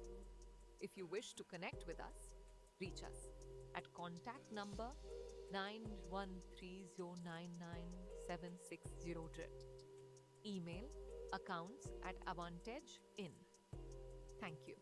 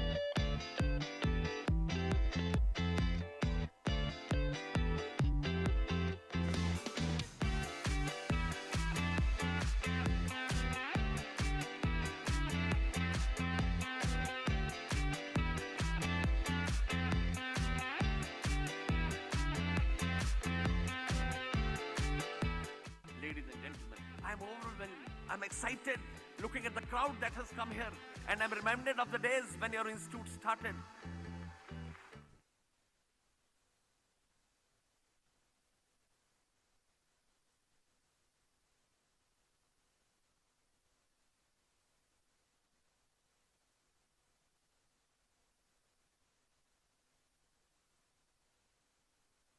So that all of us can create history, breach benchmarks. Thank you so much.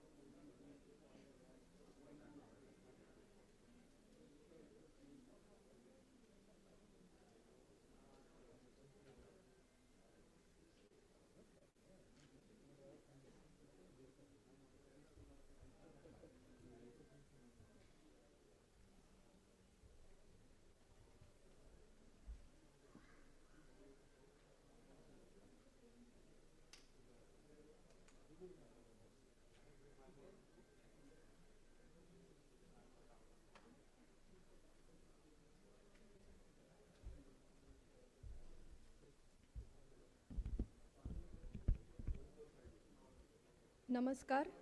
Good afternoon to the respected dignitaries and esteemed participants.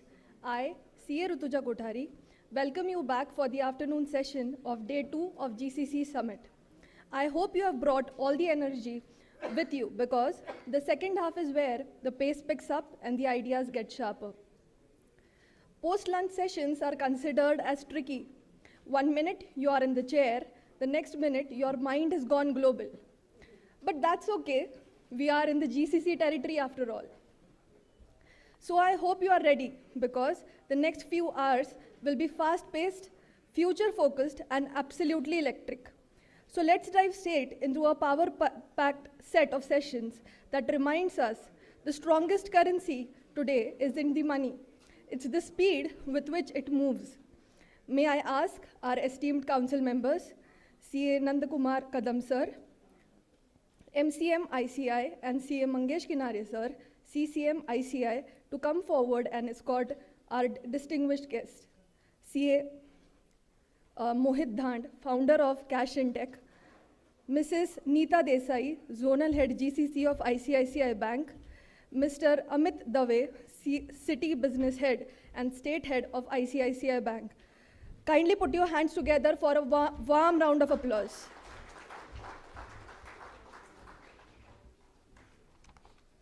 Thank you. Kindly be seated, sir. As we dive into the session on the smarter bank, faster payments and intelligent treasury, it's my pleasure to introduce three exceptional leaders from ICICI Bank, and we also have with Cash in Tech as well. We'll begin with Mr. Amit Dave, City Business Head and State Head of Pune at ICICI Bank. Amit sir brings nearly 25 years of rich experience in banking, having managed diverse roles across product development, retail banking, and NRI banking. He played a pivotal role in revamping InstaBiz, ICICI highly acclaimed mobile application for business banking customers, one of the top-rated platforms in the country. Amit sir's deep expertise and strategic vision continue to shape the bank future. We are honored to have you with us, Amit sir. The stage is all yours, sir.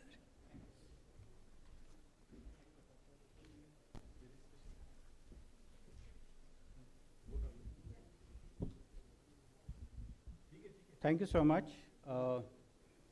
It's really an honor to be part of this August gathering and to discuss with you some of the aspects on the GCC, because in ICICI we are really looking at to be the growth partner with the GCC ecosystem per se, because that is one of the largest ecosystem that is growing, and through that we sincerely feel that we will be able to contribute towards the growth of the economy and create a global benchmark in terms of the expertise that we have developed so far. So I had a few slides to discuss. Anyway, all of you are, can we just have the presentation on? So till the time the slides come up, let me just quickly give you a perspective. We all, yeah.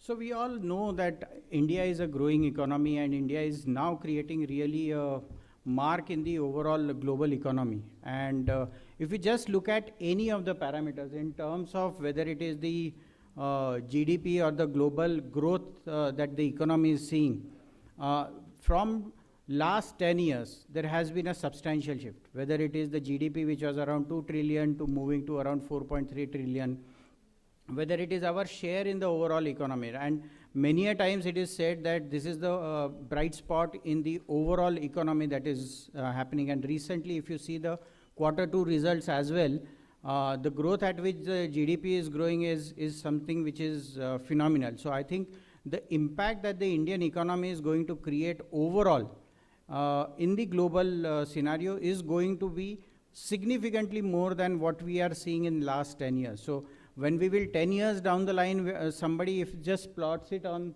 the similar parameters, and I'm not going to read out on all the parameters.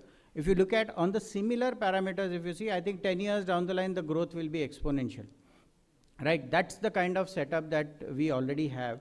And why this is also happening, while there is one part of the thing is the per capita or the inflation rate or the financial aspects of it. The second and the most important thing which will ensure that it's a sustainable growth is on the critical parameters, whether it is infrastructure development or the kind of road infrastructure, railway infrastructure, the mobile data usage that is happening. So whether it is on the digital side, whether it is on the physical side, if you see the Indian economy per se is really growing at a very rapid pace, and that is on an incremental basis going to create a significant impact when it comes to the growth that we will see as the exponential growth and not the linear growth. Just to give you why GCC is becoming so important, that's what we always feel, and we internally also when we discuss There are 3 or 4 critical parameters that we feel are the ones which is going to ensure that the GCC ecosystem per se is a sustainable business that is going to stay with us, and it will be the importance of GCC with all the geopolitical things which are also happening is going to increase here on. The first is ease of doing business. I think all of you know that 10 years down the line, if somebody had to set up, some MNC had to set up its shop here, there was quite a significant amount of difficulties that they had to face. But these days, when we look at it, the ease of doing business is incrementally becoming that much more easy, right? The recent things which are in terms of the labor law which is changing, right? That is again one step moving into those directions where we are looking at the setting up of the business is going to be that much more easier, right? Whether it is in terms of regulatory framework, the cost efficiency, obviously there is definitely a cost efficiency. There is definitely a significant amount of talent pool which is available. So those are some of the aspects which come from the overall business efficiency point of view. The second one, which is also equally important, where government is playing a large role, is setting up the digital infrastructure. The UPI, GST, Aadhaar, these are some of the large changes that has created a digital infrastructure for India, which is leading as a foundation to many of the digital solutions that we are leading for. Today, many of the lending solutions are far easier, and in fraction of a second, the loan can be disbursed, primarily because the validation of data can happen digitally for all the clients which are there, right?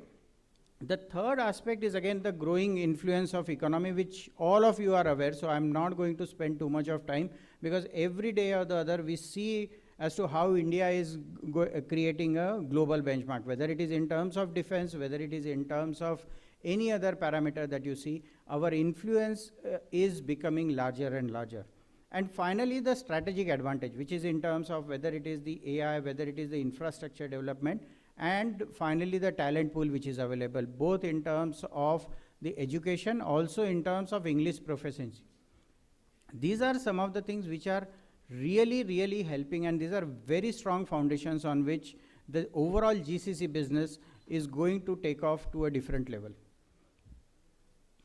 Now, just quickly about ICICI and why we thought that GCC something where we can play an important role is because we are positioned right now in terms of systemically important bank. We have the best digital solutions. We can create bespoke solutions looking at the corporate requirements as well as the personal banking requirement. So that is something, our digital solutions and digital platform, which can seamlessly integrate with any of the large platforms and even the domestic platform.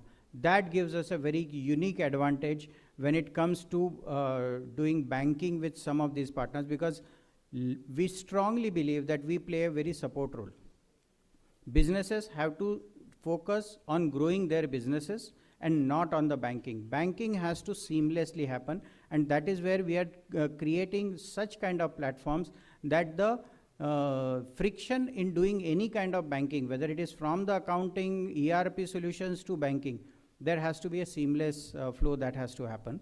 Secondly, that we have a global financial partner. It's a global entity now. We have a presence in close to around 15 countries. When it comes to domestic, we have around 7,000 plus branches. So that full gamut of expertise, whether it is overseas or whether it is going into the remotest area of India, that entire gamut is available when it comes to somebody who is banking with ICICI.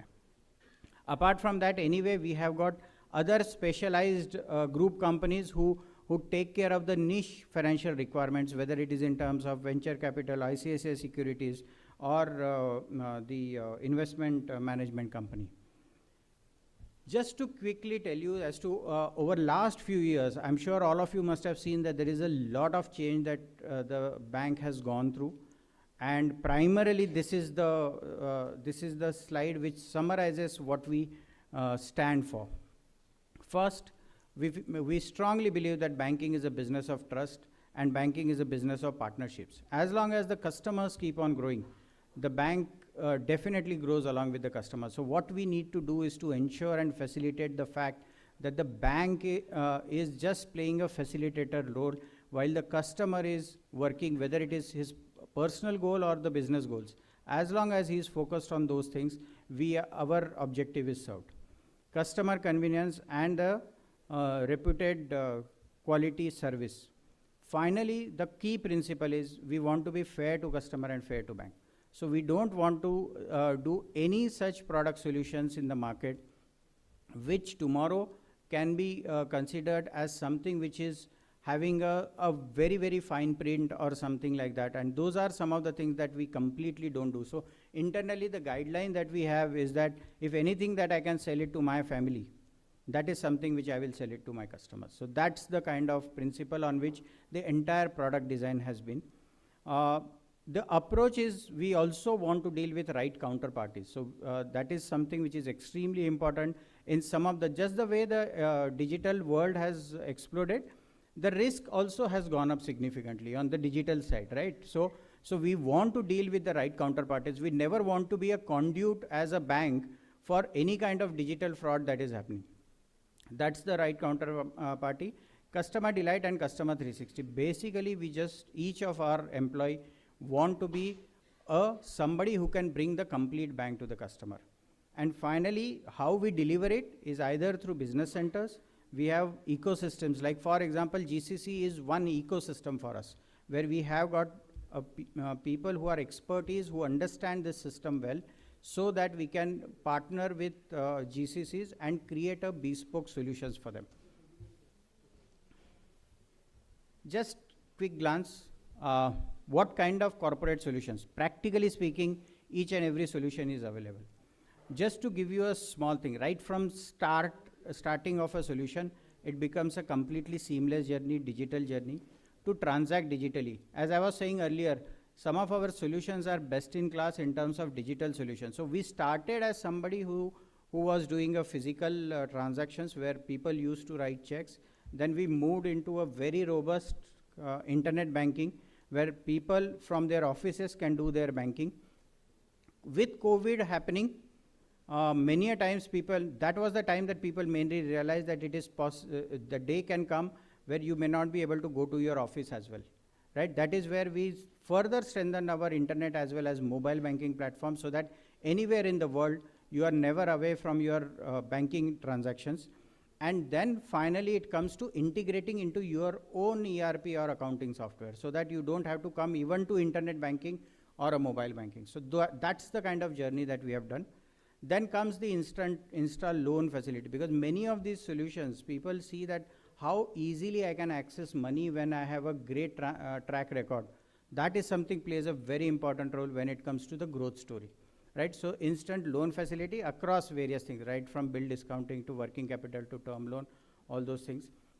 And finally, on the treasury management, and keep on growing, where it is more to do with the service orientation that happens, because at the end, the RM needs to understand as to what he is doing. This is one side of the story, and basically, just to give you a thing, if tax payment as one simple thing that even if we look at, for a GCC, it becomes extremely easy when it is a digital solution that is available with ICICI. Even on the personal side, and I will now invite Neeta, who heads the GCC ecosystem, who can tell you more about the personal banking side as to what are the solutions that are available, because that becomes the other side of the story apart from the business banking solution. So over to you, Neeta. Thank you, Amit. Amit has very, very beautifully covered that how ICICI Bank has evolved from a normal physical or transaction doing company bank to a digital mode of doing transactions. So we actually proudly talk about ICICI Bank as not an ICICI Bank. We call ourselves bank to bank tech. That has been the journey of ICICI Bank. And most of all the solutions which we spoke about on the corporate side are all absolutely digitally available, and hardly any manual intervention is required. So similarly, what we understand is when GCCs come in and they set up their offices here, the very important part which they look in India, and for the reason they come to India apart from cost, is the talent which is available, right? And what we have interacted with the GCC, we come to know that retention of employees is their biggest task on hand.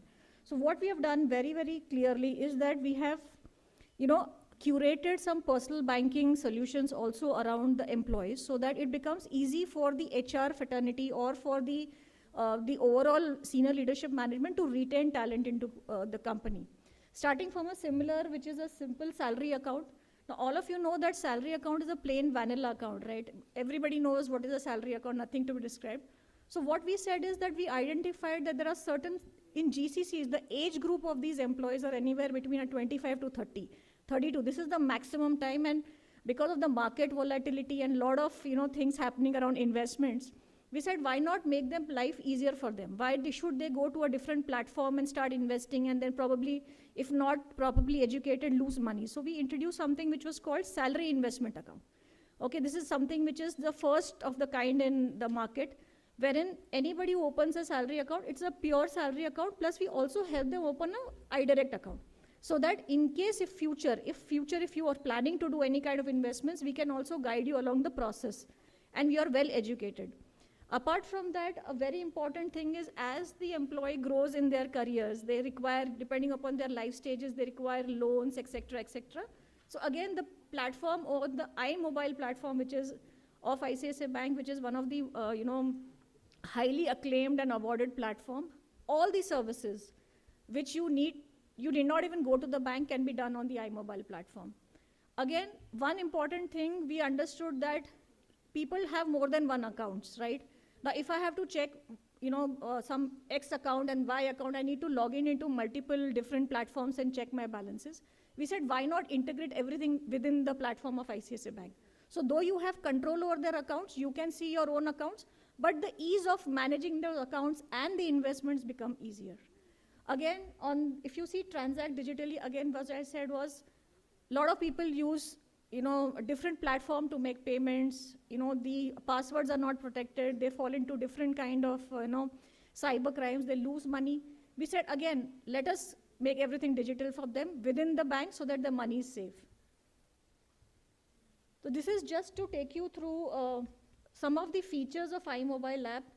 In fact, if you see the app, I'm sure a lot of you must be using ICICI Bank accounts and using this platform. To be very honest, it is like a bank in your hand. You do not have to go anywhere. The 4 important features, apart from the regular ones which are here, which I think are very, very important. One is the smart lock feature. So a lot of time people lose their cards. They do not want to keep their UPI open. So on the platform, we have given you an option that you don't even have to call up the customer care number. You can do everything yourself. So the time when the customer needs some kind of urgency, it can be done by yourself. You are not dependent on anybody else. The second thing which I mentioned is having multiple accounts, but you can see everything together on a single platform, right? That is what the entire platform of iMobile provides. A lot of people invest in mutual funds, okay? And it not be necessary only from one company, right? There might be some competition, some NBFCs, etc., etc. We give you an option that you can see all your investment portfolio on the one single platform. Plus, you can also invest into different portfolios within the ICICI mobile platform. So this is the beauty of the platform, and the entire journey has been made keeping the customer in mind. Okay, so the reason I'm taking this time to tell all of you this thing is because I'm sure that a lot of you all must be, having certain GCCs which have already come into India, plus wanting to come into India. So you will want to know that if they are thinking about their employees and retention of employees, then this is the best platform which can be done. These are some key associations which we have currently on the GCC front with ICICI. These are some of the names. And these are pan-India, so it's not specific to Pune. So that, and as what Amit mentioned, that we have a separate GCC ecosystem channel. And as we identify top 6 cities in India, that is, Pune, Chennai, Hyderabad, Bangalore, Gurugram, and Mumbai, we have dedicated GCC ecosystem teams. And I sit in Pune. My name is Neeta Varad Pandey once again. And in case if anybody wants to get in touch with me for any kind of more information what ICICI Bank can provide and what are the solutions which are available, I'll be more than happy. Thank you so much.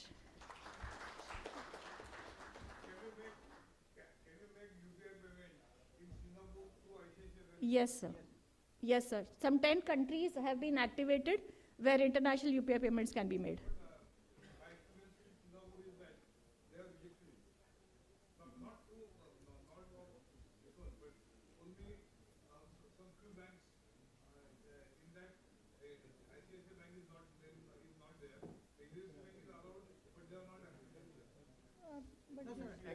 Actually, it is the UPI as a platform which is accepted. Wherever UPI is accepted, ICICI Bank also you can make the UPI payment. I have personally I have also seen and it works.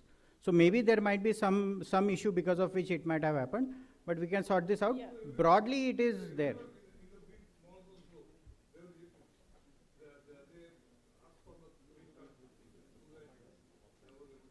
So if somebody is not accepting UPI as a payment mode itself, then it's a separate story because that needs to be done at the merchant level.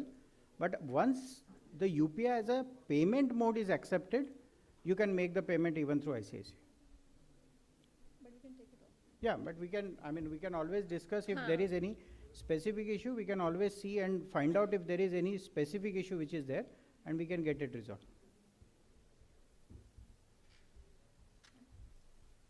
Thank you so much. Thank you so much.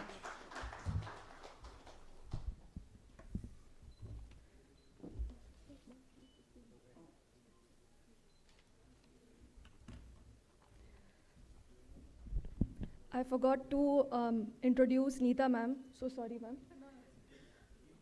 Neeta Desai, Zonal Head of GCC Vertical at ICICI Pune. 21 years of experience. Neeta ma'am is a powerhouse in sales strategy, business development, team leadership, relationship management. An alumni of Mumbai University and Symbiosis, she has held multiple strategic roles across geographies, driving impactful growth initiatives. It's a pleasure to have with you, ma'am. That was truly an enlightening session. Can we have a huge round of applause?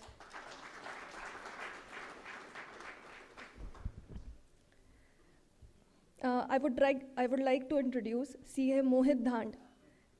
Sir, please welcome on stage. Sir is a chartered accountant and a risk assurer leader, shaping India's financial ecosystem for growth enterprise. As founder of Cash in Tech, he enables MSME through fintech-led working capital and supply chain financial solution. He has expanded his multidisciplinary practice into specialized advisory and cross-border services, leading diverse teams across industries.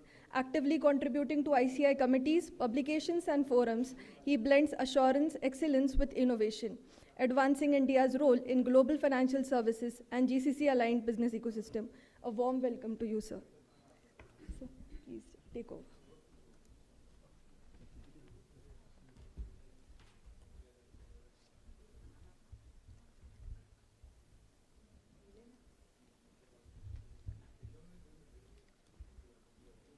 इसमें क्या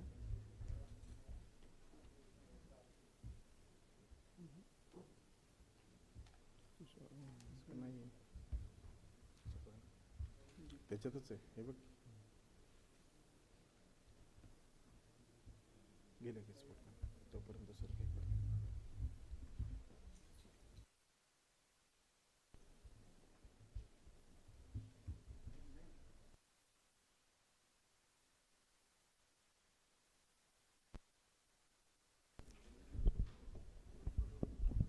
So good afternoon, everyone. I'll just use the time till the PPT is getting arranged. So thanks for joining me today here, and I'm here to talk about the smarter working capital.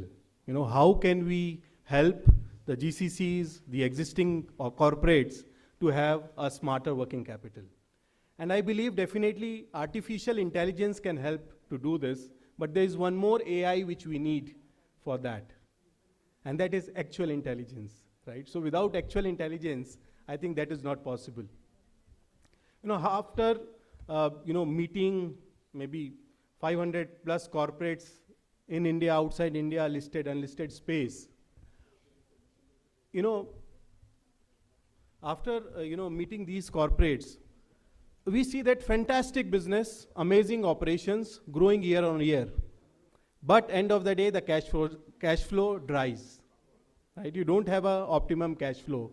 it is basically because of failure of the discipline and not the markets, right?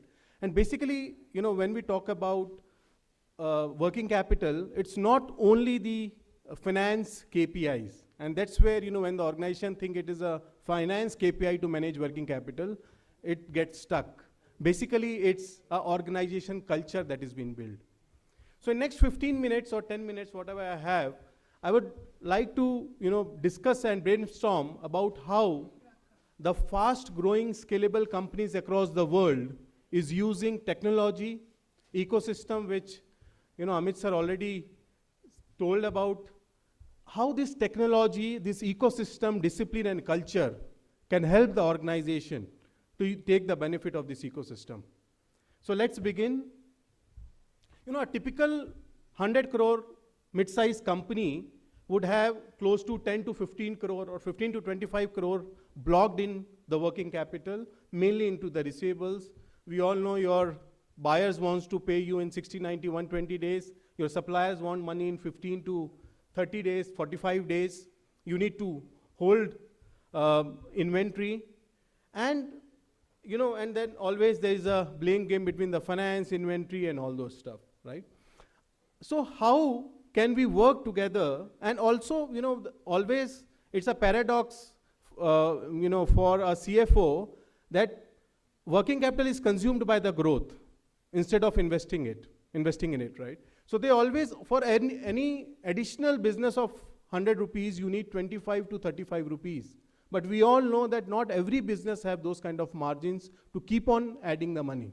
That is not possible because the growth, we saw that the way the GDP is growing, the way the business is growing, may not be possible to have the growth of the business in the way we are doing. So we'll have to have a paradigm shift. Let's talk about what is the shift, right? Same 100 crore company, two companies in same level of business we have seen. One is having a working capital of 30 crore and another will have a working capital of 20 crore. Because, as a chartered accountants, we always see profit from balance sheet. Because P&L, we all know. So we see from the balance sheet, actually what exactly is the cash conversion ratios, right? So traditional way is obviously, having a weekly meetings, blaming sales versus finance, follow-up, reactive, gut-based financing, OD, CC, and working in silos. But when we talk about a shift, paradigm shift, we are talking about, so basically what we are trying to present is there are three core things that is required. One, definitely your house has to be in order. Second, that basic technologies which brings the dashboards, which bring the data together. So you should know what exactly your working capital is today, what is your inventory levels, what is your DSOs, DPOs, etc. And third is basically what we are talking about is, the ecosystem, which Amit sir also talked about. And there is a paradigm shift not only in the way of doing business, there is also a paradigm shift in the whole ecosystem, right? Definitely banks have everything, but there is a need of the complete ecosystem. We need NBFCs, we need fintechs, we need automation, we need, this whole ecosystem integrated and coming together to solve the problem, right? Banks, definitely the cost of acquisition is very high for them. They have a very good business at a large volumes, but there are MSMEs which need a small money or funding and support, right? And RBI has also started with trades and a lot of initiatives, and that's how this whole ecosystem is becoming. Now, when we talk about NBFCs, fintechs, and banks, there is a data which is flowing end-to-end in the platform, which is integrated all together. So imagine a company where there are suppliers, there are distributors, invoice is being uploaded from the supplier, company has input in the ERP, and also the sale invoice can be seen in the simple one workflow. And there will be collaboration of multiple ecosystem like this, where digital lending is possible. You can finance your distributors to buy from you. You can, pay your suppliers much before the time. And it will help your ecosystem to grow. When we meet these companies who want to grow from 1,000 crore to 2,000 crore, they say, we have money, but we need our ecosystem to have money. We need our distributors to have money. Then only they will be able to buy more goods and stock, right? And that's why we see that this whole ecosystem coming together will make a lot of sense for the business. And, it is something which is not we are talking that this will come. This whole ecosystem is already come in, is already running, and it's already winning. So we, as a partner to our clients, our GCCs, is something which we need to think that can we support the businesses by integrating this. So this is possible all because of the RBI. As I mentioned, threads have come in, there are a lot of automation, workflow that has come in, a lot of platforms are there which can be integrated, and the early payment solutions is possible.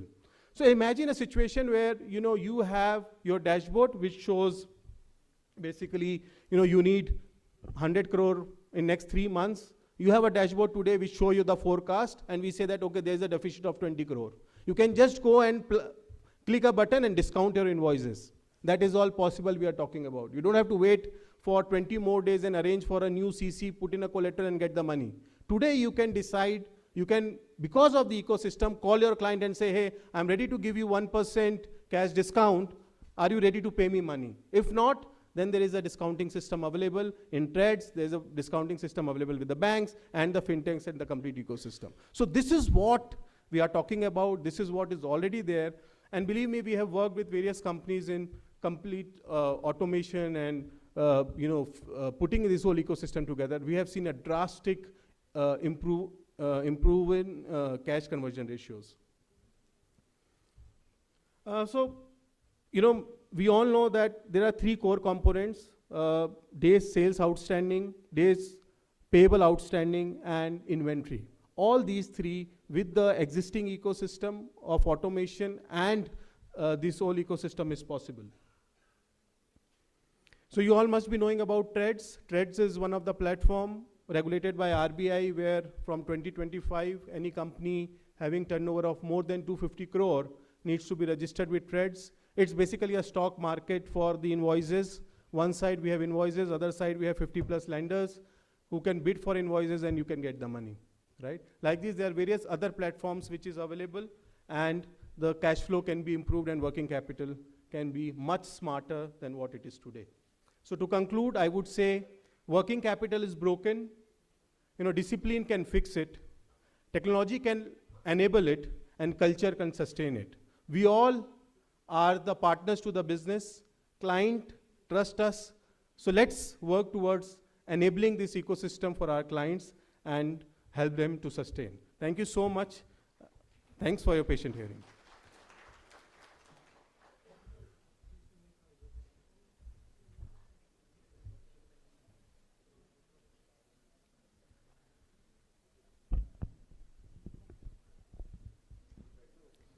Thank you so much, sir. Ladies and gentlemen, that was truly an enlightening session.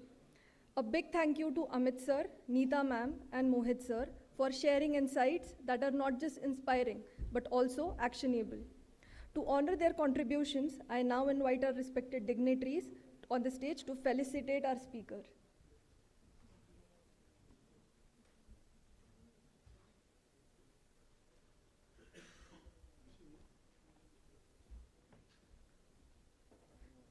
Let's thank them with a round of applause.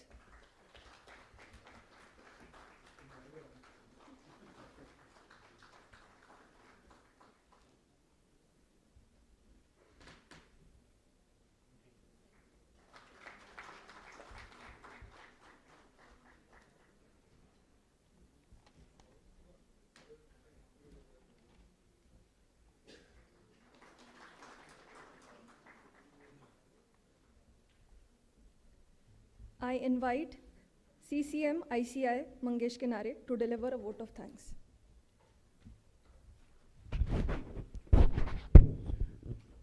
Good afternoon, everyone. First of all, let me compliment the Pune branch and my colleague in Central Council, C.A. Chandrasekhar Chidale, regional council members, Abhishek, and others, for organizing this program. And I heard today morning only that the second version or the second part of it has been also been launched, seeing the response from Pune for this GCC conclaves. Having seen the entire program, we have been here to understand the entire gamut of GCC. And I think yesterday, even today also, we have been listening to the various aspects of the GCC, how it can be developed, how the relationships can be entered into, and what are the areas which are required for us to mold ourselves to in order to be ready for this GCC aspects. This was the session perhaps more relevant in the sense that everything is possible, but without money nothing is possible. So how this finances can be arranged into in a smarter manner, because GCC itself is a smarter mode of doing business. So finances also have to be arranged in such a manner which perhaps we have not done so far in our traditional businesses. So in that sense, our faculties have delivered their sessions so that we can understand that there is a banking solution also which is available in a smarter manner, so that the finances can be arranged or organized in such a manner that the need, because GCC is something which is completely business oriented, and you just can't deviate yourself from the businesses just in the worry of finance, as Mohit, right? Mohit has just now said. And so Mohit has also shown us one solution perhaps which can be there at our end. Our end means GCC's end, so that they can be very much aware about when the finance is needed, in what form we can do it, and how fast I can replenish my financial needs.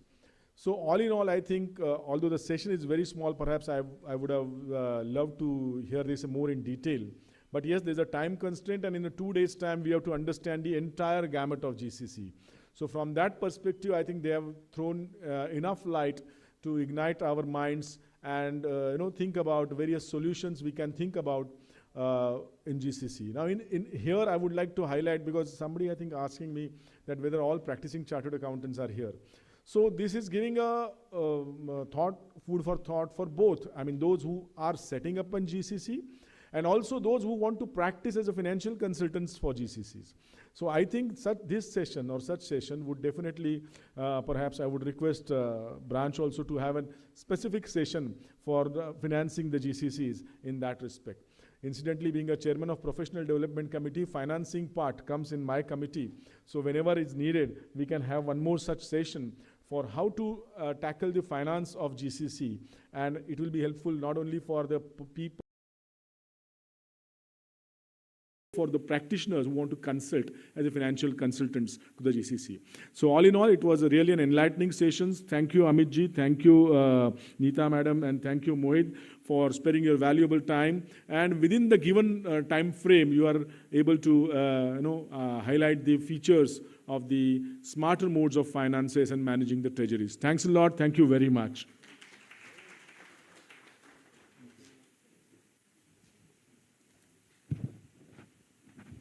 Thank you so much, sir. That was a wonderful suggestion.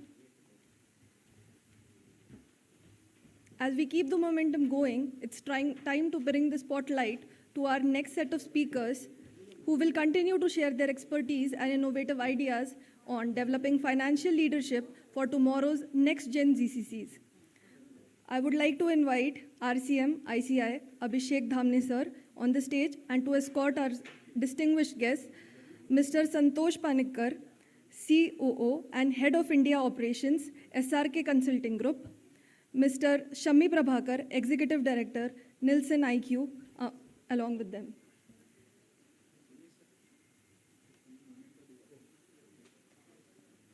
Please put your hands together for a warm and energetic welcome.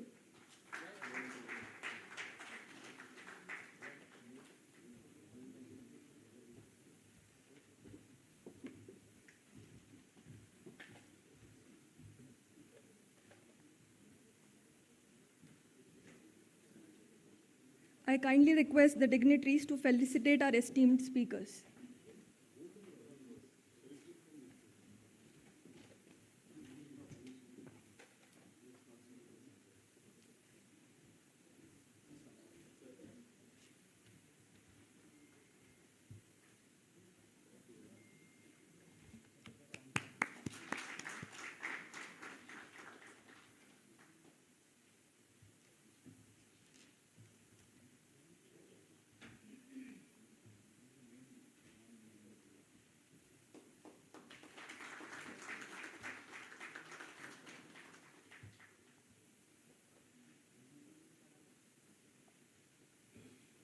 Thank you, sirs. Please be seated.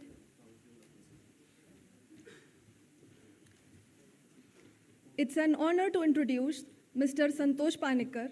He is the COO and Head of India Operations at SRK Consulting Group, driving global operations, talent-led growth, and efficiency for GCC and captive center setups across multiple countries. Earlier, as a CEO of Scrum Start, a venture under SRK, he stirred the company to break even within its first year and clinched major global clients in its second year. He is known in the industry as startup evangelist with deep hands-on experience in building high-performance teams, launching greenfields operations and captives, and aligning HR strategy with business growth. We welcome you, sir. So please take over.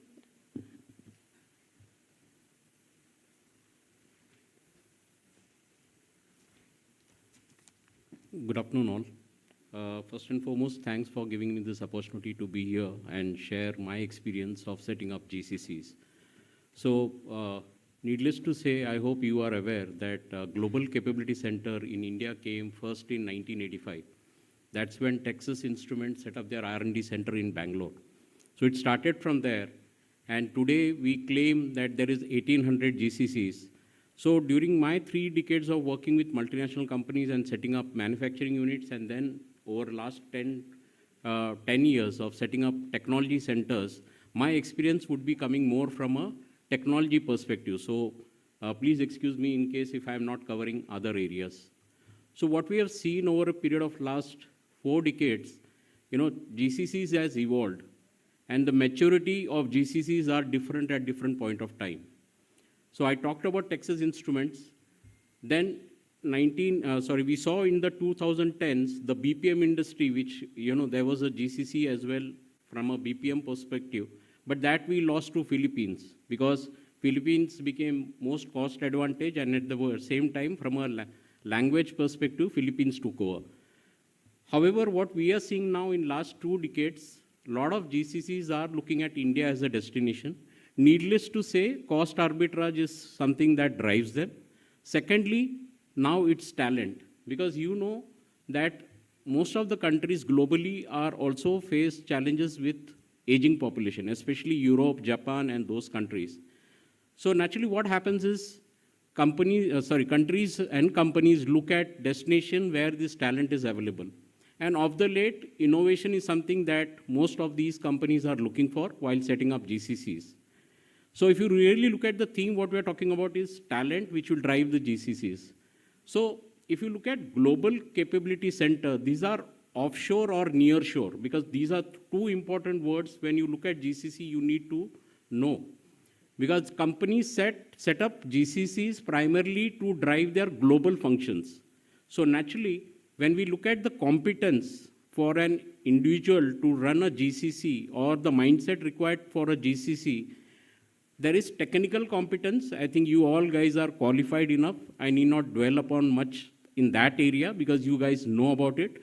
But the moment we talk about behavioral competencies, that's where it's important for you all to know in terms of what are the key competence from a behavioral standpoint. Naturally, the word is Global Capability Center, so external orientation or global mindset is number 1 when it comes to creating the the behavioral leadership mindset within the individuals in the finance domain. Because it's very important that you are no more operating in India, but you are managing global operations for multiple units across the globe. So first and foremost, the competence required from a talent standpoint is naturally the global mindset. And today, any global event may impact the operation in some or the other country. And recently, we have seen that when it comes to Trump's tariff decisions, right? A decision was made, but that impacted many GCCs across the world. And so it's very imperative to, as a finance head, to see, okay, which are the global geographies that may get impacted. So global mindset or external orientation is key.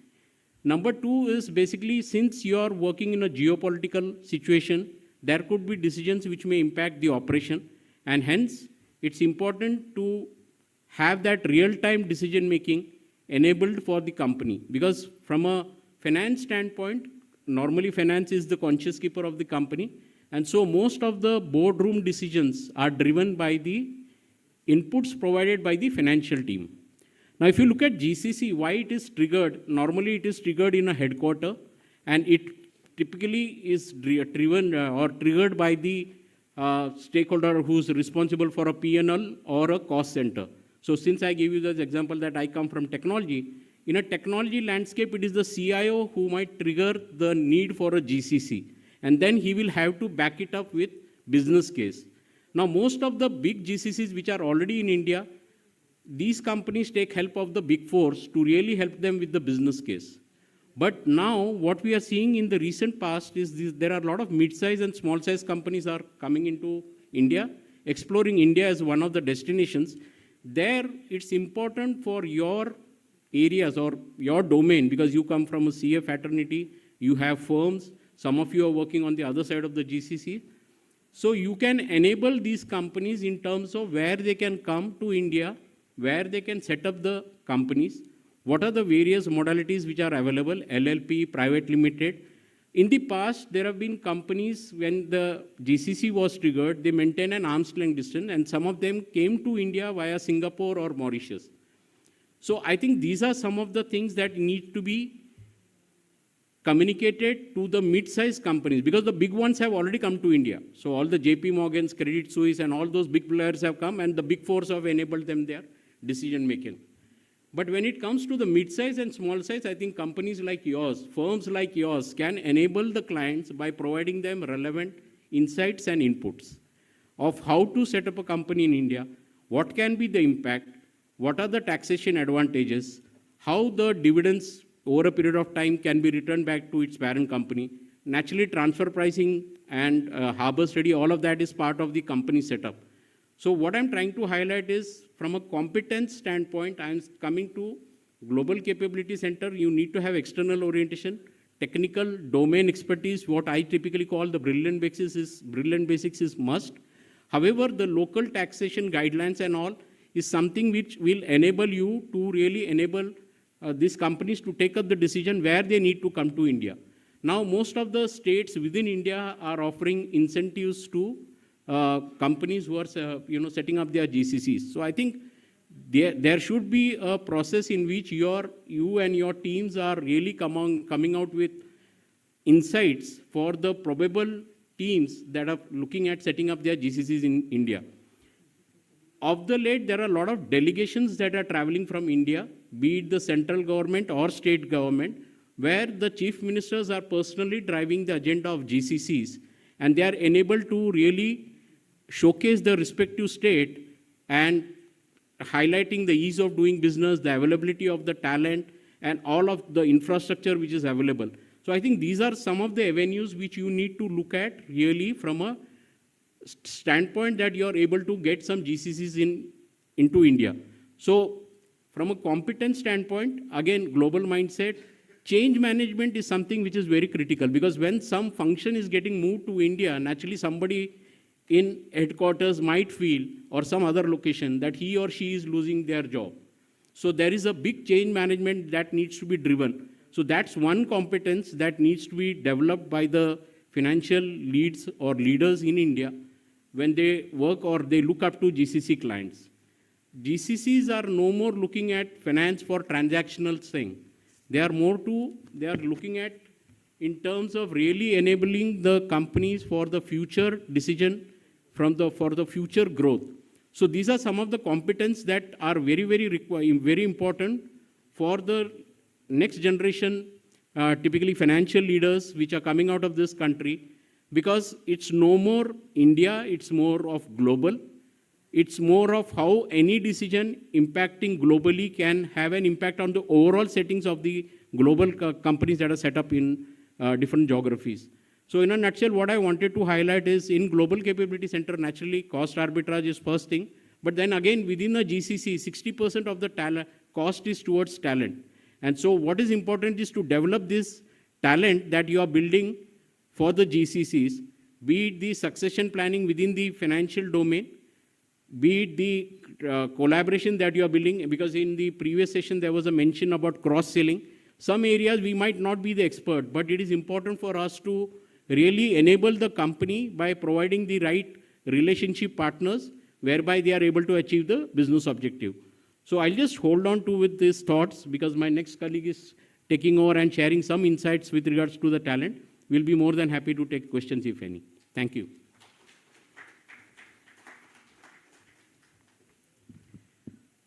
The speakers will be available offline, so you can ask your questions there.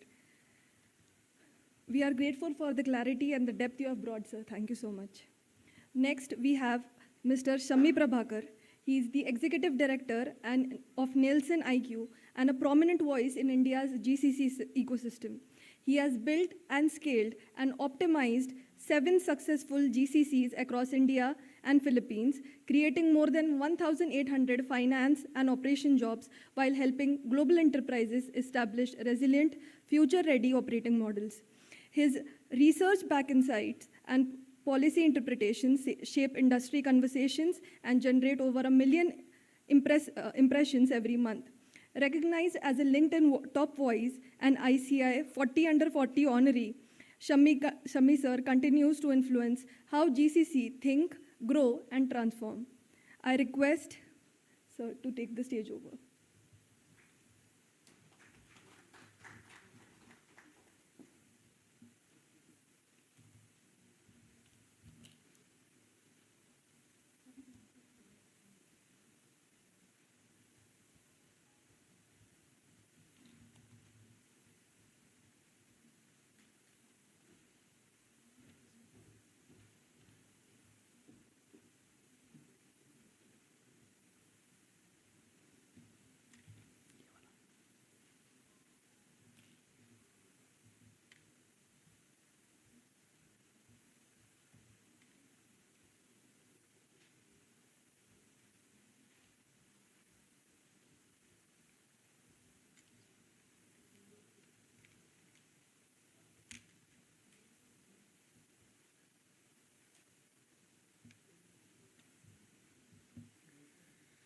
Good afternoon, everyone.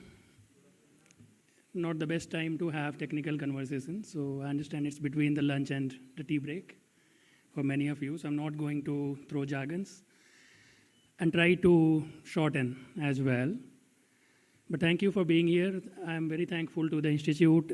This is the third opportunity, I would say, started from the WOFA, where I was part of the panel membership on GCC, and so this is the third one on GCC. We had been hearing a lot of conversations around GCC.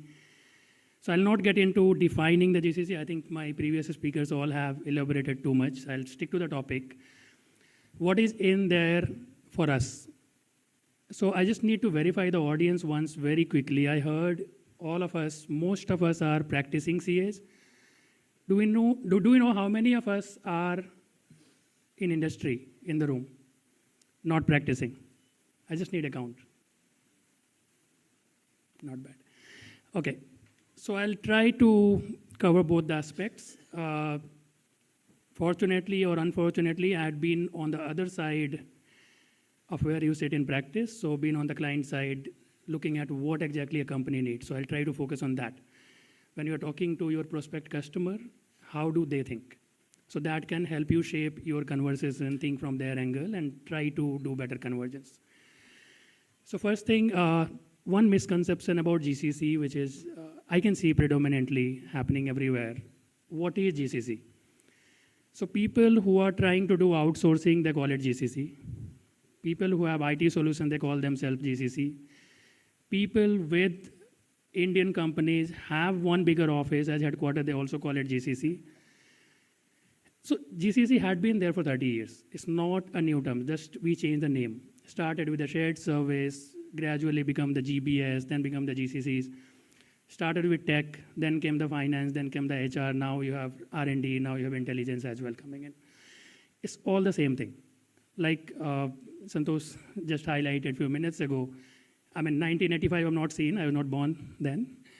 But at least since 2005, I could see the evolution, how things have evolved within GCC domain. So initially, if I tell you the whole focus was on cost arbitrage, the whole focus was somebody sitting in US or UK wanted to get a job done in India at 20% or 30% of the cost they had, the only goal. That means they always had the mindset of having just a branch office sort of concept where you have 20 people, 50 people, 100 people, maybe 2,000 in somewhere remote location in India, but always led by them remotely. So it's all instruction-led job. And that is where our IT sector was thriving. That is where Infosys, likes of Accenture, like of TCS, like of all these companies have made their footprints, achieving all of those targets, what they wanted. Last 7 or 8 years at least, if not beyond that, the focus has completely shifted for two reasons. One, the cost arbitrage we used to see earlier is not there anymore. It is there, but not that attractive. It's not sustainable. So first year you deliver cost arbitrage. You say, oh, wow, you're doing $5,000 per resource cost. I can do it in 1,000. Perfect. They have saved $4,000 in first year. What is there for the next year? So then that's where this all concept have changed. And now the companies who are looking at India, be it Hyderabad, be it Pune, be it any of the geographies, you see every single day a new announcement, a new GCC coming in. I don't think if even 10% of them are looking at the cost. The primary factor there is value creation, the consolidation, having one center which drives their strategy, the focus, it's more of value. So cost word has been replaced by the value. Now, if we still think like that, like being a chartered accountant is in our DNA, that we always talk about the money, or we always think about the money, so we always tend to offer the client saying, well, this is your cost, we can do it in half of this cost or 1/3 of this cost. Probably people are not listening to it. So this is where the pivot needed from our industry as well. I think GCC as a whole is a very large term. It has a lot of components which we are not supposed to do as a CA. It has very large component of advisory in terms of location strategy. We are not the expert on that, so we should rely on the experts who are doing it. There are so many big firms there. It has a very huge component on tech, not really the tech of software development, but more of infra, clouds, enabling that. That again, you have expertise in the market. We are not meant for that. So we should find our forte.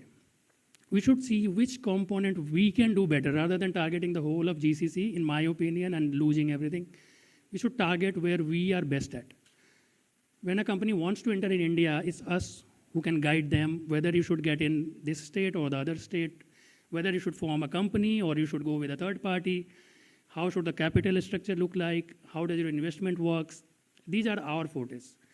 So that is where I think as a chartered accountant, at least practicing chartered accountant, we should focus, and that's where we can win a lot of such small components, and lot of value we can add, right? We talk about the value.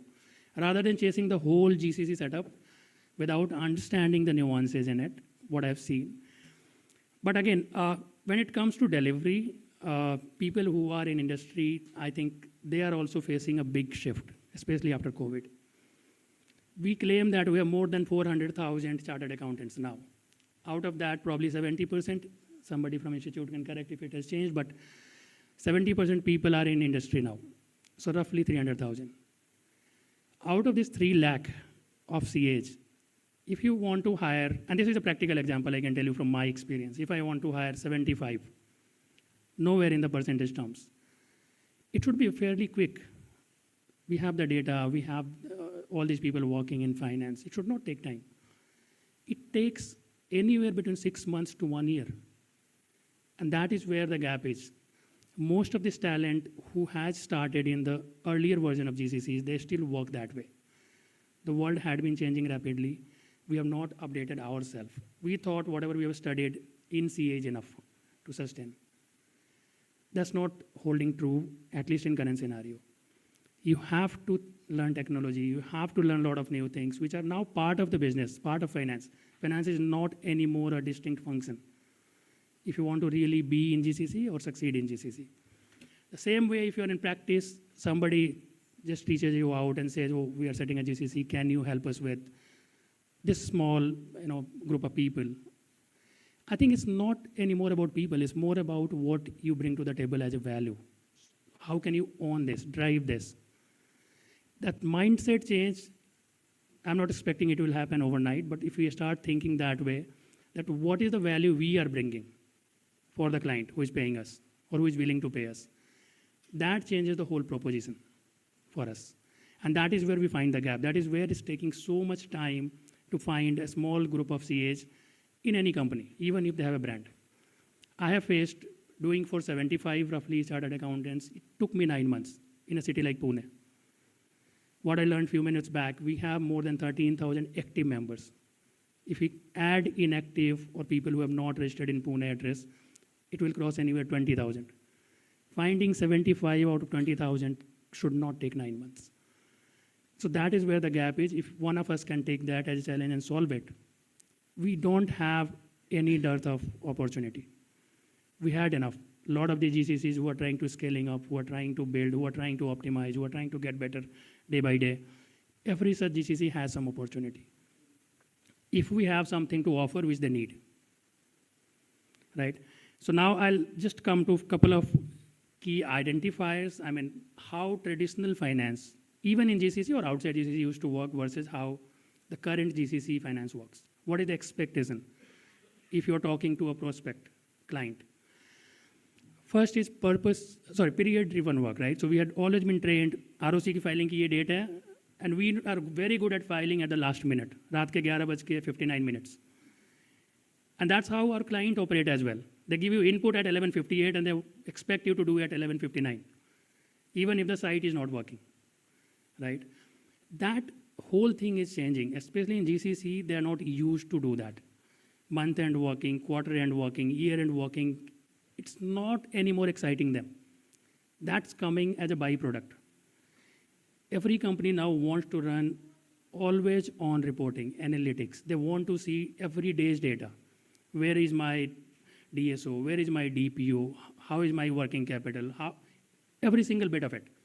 And that's possible. That's achievable. Companies are doing it. Then why should they wait for the month end or quarter end or the year end for you to prepare a data and give it to them? So that's a very big shift we have to mentally make. Then comes even reconciliations. It used to be, reconciling two numbers, ledgers, and we say, wow, we have done it. Now we can file. We have a financial which is ready.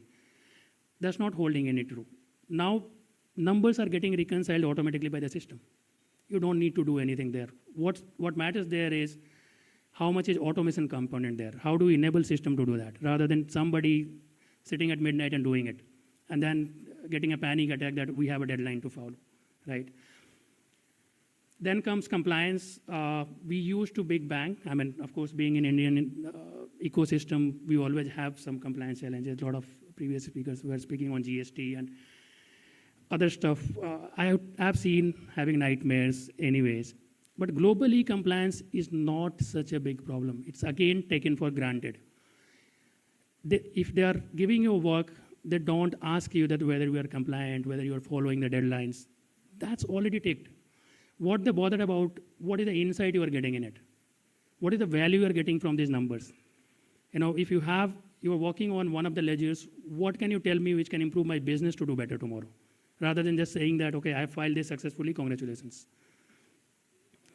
Local book ownership, that's a massive shift. It used to be for a long time, even in US and Europe, that people wanted their staff being next door. When they open the cabin, they could see somebody, go to them and say, ye karna hai. Now it's not anymore, it's not possible either after COVID. So most of the US companies are working from home as well. It's not only in India where we are doing it. They don't have offices where they have all the leadership team sitting there. So that has worked in our favor. Now they are not sticking to that rule of somebody sitting outside their cabin. They are very much open no matter where you are. They can still reach out to you. They can still work with you. Subject to we are committed, right? Subject to we understand what they need. Subject to we have centralized functions like we call R2R or P2P or O2C, whatever it is in GCC terminology. It's important to understand those terms. What is controllership? How do you do FP&A for the whole world sitting in India? It's not anymore limited to only preparing the financial. That's a very tiny piece within controllership. Nobody's going to pay us for that, for preparing their financials. What they're looking at solving the bigger problems, right?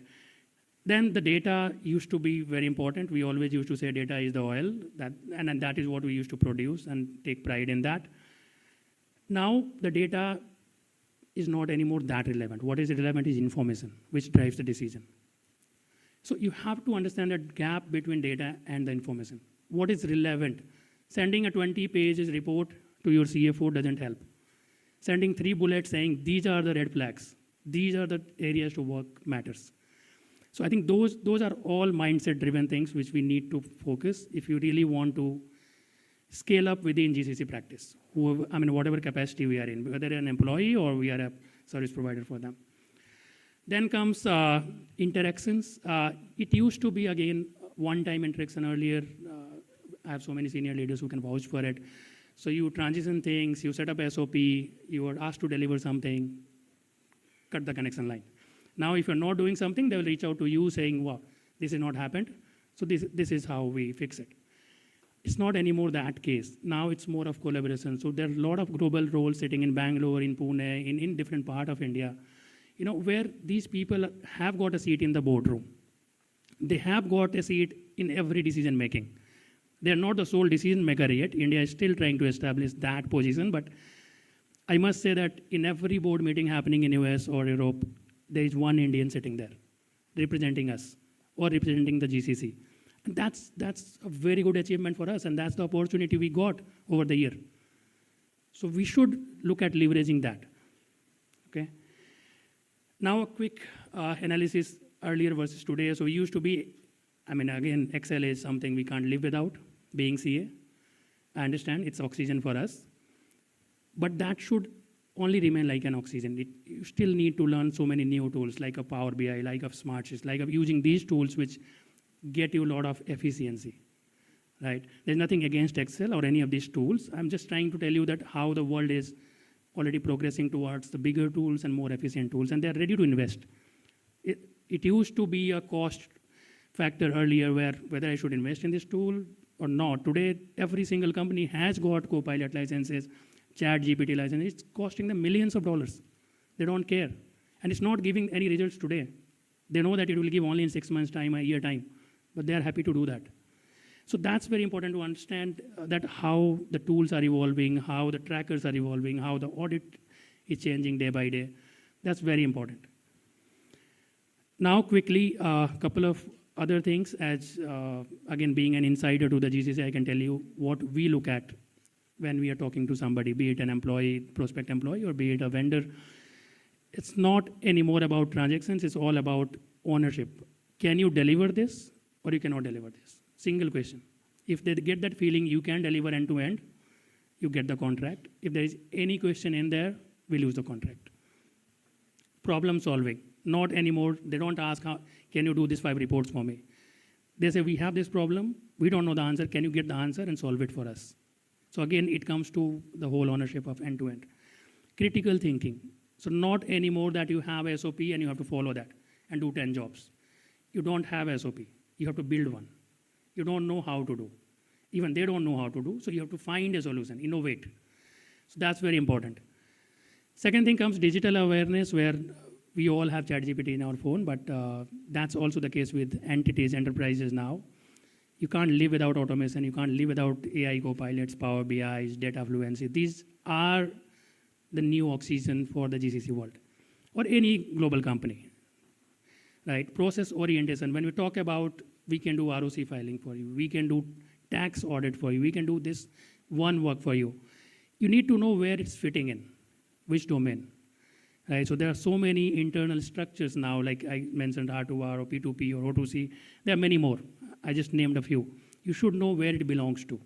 Then you can talk in their language and get that better. Business partnering is very important. So we used to have HR partnering for long. We used to have a designation called HR business partner. Now what is more prevalent is finance business partner in GCC world. And that typically means you have a CFO for every single product, for every single geography, for every single work you do. That's what business partner translate to. So you don't have one CFO in one group of company anymore. You have a group of CFOs supporting your group CFO. So how do you fit yourself in which part of that? That's very important. So how can you partner with them to drive the ultimate goal for the company? And then the people skills, which again is as important as tech. I mean, people skills cannot be ignored anymore. It's been part of this ecosystem always, but it's gaining more importance when you have more complexity in terms of work from home, work from office. You have so many options available for you people. Retention rates are going lower and lower every day. Average age of an employee within a company, retention point of view, it used to be 4 to 5 years, I'm sure 10 years back. It has gone down to 2.5 years now. So people don't stay more than 2 years, in short. So those are the problems companies are facing. Now, if we are in practice, we have to think, how can we solve that problem? What can we offer them which makes it better for them, right? And this connects again to a very hot topic, is layoffs. So people who don't understand the GCC framework, I can tell you, layoffs are part of GCC design. You cannot say that my GCC can live without layoffs. Because the stages works like this. You start with building it. So you're building from the scratch. You do whatever it needs. You build it, you build it, you build it, you scale it. You take it to the roof, to the top floor. You deliver what has been done so far. So lift and shift, you do a lot of things to make that happen. The moment you are there on the top, the next job at your hand to deliver is optimize. And when you optimize, that simply means you have to keep only relevant talent. You have to keep only relevant process. So that simply translates to a person who is not evolving with the company, a person who is not ready to upskill themselves, a person who is not ready to accept this fact that job is only safe until you create a value. You have to be ready for the layoff. We see some news in the market. They are not the only ones. So this is the brutal reality. So if you want to work with GCCs, be ready with that. And it's not anymore a negative thing for you to explain. I know at least 100 of leaders who have led the GCC, who have built the GCCs, who have done so many things. They proudly say, yeah, they were part of optimization, they laid off. They got laid off. And then they're ready for the next challenge. That's fine. Right? So these are the things you should know. Now, this is very much relevant for people who are in the industry, but I can quickly cover it. So more of how to develop leader within an organization. So there are a lot of ways now. It used to be only, like I said, instruction-led, where you had limited opportunity. Now we are partnering with the group organization. So there are a lot of job rotations. You don't necessarily need to do the same thing for 20 years or 15 years in an organization. Every 1 year, if you're doing well, you can get a new opportunity with a new challenge. Go for it. Try it. Don't say no to that. Mentoring happening within an organization. There are a lot of mentorship programs. There are a lot of cross-border exposures. A lot of these companies send their people on secondment. They shift their people to different part of the world. Those are the opportunities where you develop yourself as a leader. Then a lot of academic initiatives have been happening within the organization. Every organization now have a LinkedIn program. Every organization have a lot of such subscriptions where you can upskill yourself. A lot of controls happening on the governance side, a lot of service delivery, like I said, it's moving towards decision support. We already covered that. And pipeline, which is very important. So like I said, you don't have anymore one CFO. You have hundreds of CFO enabling one CFO.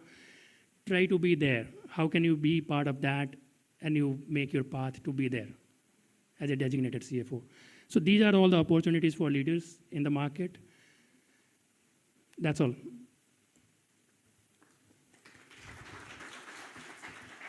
Thank you.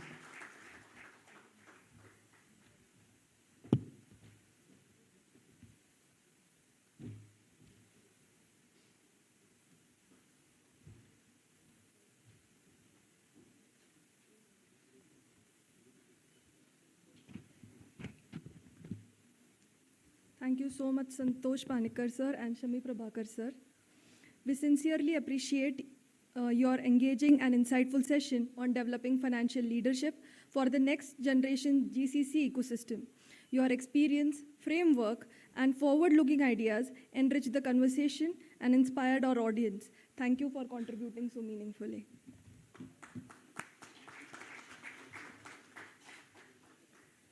Ladies and gentlemen, what a day it has been, full of ideas, insights, and inspiring stories.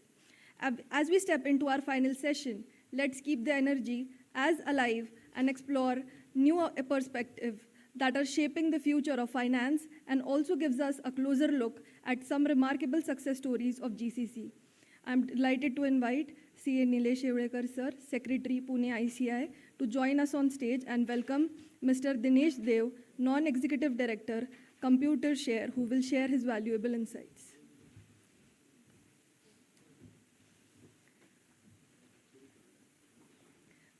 I request sir to felicitate our speaker.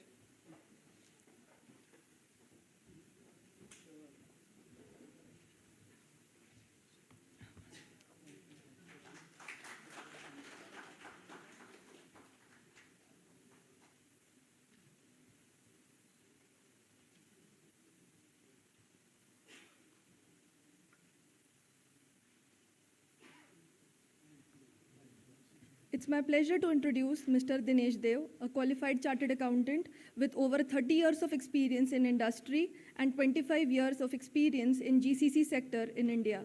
He has held leadership role in GE Capital, BNY Mellon, and Marsh McLennan, serving as CEO of BNY Mellon India in the year of 2011 to 2018, and in Marsh McLennan India, GCC, for 2018 to 2025.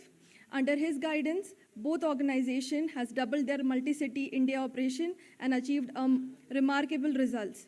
Dinesh sir also serves as a non-executive director at Computershare Business Support Service India GCC and is a passionate mentor and a coach, including his ongoing work with Cherry Blair Foundation for Women. We are glad to have you, sir. I request you to address the gathering.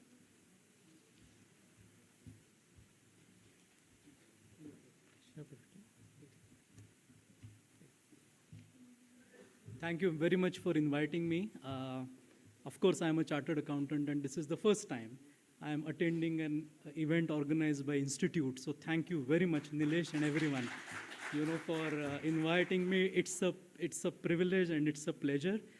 I joined this GCC industry, Santosh just said, in 1988. I thought it started in 1997 when American Express came here for the first time. But I joined in 99, so I'm here in this industry for 25 years. The first process I migrated was account reconciliations. I was doing account reconciliations for many years because that was the beginning of the industry. And everything you heard from Shami right now, it is today. But that time, we used to earn our bread and butter by just doing account reconciliations. And I'm sure you've heard a lot about agentic AI and everything in the last 2 days, and everybody must have told you that you must learn AI, which is all true. But I truly believe account reconciliations were there in the past, they are today, and they'll be there tomorrow as well. Till the time there are two databases, there will be reconciliations. And if you are thinking of entering a GCC setup industry, less likely you will start with value-added services. You're going to start with account reconciliations, right? I think let's start with that, because you're setting up a new business, you're getting into something that is new. You're approaching a client who is a small-scale client and who is now wanting to come to India. Perhaps they can't even spell Pune. They can't point where Pune is in the world map. That's the awareness of Americans still about India. They are not going to start with you on some of what you just heard, frankly. That's my view. They are going to come to you, and you're an accountant, chartered accountant. You're going to perhaps start and position for finance-related work. It is going to start with, in a value chain, what is at the base, which is about account reconciliations and some of, what was on the left-hand side. I do not disagree, by the way, with anything that he said. That is what GCC today is. But I truly believe that it's a value chain, and you can't start here for your new client. It has to start here. I think, you all will agree with me on that. And keep that in mind, right? That is one important thing. The other thing, your clients are going to come to India for cost arbitrage and cost arbitrage alone to begin with. Is because unless you give them financial benefit for coming to India, they are not going to come to you directly. That comes in later in the journey of every organization, but it does not come on day one.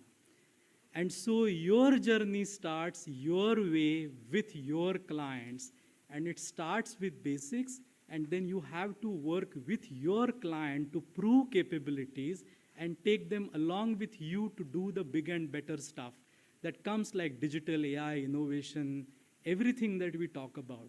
But that is the journey that each client follows.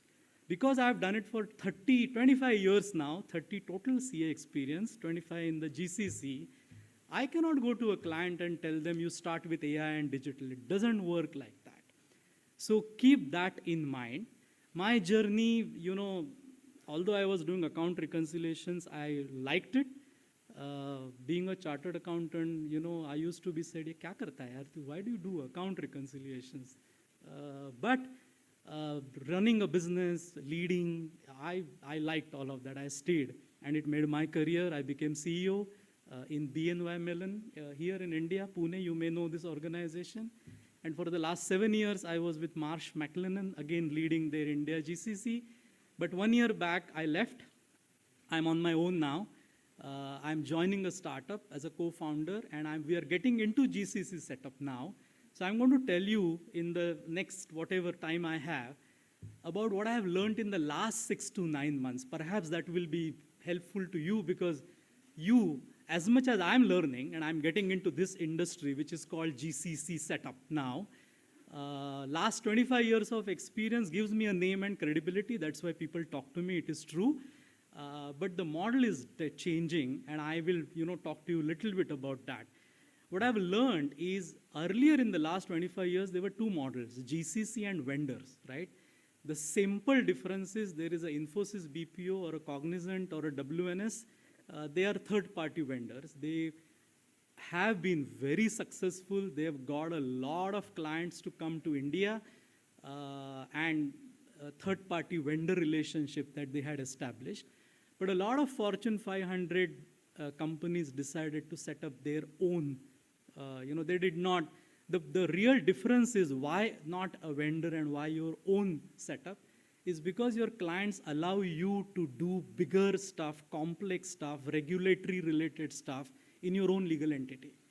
What Infosys, BPO, and a Cognizant cannot do for a client, when I'm running a GCC, I can easily do, is because clients will easily agree to that, and the regulators will give permission because I have the same ID and card of the same organization, right? That is a GCC. In the last 5 years, these vendors, and they're very successful, but they've realized that the tendency is now towards GCC. That's why WNS, one of the reasons, is now acquired by Capgemini. You know that, right? And now Capgemini has launched a GCC service. Do you know this? There is a GCC service launched by Infosys, Cognizant, every one of them, because they realize that the preference is now going to be towards setting up a GCC rather than a third-party relationship, which was prevalent for many years. So there are 3 types of models that are working, and this is important for you to know if you are setting up a business now. One is called employee on records or managed services. You heard that? This is really where your client tells you that I do not want to set up my own GCC, but I want to test India. So take this work, could be 10 FTEs, FTEs is full-time employees, right? 10 FTEs, 15 FTEs, 20. Take them on your payroll, you hire them, you pay them, you deliver me service, I'll pay you. That's called EOR, employee on records or managed services, right? That's the one model. That's beneficial from revenue for you, because if you continue to do that, every month you will get paid. Simple. The second model is called BOT. You know this, right? Build, operate, and transfer. Some companies, some clients prefer that. They come and tell you that initially you will hire on your payroll, but over 18 months or over 24 months, you will build it, you will operate it, but you will transfer it to me. Which means that you, as a service provider, have an exit date. The day you transfer and it becomes the legal entity owned by, or it becomes a GCC, you are partially at least out. That is a BOT model. And the third model is own entity. There could be your client who will say, I don't want you involved. On day one, help me set up my own legal entity. help me hire a CEO, an HR head, a CFO, everything. And I'm paying you for your experience and expertise in introducing me to India, right? Let's call it that way. There is money in that as well, but in 3 different models, the way you are as a service provider, as a GCC setup company, you're going to earn is different. Does it make sense so far? Is it? Yeah, I hope I'm talking to what you want to hear, right? Now let me tell you a little bit about who are coming to India and why are coming. And that is where the history of this industry is important. Last 25 years were proving the concept. They were all about proving Indians can speak English. Believe me, this is a question I have been asked in 2005, that will people understand what we are speaking when we call them? Will they be able to talk to us in English? That is where this industry has started. You all have passed that stage long back. So hopefully you will not get that question. But the model, the first 25 years is where everything that Shami talked about, and that is again 100% true, that is where we have reached. But who came, who benefited in those first 25 years are mostly Fortune 500 companies. They are the ones who had the budget, money, and leadership, who wanted to try something new, come to India. It was call centers first, then data entry, then finance accounting. This is the value chain of this industry, right? They did it. Now, what has happened is, and you can say thanks to Mr. Trump, thanks to the way US economy is at the moment, and the constant pressure on costs. India is an answer for cost, believe me. We come in because cost arbitrage. Same person in New York, you can hire for $50,000 fixed compensation per year. You can get that done here in $10,000 per year for certain type of work. And again, I'm not going to the high value added work, but it is possible, and the client has a straight $40,000 cost arbitrage on day one. Why will they not look at, right? So anytime there is an economy going down and there is cost pressure, my phone used to start ringing, is because how much more you can now transition to India and start to do, is because that's a straight benefit to the bottom line for the organization. That is what first 25 years was. But over those 25 years, one thing was constantly being said, that scale is important, right? If you want to set up a GCC, it has to be 500, 1,000, 2,000. Like my BNY Mellon, when I left, it was 7,000 people. It was a large team. Marsh McLennan, when I left, we were 5,000 people. And always scale was considered as a barrier. What has changed in the last 2 years, I think, principally, is that that notion has gone. And now the GCC setup starts, the discussion is 10, 20, 30, 40, 50, has become a viable number. So naturally, the revenue, the companies who are in the revenue of 100 million to $1 billion, $2 billion, can now have started to look at India, which was not there before. That is one significant change. And why that has happened is because technology has evolved. Earlier, and it is still true, if you're a financial services company, data protection is a big deal, which means you have to set up your own network. And data, cyber security, hacking, those are all very, very, very critical, important risks that a company faces. Those technology has evolved a lot, and these organizations can now set up a center in a WeWorks type of an office, use a common, common technology to access servers abroad and still be able to work, right? That is what that has changed. Roles are changing as well. Front office roles are coming, digital is coming. So the India talent is very, very good in that perspective. And those are reasons as well that some of the smaller companies are coming in now to experiment. I want to talk to you about where the opportunities are, right? I hope that is interest of you as to where is this, who are the big players in India as of now? Have you heard of this company called ANSR? Answer? Have you? Please raise your hand. They are the pioneers of this industry. I give them a lot of credit. ANSR. If you do not know them, I encourage you to follow them on social media and look at what they're doing. When Maharashtra state government released their, I think today morning you had a session, right? The GCC policy that has been agreed with Answer. So Answer is going to help the Maharashtra state to set up the GCC center in Navi Mumbai, right? So Answer has actually kick-started this movement in many ways.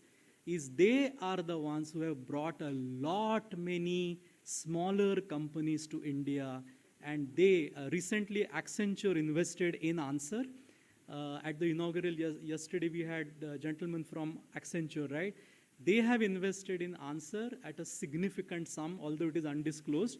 But the interest in Answer is very high, and that's the one source. The second source is Big Four. The Big Fours traditionally were not in the GCC. Up till about 5 years back, they were always working with GCCs for global assignments, right? That is different. At BNY Mellon, I used to have all Big Four consultants in my office talking about the transformation and other consulting assignments that we could work with them. All of them now have a GCC practice, and they are actively pitching companies around the world, the second level, right? Not the Fortune 500, to come to India. So, and I suppose, and this is something you may want to check, that some of them are also subcontracting, is because Big Four, the demand is high.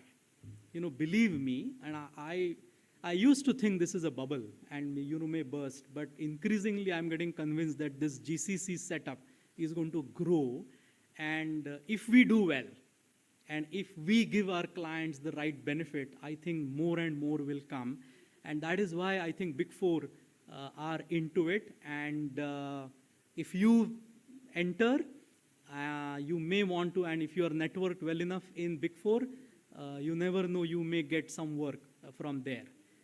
The third action area are the next Big Four, which is Grant Thornton and BDO and the likes of them.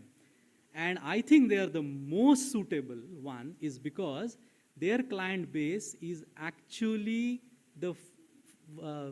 by definition, Big Four is for Fortune 500, and the next set of clients are catered to by the BDO and Grant Thornton, right? That's the way they are.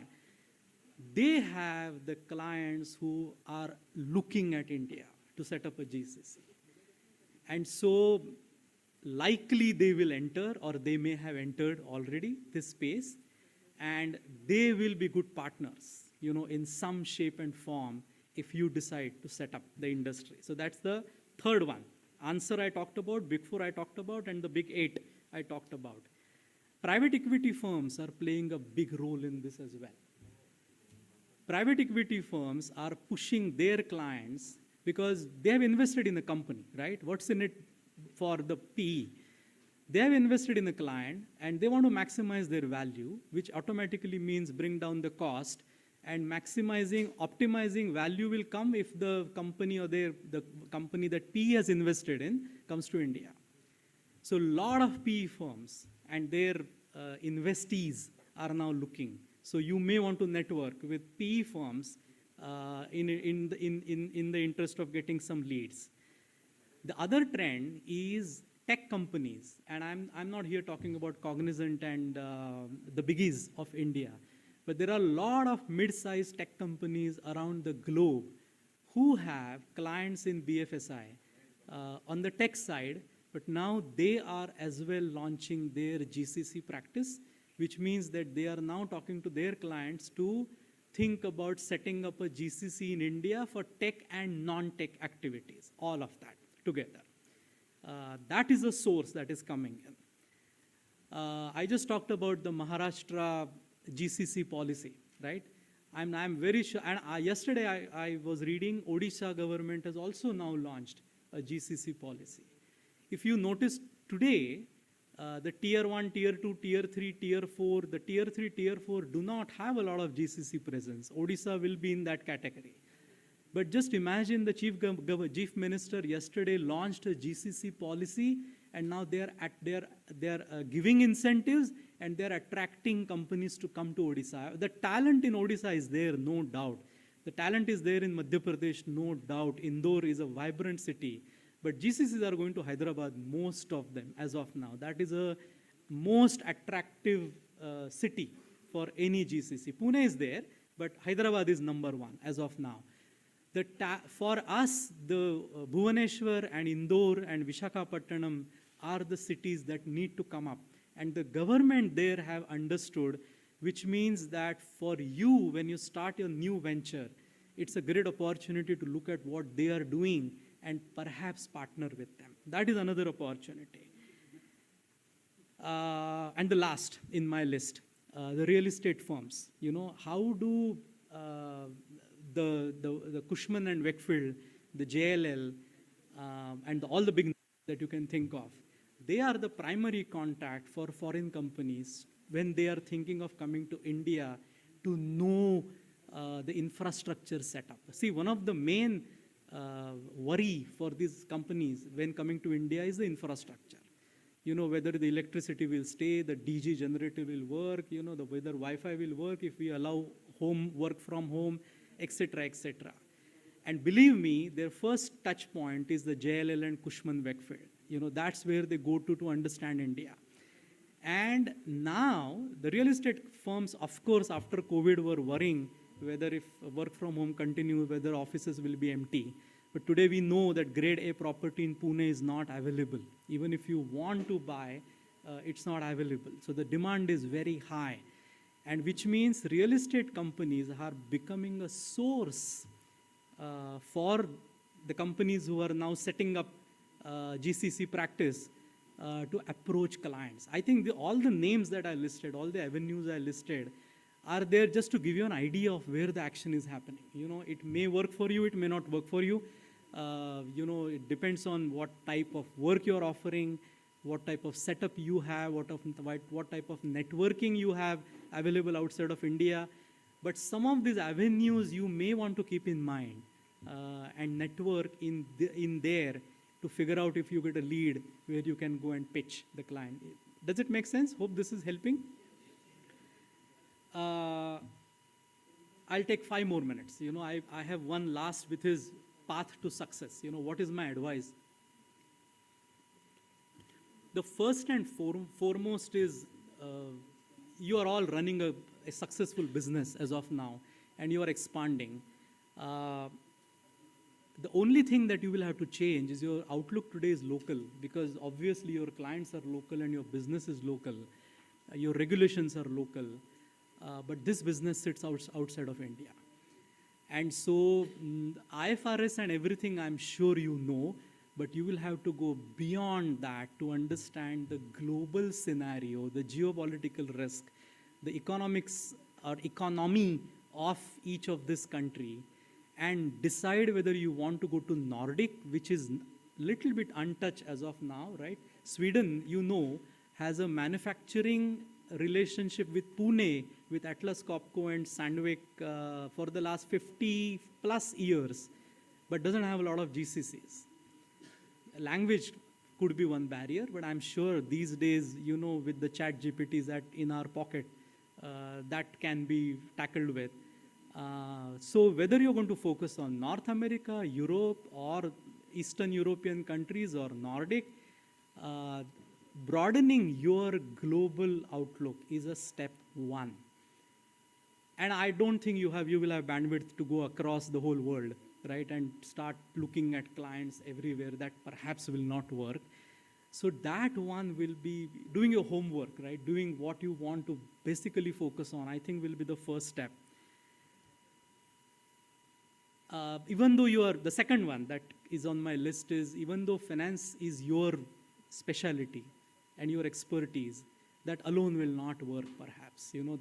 That is a good base for you to go and make an offering, but it has to be a consortium of skills, because the client will want technology, will want operations, finance, legal, HR, everything.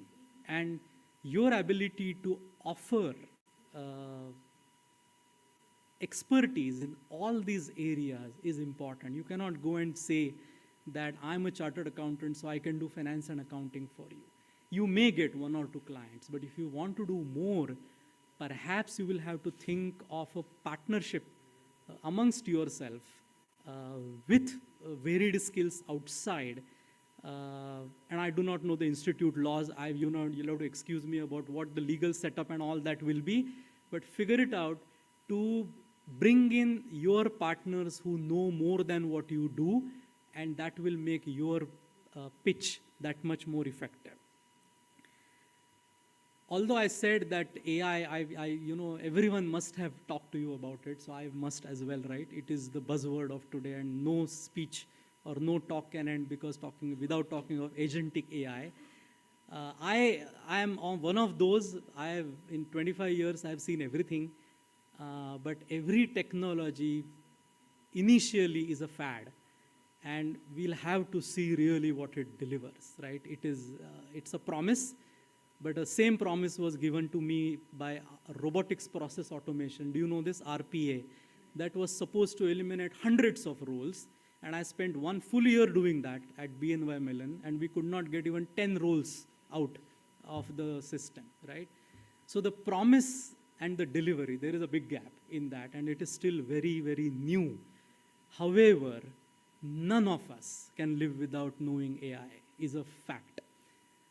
And if you learn it yourself, if you experiment it yourself, when you talk to your clients or pitch, you will have more conviction about what is the art of possible. And from that perspective alone, and I do think this AI is much more powerful than what RPA or any earlier technology was. Although it is yet to prove, the chance is it will do much more damage or help, whichever way you want to put it. So for you, knowing AI is going to be very, very, very useful. Networking. You are business people. I don't need to tell you that. If you are successful, that cannot happen without ability to network. But this networking is different, because Big Four, the next Big Eight, PE firms, tech companies, everything that I listed, they're outside of India. The connects that you want to form are outside of India, and that's a new world for every one of you. And from that perspective, how do you approach networking? Which forums you join? LinkedIn, you have to be active, but how? That's a different topic of discussion, and perhaps I don't even have a full answer on that. But something that is going to be important. And the last is nurture talent. And why do I say that even before you begin is because you're making a promise to your client. You will get into the business. Let's say you win a contract, you hire 10 people, 20, 30, 40, it goes to 50, and people start to leave, and attrition hits you, is going to impact your credibility like you cannot imagine. And clients most worry in India about attrition, because they as well have heard, I see AI yahan pe GCC summit kar raha hai. They know it. That means there is a lot of buzz and action. So they translate that as attrition risk. That means that their talent, once get trained, will get poached. And that is a problem of tomorrow. And you perhaps will say it's a happy problem to have, but it's something to start to focus on now. Is because the way you hire, the way you set up your culture of your own organization, the way you reward them, right, for what they perform, the work that they get, all of that goes, and that is something you cannot leave it for tomorrow. That is why I thought it will be important that I add for this. That was all I had for today. I'll only end by saying, this is India's golden opportunity. I think the 25 years that I have seen it personally, And I feel very happy the thousands of jobs that I have been instrumental in adding here in India, in Pune, Pune and Mumbai especially. Of course, there is a job loss in America to that extent, right? So tomorrow it may be India losing and going to Philippines. Okay, by the way, be ready about and thinking about that as well. The reason I say that it is our golden opportunity, we have to make it work. We have to constantly make it good for our clients and attractive for our clients. There are 1,700 GCCs, I think that was a number I saw somewhere. 1,000 more will come. This industry is here to stay. This is no more a kid on the block. It is a matured industry. This is only going to grow from here. But the clientele that we are targeting now is new. And from that perspective, I think it is India's golden opportunity. Let's make most of it. My best wishes to you. I am available.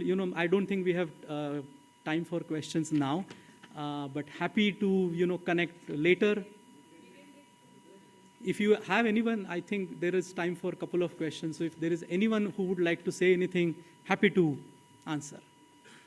Yes. No. So the first one I talked about was employee on the records or managed services, right? The second is BOT. In that, you basically hire on your own payroll to begin with. The work starts, the training starts, everything. But alongside, you start to set up their legal entity, maybe a year down the line, and then transfer over a period of time. So the timing is between you and the client. It could be 18 months, could be 2 years, whatever.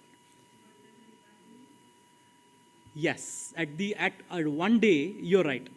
A day will happen when those employees will get rebadged to the GCC. You're right, absolutely. Yes.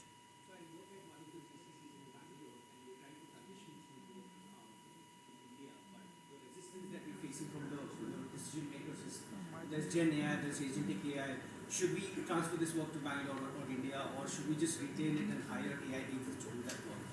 How do you see this question coming up in other markets that you talk about? Yeah. His question is about, I don't know if you were able to hear the question, but should we wait? The question in the minds of the decision makers in US today is, if agentic AI is going to become a reality, should I wait for a year or two and completely automate and eliminate the cost, or should I transition this work to India and gain cost arbitrage benefit and let India eliminate the role?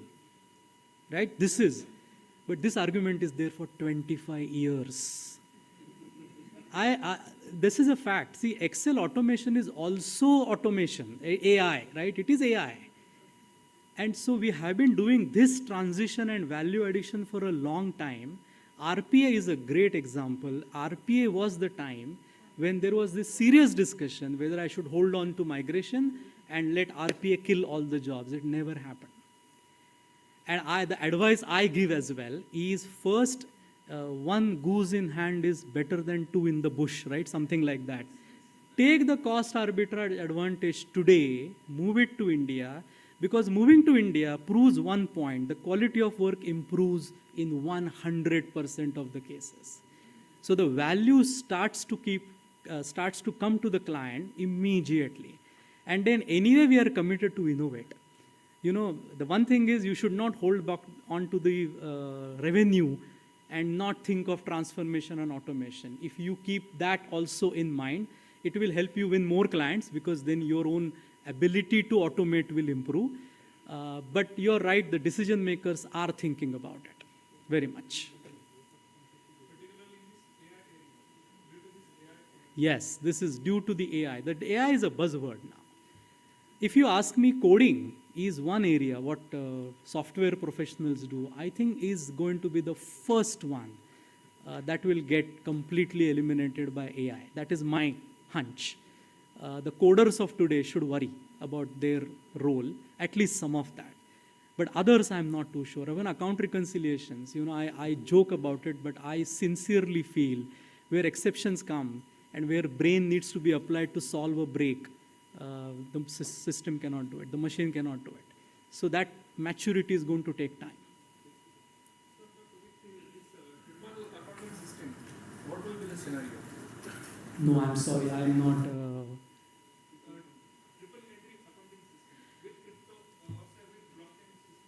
So that I've heard about. There are many like that. There are many in the making which are promising results of tomorrow. But my take is they're a promise. They're yet to deliver. They're yet to deliver. So our pitch should be offshore, take India's advantage, and then keep reaping benefits of innovation and AI. That's the best way to look at it. Okay? I hope this was, I hope I gave you something more than what you heard in the last. I did not want to repeat, so.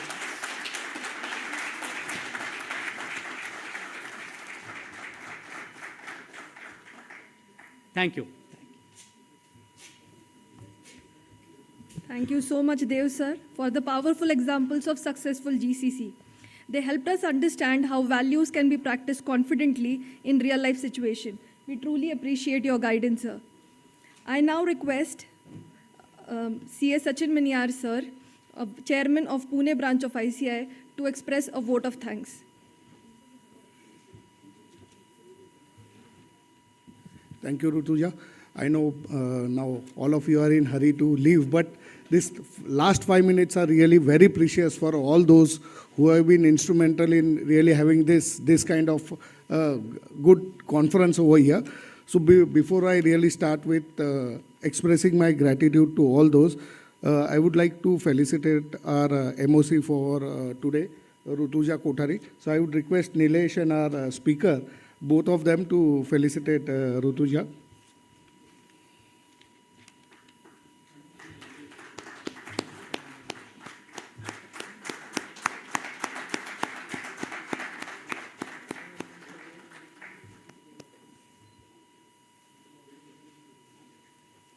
I would also request Nilesh and our speaker to do felicitation of 2 more people. See, friends, we have conducted this conference under the committee which is headed from HO, and we have over here Radhika and Gitika, who have been in Pune for last 3 days, and they have been working behind the scene, coordinating with all faculties and all other things. So I would call on stage Radhika and Gitika, both of them, and would request Nilesh and our speaker to felicitate. Nanda Kumar, please join. Yeah.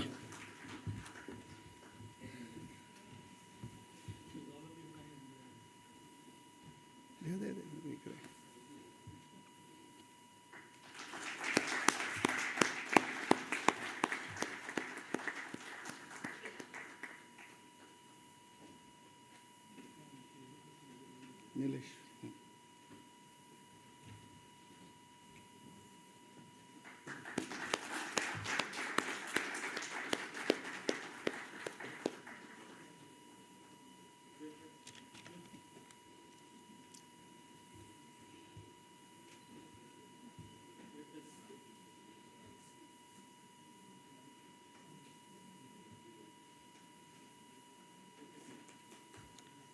Thank you. Yeah, thank you. I would like to also acknowledge the presence of 2 chartered accountant friends from Lucknow branch, CA Rishikesh Mishra, secretary from Lucknow branch. Sorry, Rishabh Mishra, I'm so sorry. And CA Ashish Gupta, treasurer from Lucknow branch. So thanks for coming all the way from Lucknow, and I hope you enjoyed the entire conference over here. So friends, now a long list of people and different groups to whom I would like to express my gratitude. I would request all of you to just wait for 2 more minutes. So first of all, I would like to thank the group for promoting India as GCC, convener Sanjeev Sanghi sir, deputy convener Abhay Chajit sir, then our program director, our very own Chandrasekhar Chitaya sir, and other Central Council members who graced this occasion for last 2 days, which included CA Pramod Jain, CA Umesh Sharma sir, CA Durgesh Kumar Kabra sir, CA Mangesh Kindre sir, CA Arpit Kabra. I would also like to thank our past president, Aniket Talati sir, for gracing this occasion. It's always really fun to hear him. He's always very crisp, and the time span which is given to him. He's the person I have seen for last almost many years that if we tell him, sir, it's 30 minutes, he will end in 30 minutes. So something really to learn and learn from him, and also it's always fun to hear from him. I would also like to thank our regional council member from Pune, Abhishek Damne, Rajesh Agarwal, Rekha Dhamankar ma'am, for supporting and guiding us throughout this organization of this conference. I would also like to thank all our eminent speakers, MOC, sponsors, venue partner Sheraton Hotels, audio-visual Samtech who have been over here, Sanjay, where is Sanjay? The one who is clicking photos and also helping us create those reels, Radhika and Gitika from HO team, Monica in absentia from the HO team, Uchit Media, Mr. Jivraj for the media coverage, Yash Travels for all the logistics arrangement, Nilesh Darda of ND Events for installation of all the stalls for sponsors, Paliwal Flex for various flex we are seeing outside, all my management committee member for really giving not only 2 days but more than last 2 months to organize this conference. Last but not the least, one who is never in the front, our Pune branch entire staff. So big round of applause to staff as well as the management committee members over here.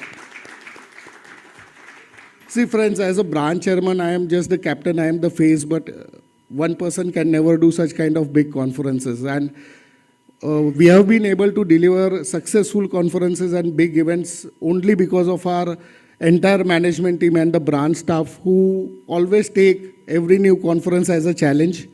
And it's always fun working for our people because the kind of response which you people give us, that motivates us to again give more time and come up with new events.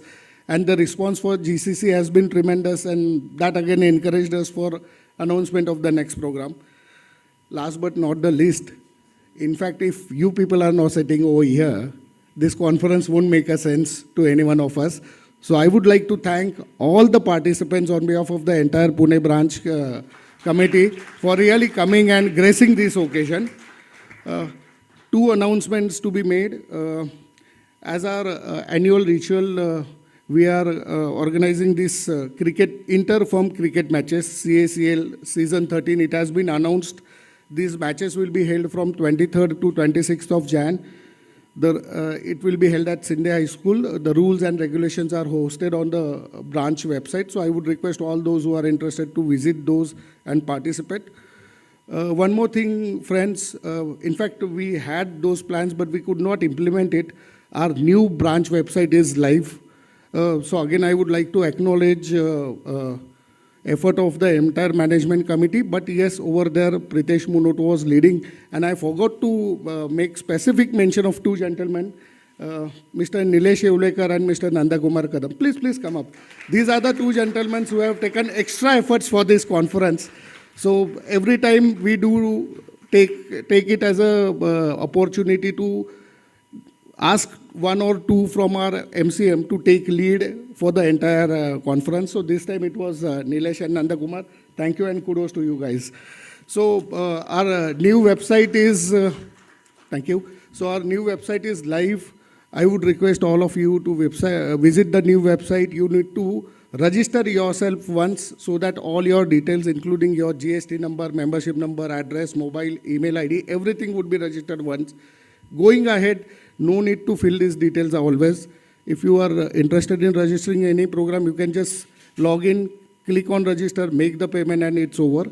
We are also coming out with a mobile app. Even that will be launched soon. We will keep you posted for that. So all these things could be done from your mobile as well. And all the presentations which are being given by speakers and others, all those would be uploaded and you can download those from your mobiles as well. So thank you. Thank you for being really a patient audience, I would say. And we would love to see you again in the forthcoming program. Thank you.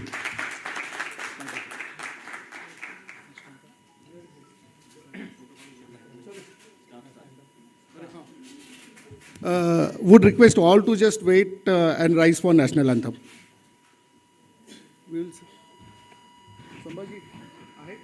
जनगण मन अधिनायक जय हे भारत भाग्य विधाता पंजाब सिंध गुजरात मराठा द्राविड उत्कल बंगा विंध्य हिमाचल यमुना गंगा उच्चल जलधितरंगा तव शुभ नामे जागे तव शुभ आशीष मांगे गाहे तव जय गाथा जन गण मंगलदायक जय हे भारत भाग्य विधाता जय हे जय हे जय हे जय जय जय जय हे